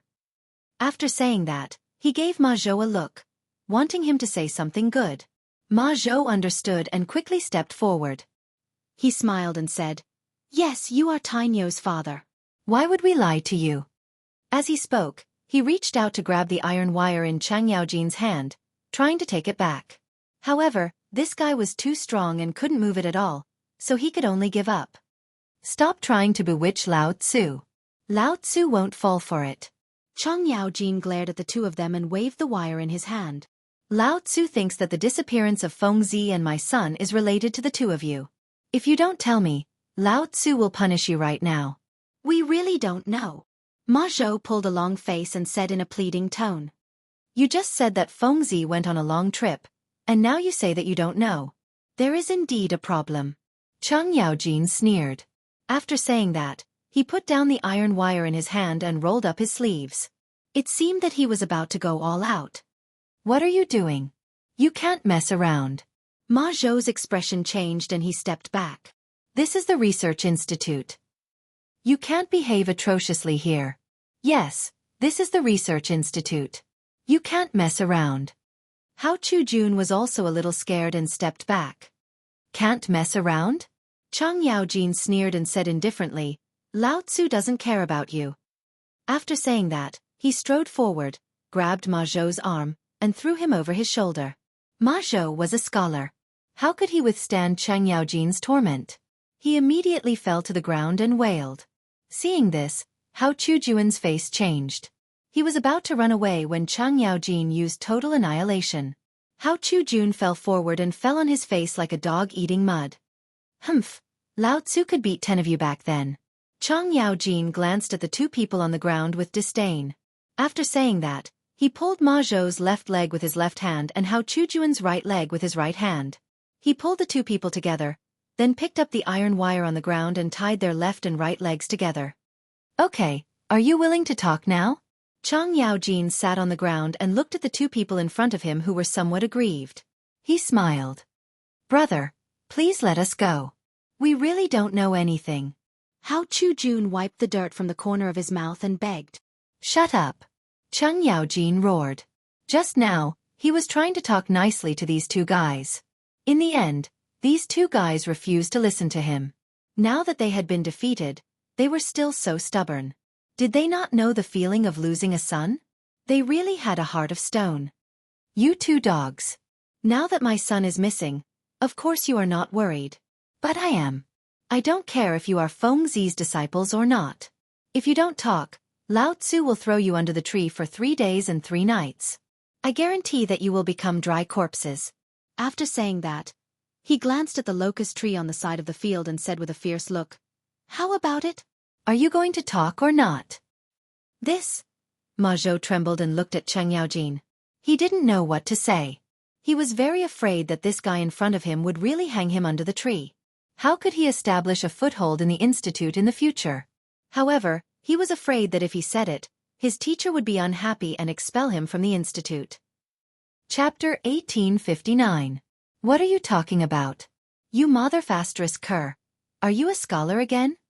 Chang Yaojin glared and slapped Ma Zhou's face. As he slapped him, he said unhappily, "Lao Tzu asked you to stay here." Hurry up and say it. Stop hitting me. I'll say it. Hao Chujun looked at Ma Zhou who was being abused. He couldn't bear it because he wasn't sure if he would be the next one. It was better to say it earlier. However, he couldn't say everything. He decided to leave out half of it. You want to say it? Chang Yaojin glanced at Hao Chujun and was delighted. Then, he looked at Ma Zhou and put down his half-swollen face. See, you should have said it earlier. You just like to be abused. After he said that, he looked at Hao Chujun and smiled. Hurry up and say it. Lao Tzu doesn't wait for anyone. Hao Chujun glanced at Ma Zhou who wanted to cry but had no tears. He seemed to have made up his mind and said, "We only know that our teacher has been researching something that can fly into the sky. These few days, Tang and the others have been helping our teacher. Then, he disappeared. We don't know what happened to him. We don't dare to ask about our teacher." After he said that, he glanced at Ma Zhou as if to say, "Look, what did I say?" Ma Zhou gave him a look of disdain. "Something that can fly into the sky?" Chang Yaojin raised his head and glanced at the sky. He was a little confused. What could fly into the sky? Was this a F***king dream? He didn't believe it. He turned and stared at Hao Chujun. Are you F***king lying to Lao Tzu? What can fly into the sky? Unless it's that jinx. How would we dare to lie to you? Look, Ma Zhou has been beaten up to this state. I wouldn't dare to lie to you even if I had 8 guts. Hao Chujun looked troubled. He said it as if he was more wrong than Ma Zhou. Chang Yaojin nodded. He also believed that this guy wouldn't dare to lie to him. However, this was a little unbelievable. Something that could fly into the sky? What kind of F***king genius could do this? However, the jinx in the sky was also something that could fly into the sky. It was hard to say. Ah, jinx. Could the thing that Feng Zi created be related to the thing in the sky? If this was true, then it would be terrible. Right now, the entire country thought that it was the vengeful spirit of the Black Marital School. If Feng Zi and Tai Nyo were up there, would they be in any danger? Thinking of this, he was a little uneasy. He turned around and walked towards the entrance of the research institute. He had to go back and report to Her Majesty about such an important matter. Don't go. Untie us. Wait. Hao Chujun and Ma Zhou's screams came from behind him, but it did not affect his determination to return to the palace. Chang Yaojin quickly walked out of the research institute, jumped onto the back of a horse, and galloped in the direction of the palace. Now that his son was in danger, all the more he couldn't slack off. If the two of them fell from the sky, then the Cheng family's bloodline would end. With that thought in mind, he whipped his horse and arrived at the palace in no time. Within the imperial study, Li Shimin was sitting on the dragon throne, thinking about what to do next. Now that the commoners had been pacified, the punishment had already been announced, and it would probably cause another storm. What should he do then? This was giving him a headache. Just as he was worrying, there was a rush of footsteps outside the door. Your Majesty, something has happened. Chang Yaojin began to shout as soon as he stepped into the imperial study. What happened? Li Shimin slowly raised his head, looking listless. For him, there was nothing worse now. After all, he had already prepared to announce his punishment. Could there be anything worse than this? The thing in the sky was made by Feng Zi. Chang Yaojin quickly stepped forward with a face full of impatience. What? Li Shimin suddenly stood up and widened his eyes. What did you just say? Say it again? Your Majesty, the thing in the sky was made by Feng Zi. He is now in the sky, and even my son is there. Chang Yaojin looked embarrassed and said in a wrong tone. What the hell is going on? Li Shimin frowned, his hands trembling. How did you know? He still found it hard to believe because he didn't dare to believe that people could go up to the sky, and more than one person. He also didn't know why Feng Zi made this thing. Your Majesty, I heard it from his disciple. It is all true. Chang Yaojin had a long face, as if something had happened to his son. He had always treated his son like a treasure, and now that something like this had happened, he was actually more anxious than anyone else. How could this be? What does Feng Zi want to do? Li Shimin seemed to have lost all his strength as he sat on the dragon throne. He had always thought that the thing in the sky was the vengeful spirit of the Xuanwu Gate, but now he was being told that it was man-made? He really couldn't accept it. Moreover, the punishment had been announced, the Water and Land Assembly, and the sacrificial ceremony had already begun. To say this now was simply a blow. These things had already begun to be prepared, and it was impossible to take them back. If he had known about this earlier, he might have had a chance to salvage everything. Now there was no chance at all. Chapter 1860. But there were both good and bad things. Since there were no vengeful spirits in the sky, he was no longer so worried. He let out a long sigh and glanced at Chang Yaojin. Do you know what Feng Zi wants to do with all this? Your Majesty, this lowly subject also does not know. I only heard from his disciple that he wants to do some research. Chang Yaojin spread out his hands. He was also very helpless. Not only had his son been kidnapped, he had also worked for nothing. Since you don't know, then forget it. Li Shimin helplessly replied. Then he seemed to think of something and hurriedly said, Immediately send someone to find Yu Qigong and see where Feng Zi is preparing to go. Also, inform Li Jing and have him lead an army to investigate. Yes, Your Majesty. Chang Yaojin nodded and walked out the door. He needed to find Feng Zi's tracks as quickly as possible. Even if His Majesty had not given the order, he still needed to do this. This was both for Feng Zi and for his son. The palace did not stop him, so he quickly walked out of Vermilion Bird Gate. Leaping onto his horse, he charged toward the Duke of Estate. Out of the way! Everyone in front, out of the way! Chang Yaojin waved the whip in his hand as he constantly shouted. When the people on the street saw the large horse charging over, they hurriedly got out of the way. They were all commoners, so they did not dare to bump into the horse of an official. A few moments later, Chang Yaojin arrived at the Duke of Estate. Leaping off his horse, he walked toward the estate. The guards at the gate basically all recognized him and did not dare to stop him. Chang Yaojin arrived at the empty hall and began to shout, Big old black, big old black! Who is it? Who dares to curse Lao Tzu? Yu Qigong walked out of the side hall, his eyes wide open. When he saw that it was Chang Yaojin, his eyes widened even more. Old Cheng, is your F***king skin itching for a beating? Instead of staying at home, you've come to my place to make a fuss. Are you seeking death? Big old black, I don't have time to joke with you. Chang Yaojin hurriedly stepped forward and said with a serious face, The thing in the sky was made by Feng Zi. Now His Majesty wants us to find him. Hurry up and bring the troops and horses with me. With that, he grabbed Yu Qigong and was about to pull him out of the door. Wait a moment. Yu Qigong shook off Chang Yaojin and asked in surprise, What did you just say? That thing in the sky was made by Feng Zi? Are you F***king still asleep? He found it hard to believe that humans could ascend to the heavens. Wasn't he just bragging? Moreover, This old man often made all kinds of jokes with him. 9 out of 10 of his words could not be trusted. Lao Tzu didn't lie to you. Chang Yaojin pulled a long face and said with a serious face, "Big old black, Lao Tzu knows that you don't want to believe it, but this is the truth. His Majesty has already ordered us to find Feng Zi with Li Jing." Yu Qigong looked at Chang Yaojin's expression. It didn't seem to be fake, but he still had doubts in his heart. Humans ascended to the heavens? This was a little too unbelievable. "If you want Lao Tzu to go with you, then swear an oath first." He put his hands on his hips and smiled maliciously. This old man was used to lying. If he was willing to swear, then it was true. "You bastard." Chang Yaojin cursed silently and rolled his eyes at Yu Qigong. However, he still swore unwillingly. "Lao Tzu swears here that if I lie to Big Old Black, then I will have no descendants. You're even willing to swear such a vicious oath?" Yu Qigong's eyes widened. Now he believed that the other party was telling the truth. If he was willing to swear such a vicious oath, it meant that the matter was very serious. "Okay, Lao Tzu will go with you." Then, he pulled Chang Yaojin out of the door. As he walked he said, "But tell me what happened first. Humans ascended to the heavens? This is a little too unbelievable." Okay. Don't rush. We'll talk as we walk."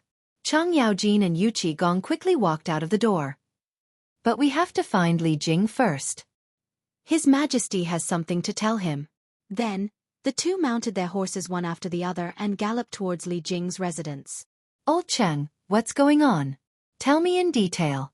Yu Qigong couldn't hold back his curiosity and asked, "Didn't Feng Zi go missing in the beginning?" Chang Yaojin pulled on the reins and looked at Yu Qigong. "His Majesty told me to find this kid, so I went to White Deer College." Speaking of this, his emotions suddenly surged and he said excitedly, "In the end, I met that old guy Yu Shernan."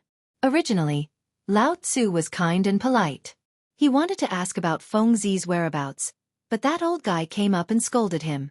If it weren't for Lao Tzu's age, he would have beaten him up on the spot. "Then you didn't beat him up, right?" Yu Qigong asked subconsciously. He knew of Yu Shernan's influence. Not many people in the imperial court dared to offend him. If old Cheng dared to beat up Yu Shernan, a lawsuit would be enough to make him suffer. Is Lao Tzu that kind of person? Chang Yaojin pursed his lips, clearly unconvinced. He thought to himself, "How could I, old Cheng, do something like digging my own grave?" However, his mouth was still unforgiving. Although that old guy said a few words to Lao Tzu, I'm not the kind of person who would casually beat people up. Chapter 1861. Yu Qigong's mouth twitched, as if to say, "Aren't you the kind of person who beats people up? How many people have you beaten up?" However, he didn't want to argue with him, so he continued to ask, "What happened after that? How did Feng Zi get into the sky?" After that, Chang Yaojin glanced in the direction of Shao Mountain, and a smug look flashed across his eyes. "I met a student from the academy, and he told me that Feng Zi went to the research institute. Lao Tzu went all the way to the research institute to take a look. Guess what?" "What? You saw Feng Zi fly into the sky?" Yu Qigong widened his eyes and looked at Chang Yaojin curiously. "That's not it." Chang Yaojin smiled awkwardly, but he quickly covered it up and smiled. "Lao Tzu saw Feng Zi's two students fiddling with the things in the sky." "Damn, Lao Tzu thought you were going to say something." Yu Qigong waved his hand disdainfully. He thought there would be some good news, but this guy was talking nonsense. "Why are you in such a hurry? Let's listen to Lao Tzu first."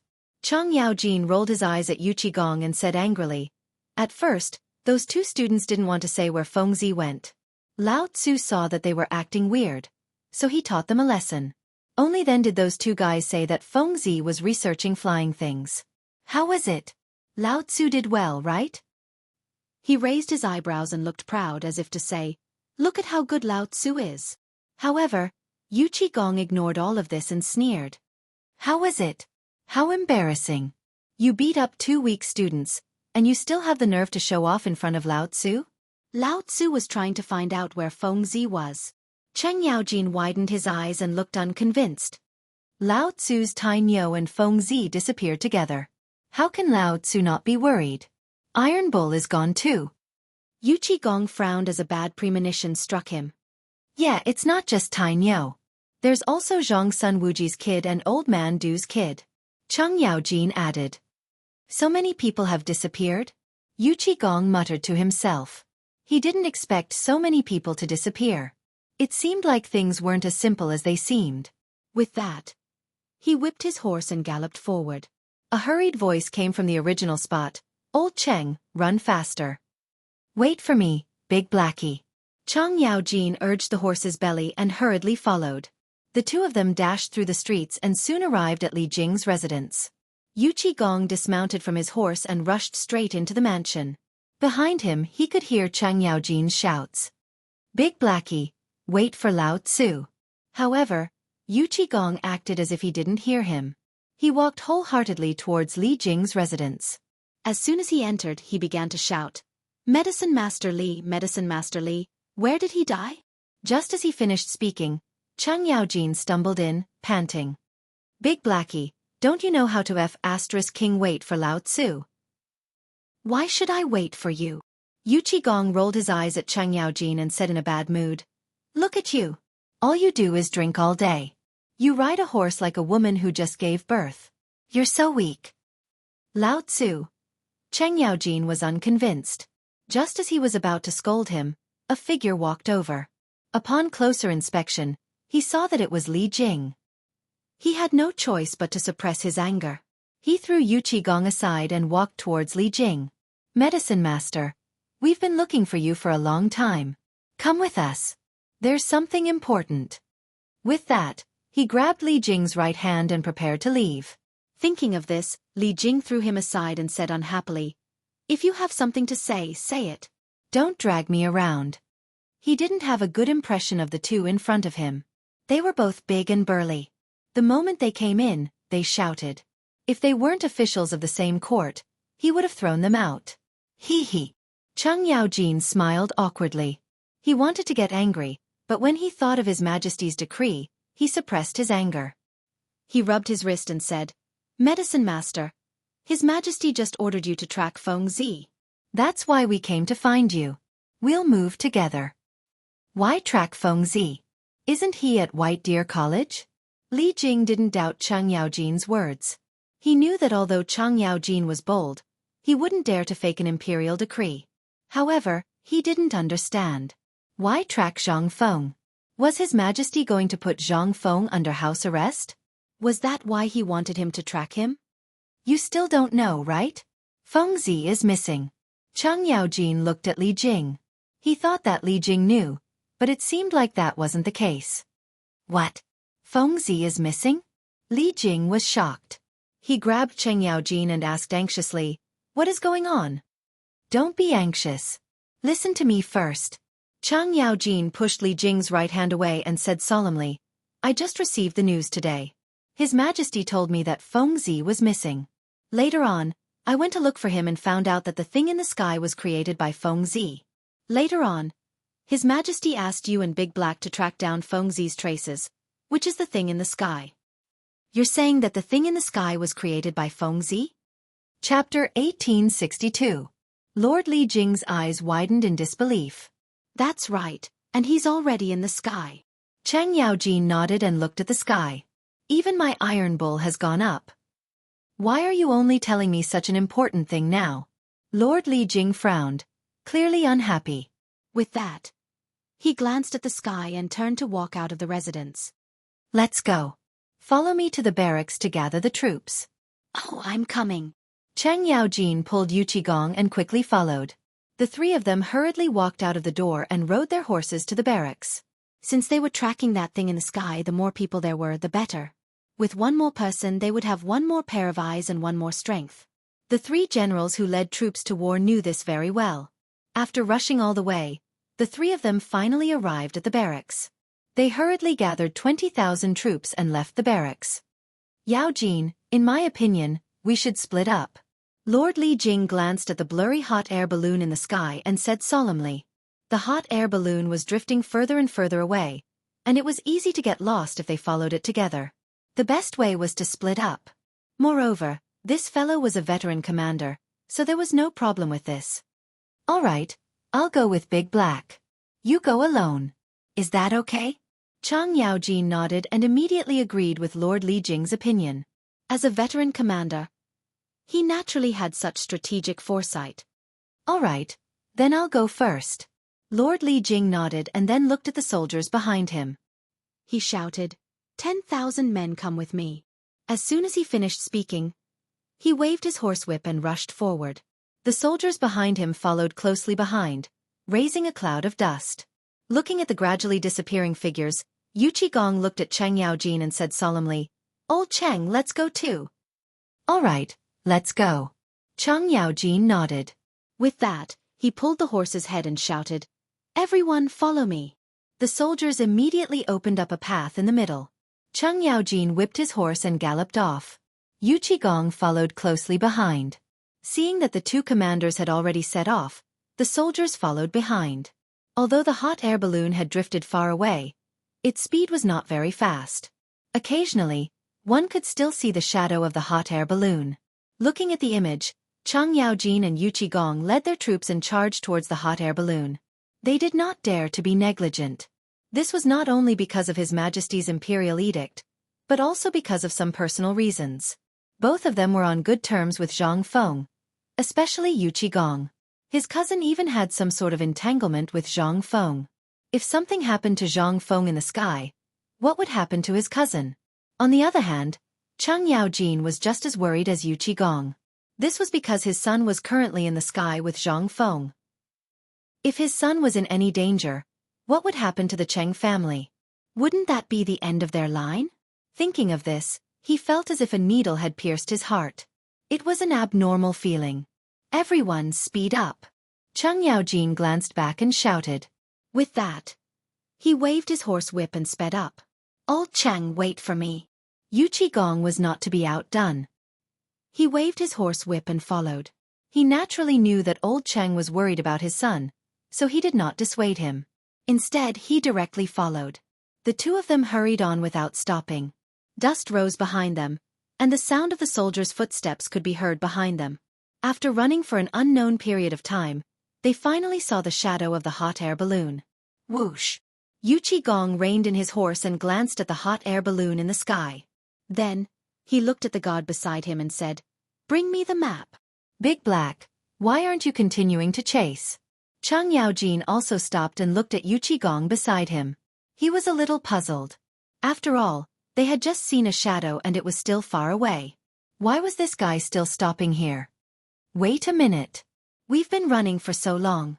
Even if the people aren't tired, the horses still need to rest. Yu Qigong looked at Chang Yaojin with a serious expression. After that, he did not wait for the other party to reply. He took the map from the guard and looked at it seriously. A moment later, he frowned and handed the map in his hand to Chang Yaojin. Old Chang, look. We've left Chang'an. Left Chang'an? Chang Yaojin took the map with a puzzled expression and glanced at it roughly. As expected, it's just that Fengzi is still floating ahead. Look in the direction Fengzi is floating in. That's it?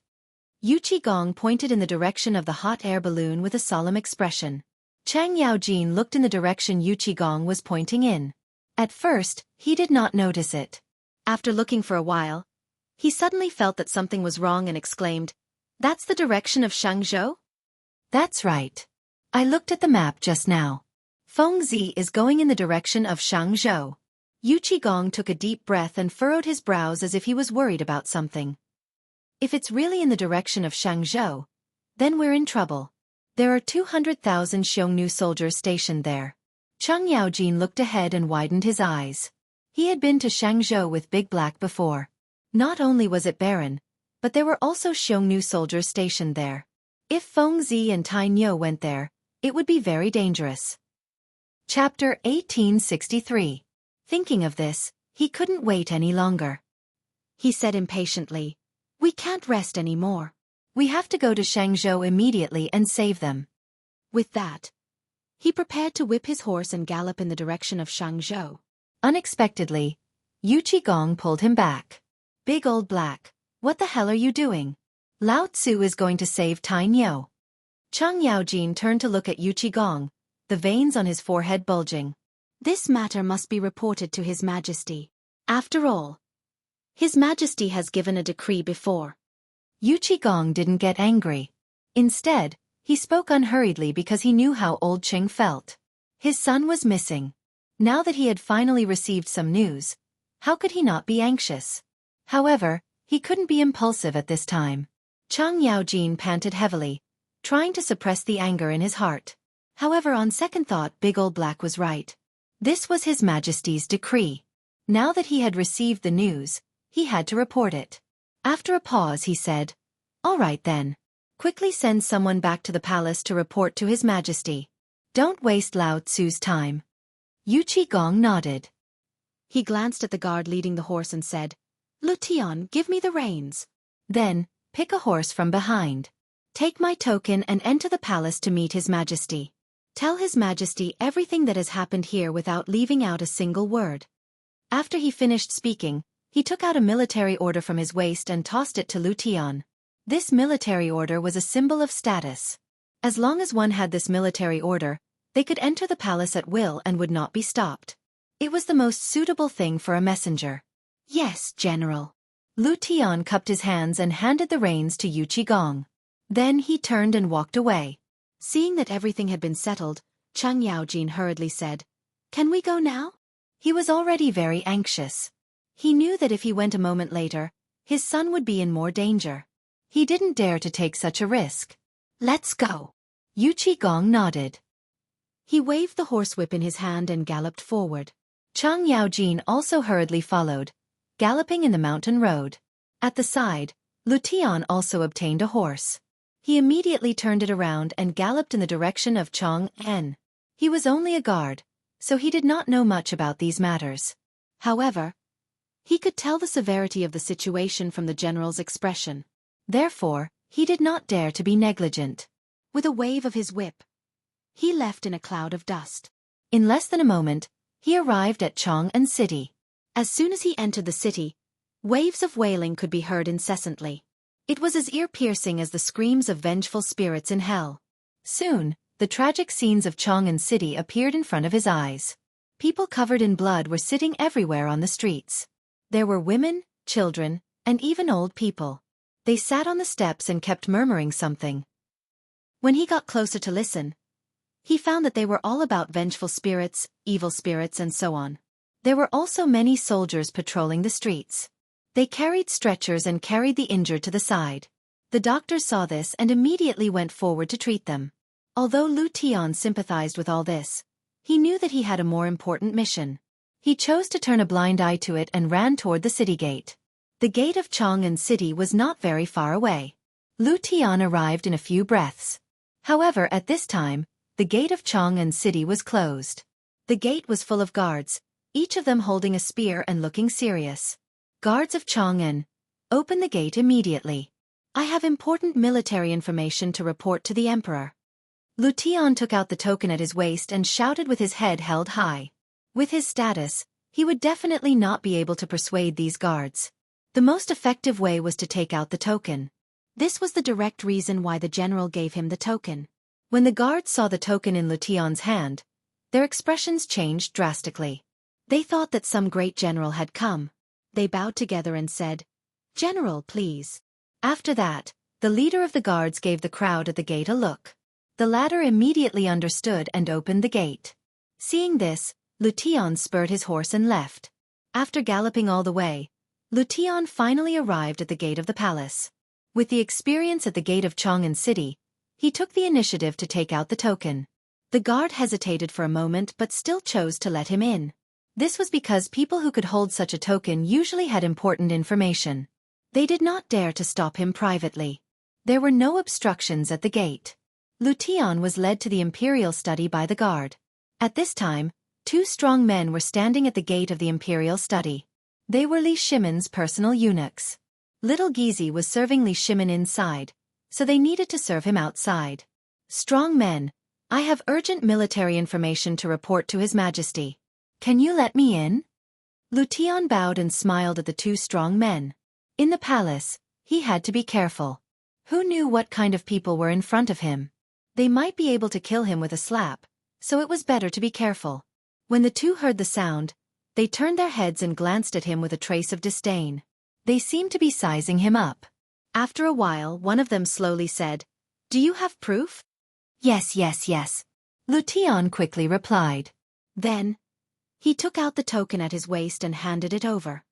This is General Yuqi's token. He ordered me to see His Majesty. Chapter 1864. The strong man took the token and looked at it as if he was looking for something. After a while, he seemed to have confirmed something and put the token into his sleeve. He then looked at Lu Tian. However, the disdain in his eyes lessened. Wait here. I'll report to His Majesty. With that, the strong man turned and walked towards the imperial study without waiting for Lu Tian's reply. In less than half an hour, the strong man walked out again. He glanced at Lu Tian and said calmly, "Go in. Be careful not to say anything." Thank you, strong man. Lu Tian cupped his hands and walked towards the imperial study. As soon as he entered, he felt an oppressive atmosphere that made it hard for him to breathe. At this moment, a hoarse duck's voice was heard. Halt! Why don't you bow when you see His Majesty? Lu Tian was startled and subconsciously looked up. He saw a man in a dragon robe sitting on the dragon throne. However, this person did not look too good, as if he had not slept for a few days. He shook his head and threw away the distracting thoughts in his mind. When he realized that the person in front of him was His Majesty, he quickly bowed. Greetings, Your Majesty. General Yuqi ordered me to report the military situation. Please forgive me for my rudeness. Lu Tian lowered his head tightly and said in a trembling voice. He did not bow immediately, which was a little rude. However, Li Shimin was not in the mood to care about this. He slowly raised his head and said tiredly, "What military situation did Yu Qigong ask you to report?" Hearing that His Majesty did not care about his rudeness, Lu Tian was delighted and blurted out, "Your Majesty, General Yuqi and General Cheng followed Your Majesty's imperial edict to track that thing in the sky. They have been rushing all the way and have already left Chang'an. General Yuqi has a premonition that the thing in the sky is heading towards Xianghu." What? Li Shimin stood up from the dragon throne and widened his eyes. What did you just say? Say it again? Your Majesty, please forgive me. Lu Tian suddenly knelt on the ground. His face was a little pale. He did not know why His Majesty suddenly became angry, nor did he know that he had said something wrong to make His Majesty so angry. If he really angered His Majesty, he would not be able to leave the imperial study today. He was very worried. I asked you to say it again.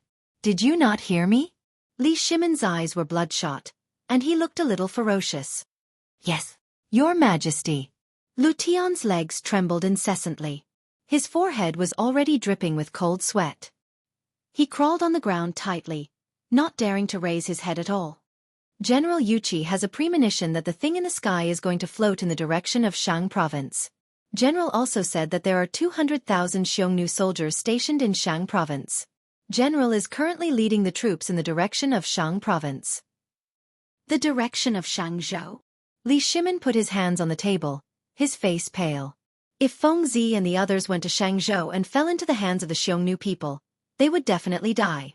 Thinking of this, he quickly said, Go back and tell Yu Qigong to protect Zhang Feng at all costs, even if it means starting a war with the Xiongnu people. Go quickly. After saying that, he covered his chest with his hand as if something was blocking his throat. Cough cough. Your Majesty, Your Majesty. Little Gizi quickly went forward and supported Li Shimin. He patted his chest and asked with concern, Your Majesty, are you okay? Cough cough. Li Shimin coughed violently again. After a while, he seemed to have recovered a little. He waved his hand. I'm fine. After saying that, he glanced at Lu Tian, who was kneeling on the ground. Let this guy go quickly. Did you hear that? His Majesty wants you to go back and tell Yu Qigong. Little Gizi supported Li Shimin with one hand and scolded Lu Tian. Oh. Lu Tian suddenly realized that he had been frightened by His Majesty and lost his mind for a moment. Now that he had recovered, he quickly said, I'll go back and report immediately. After saying that, he quickly got up and turned to walk out of the imperial study. At the same time, on the hot air balloon, Zhang Feng and the others were huddled together as if they were hugging each other for warmth. They hugged each other tightly, their lips pale, and even their eyelashes were stained with the moisture in the air. It seemed that they were quite cold. White clouds floated past their eyes, but they were not in the mood to enjoy the scenery. After an unknown period of time, Zhang Feng started to tremble from the cold. He subconsciously touched the blanket that was originally covering him, but found that it was gone. He could only open his half-closed eyes and glance to the side, only to see that the blanket had run to the three guys. This angered him. Damn it, he was still cold, and they actually dared to take the blanket away. The more he thought about it, the angrier he became. He could not help but curse. Damn it, you idiots, hurry up and wake up Lao Tzu. After a round of scolding, no one moved at all. This angered Zhang Feng, and he kicked them. Idiot. Wake up. Don't King pretend to be dead. Violence was indeed the most direct way to solve problems. Under Zhang Feng's torture, everyone woke up one after another. The first to wake up was Cheng Chimo. He rubbed his sleepy eyes and was somewhat puzzled. Fengzi, I dreamed that someone kicked me. What do you think is going on? Chapter 1865. Yeah, I dreamt of it too. Not only did he kick me, but he also kept scolding me. Zhang Sun patted his butt. He also felt it deeply. Du Go spread his hands, indicating that he didn't know. He wanted to get rid of the suspicion first. Besides, he was also kicked. It was Lao Tzu who kicked me just now. Zhang Feng put his hands on his hips and glared at the crowd. Mother Kerr, you idiots. Lao Tzu said he was going to sleep for a while. Where did the blanket that covered his body go? Are you trying to rebel? Recently, the hot air balloon and the academy had caused him to not have a good night's sleep. Now that he finally had some time, he wanted to sleep for a while and let these guys look after the hot air balloon. They readily agreed, so he didn't care. However, when he woke up, not only were these guys lying beside him, he didn't even know where the hot air balloon had drifted to. How could he not be angry? These fellows were simply incapable of accomplishing anything but good at spoiling things. Blanket. Du Go subconsciously looked at the blanket on his body and scratched his head awkwardly. Fengzi, we saw that you were too hot just now, so we borrowed it to cover you. Don't be angry. Borrowed? Zhang Feng opened his mouth wide in disbelief.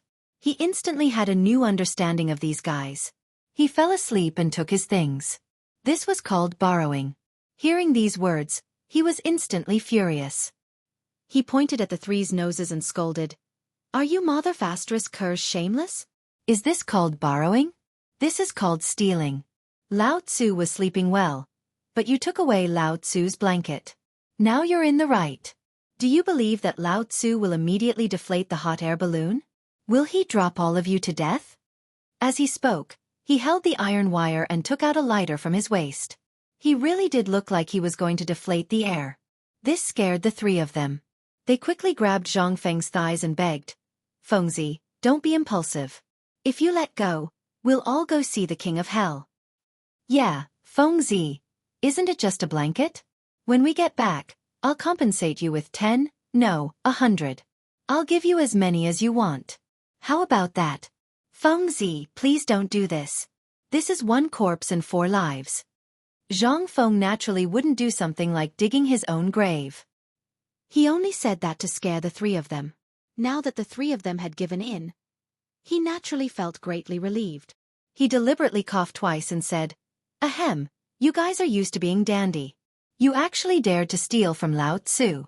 This time, I'll teach you a lesson. If you do it again, Lao Tzu will kill you. Definitely not. Fengzi, don't worry. If it happens again, we'll jump down ourselves. Yeah, I won't. The three of them kept nodding and bowing, as obedient as they could be. Seeing this, Zhang Feng proudly glanced at everyone before putting away the fire starter in his hand with satisfaction. You even gave me a blanket. Are you trying to freeze me to death? He glared at Du Go, his gaze not leaving the blanket in the other's hand.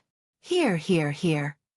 Du Go hurriedly handed the blanket over, afraid that the other party would be dissatisfied and prepare to release the gas again. If that happened, they would all be wiped out. After all, he hadn't lived long enough yet. That's more like it. Zhang Feng took the blanket with satisfaction and immediately wrapped it around his body. Instantly, he felt a wave of warmth. However, Cheng Chimo and the other two felt uncomfortable. The three of them could only curl up together and shiver. There was nothing they could do. The air in the sky blew, forming waves of cold wind that were bone-chilling. The three of them hugged each other and shivered non-stop. Their lips were turning blue. Just like this, after the time it took for a stick of incense to burn, Zhang's son who was outside couldn't stand it anymore. He said with a trembling voice, "Tai Niu, when you came up, didn't you bring a package? Go and see if there's anything that can keep out the cold." "Yeah, I brought something when I came up. How could I forget? Look at my dog head." Cheng Chumo suddenly stood up and patted his head. He then went to rummage through the package beside him. After rummaging for a long time, he seemed to have seen something and exclaimed, "Why is this thing in the hot air balloon?" With this roar, everyone's attention was focused on him. "What is it?" Zhang Feng looked at Cheng Chumo with a puzzled face. "Come and see for yourself." Cheng Chumo pulled at the package, as if unwilling to say more. Trying to be mysterious, Zhang Feng secretly spat. He frowned and walked towards the package. When he glanced at it, he felt unwell. The package was filled with gunpowder. He roughly estimated that there were 10 stones. One stone was equivalent to 120 kilograms. That would be 1,200 kilograms of gunpowder. He subconsciously exclaimed, "Gunpowder? Why is there so much gunpowder in the package?" He remembered that when he went up the hot air balloon, he didn't bring any gunpowder. Why was there this thing now? If it was other things it would be fine. However, gunpowder was very dangerous, especially in the sky. If there was any danger, there would be no way out. Moreover, there was a lot of gunpowder. If they weren't careful, everyone could be smashed to pieces. "I don't know either." Cheng Chumo pulled a long face, expressing his innocence. Of course, he knew the pros and cons of this, but if it wasn't him, he would definitely not admit it.